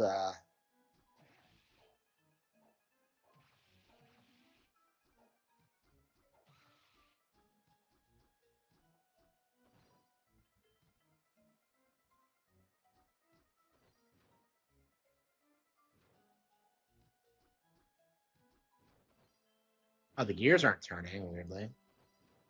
They are in the actual area, aren't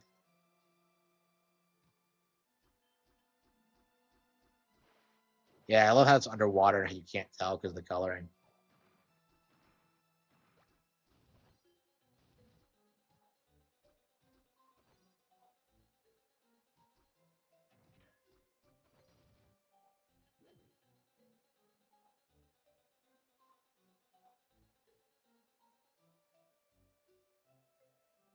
Yeah, it's just kind of a boring final area.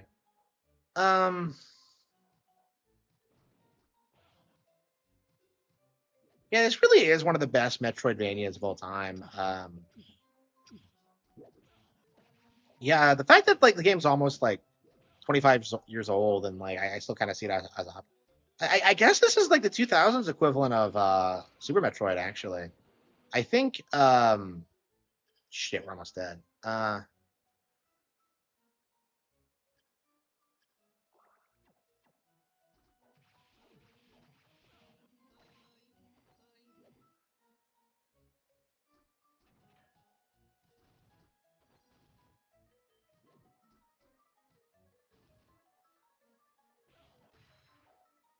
Oh, it was a mimic. Oh, come on. What the hell is this weird goat head doing here?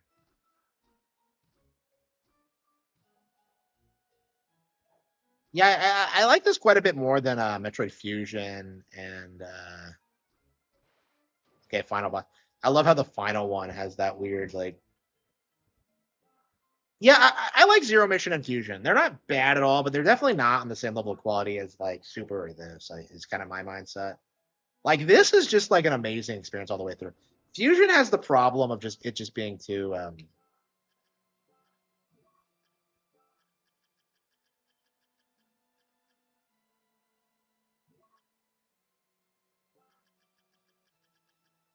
Actually, I think we'll use Death.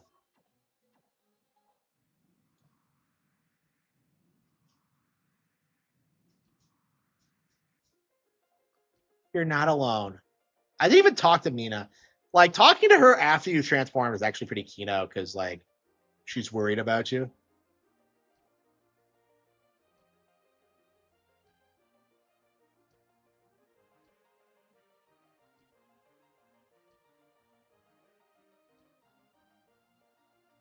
Good morning.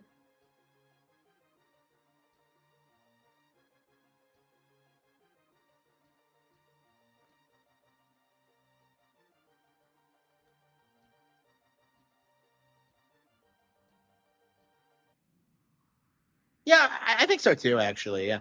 Kind of weird to say, but yeah, I think so.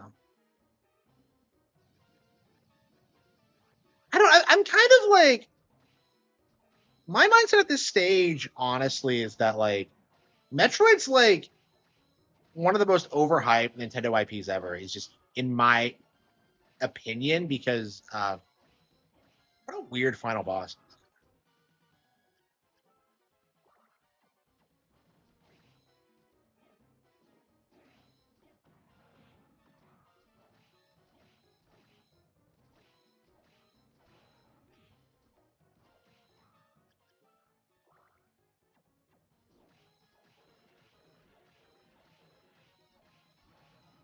Yeah, I thought we'd be able to choose this, but yeah, I think we're gonna have to probably come back to this tomorrow night.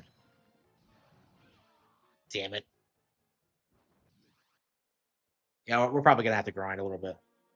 Oh no. No.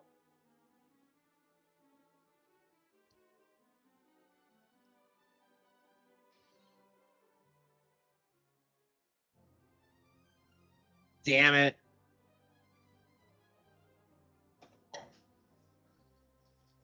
Iga. Oh, so Iga didn't direct this. Okay.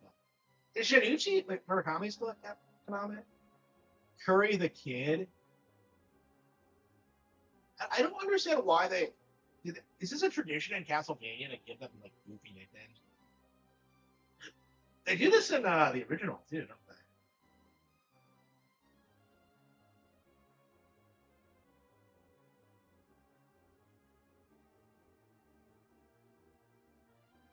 Yeah, I think we're gonna have to come back tomorrow and do it.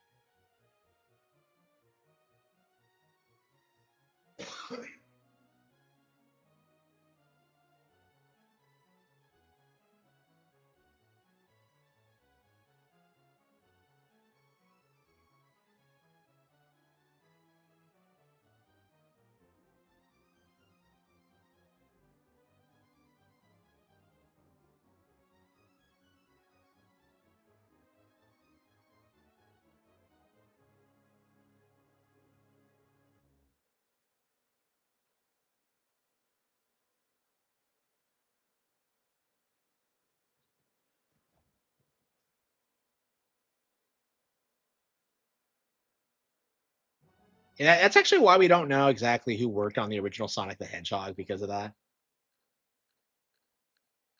So it's very possible that like Yuji Naka didn't really have a lot to do with the creation of the character. I think it was primarily an American thing because like Sonic doesn't really fit like Japanese sensibilities. Like he doesn't feel like a Japanese character. Okay, yeah, we will come back to this tomorrow. Finish it. Uh, okay. Oh, really? Castlevania as well. Wow. Should we do Fire Red or Elliot? Yeah, they were do Fire Red.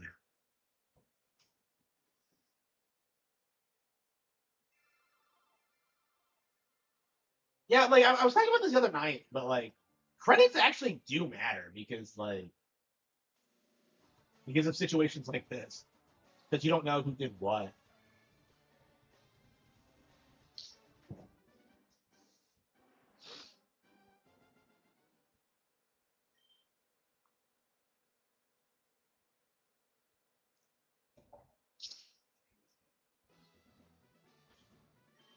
Okay, where were we? Okay, Rhyhorn, execute.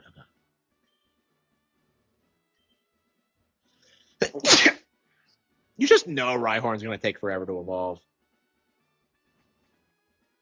Rhyhorn does not feel like a stage 1 Pokemon.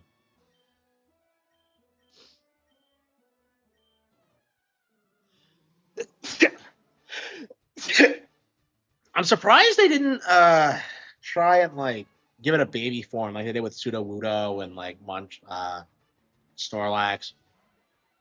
Like Rhyhorn would have been on top of my list. Yeah, they gave it like a third Evo. Rhyperior. Which does anyone give a shit about Rhyperior?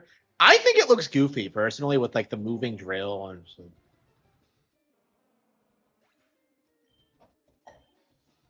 I don't think I've ever used one. Yeah, I keep trying to use Rhydon and like in Pokemon Stadium and it never works out. Like it's like the Pokemon looks better than it actually is.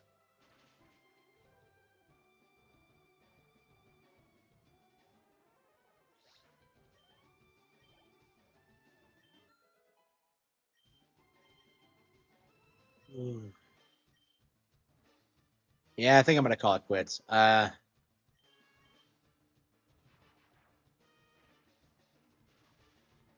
Ooh. Ooh.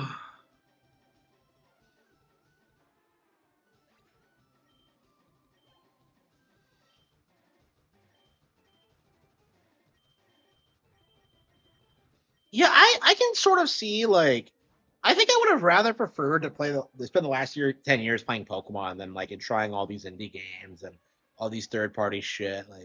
Like I love Pokemon. Like playing this again has really reminded me of that, of just how much I love the brand.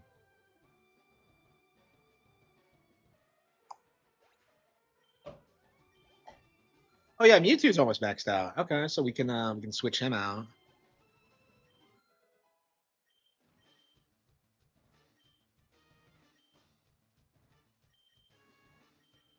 Ooh.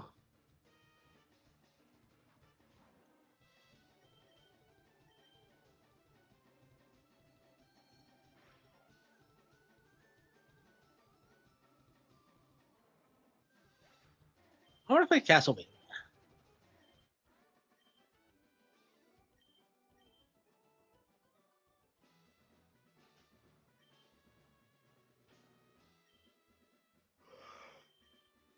Ooh. Oh shit! I kept chicken in the party. Aw, oh, damn! I wasn't even thinking about that. Shit. I don't think I have anyone who can take on that Steelix.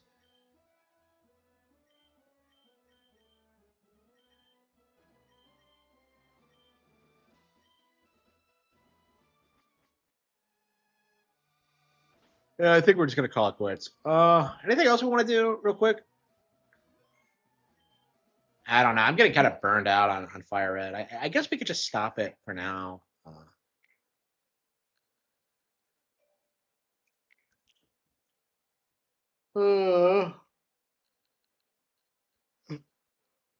Sigma.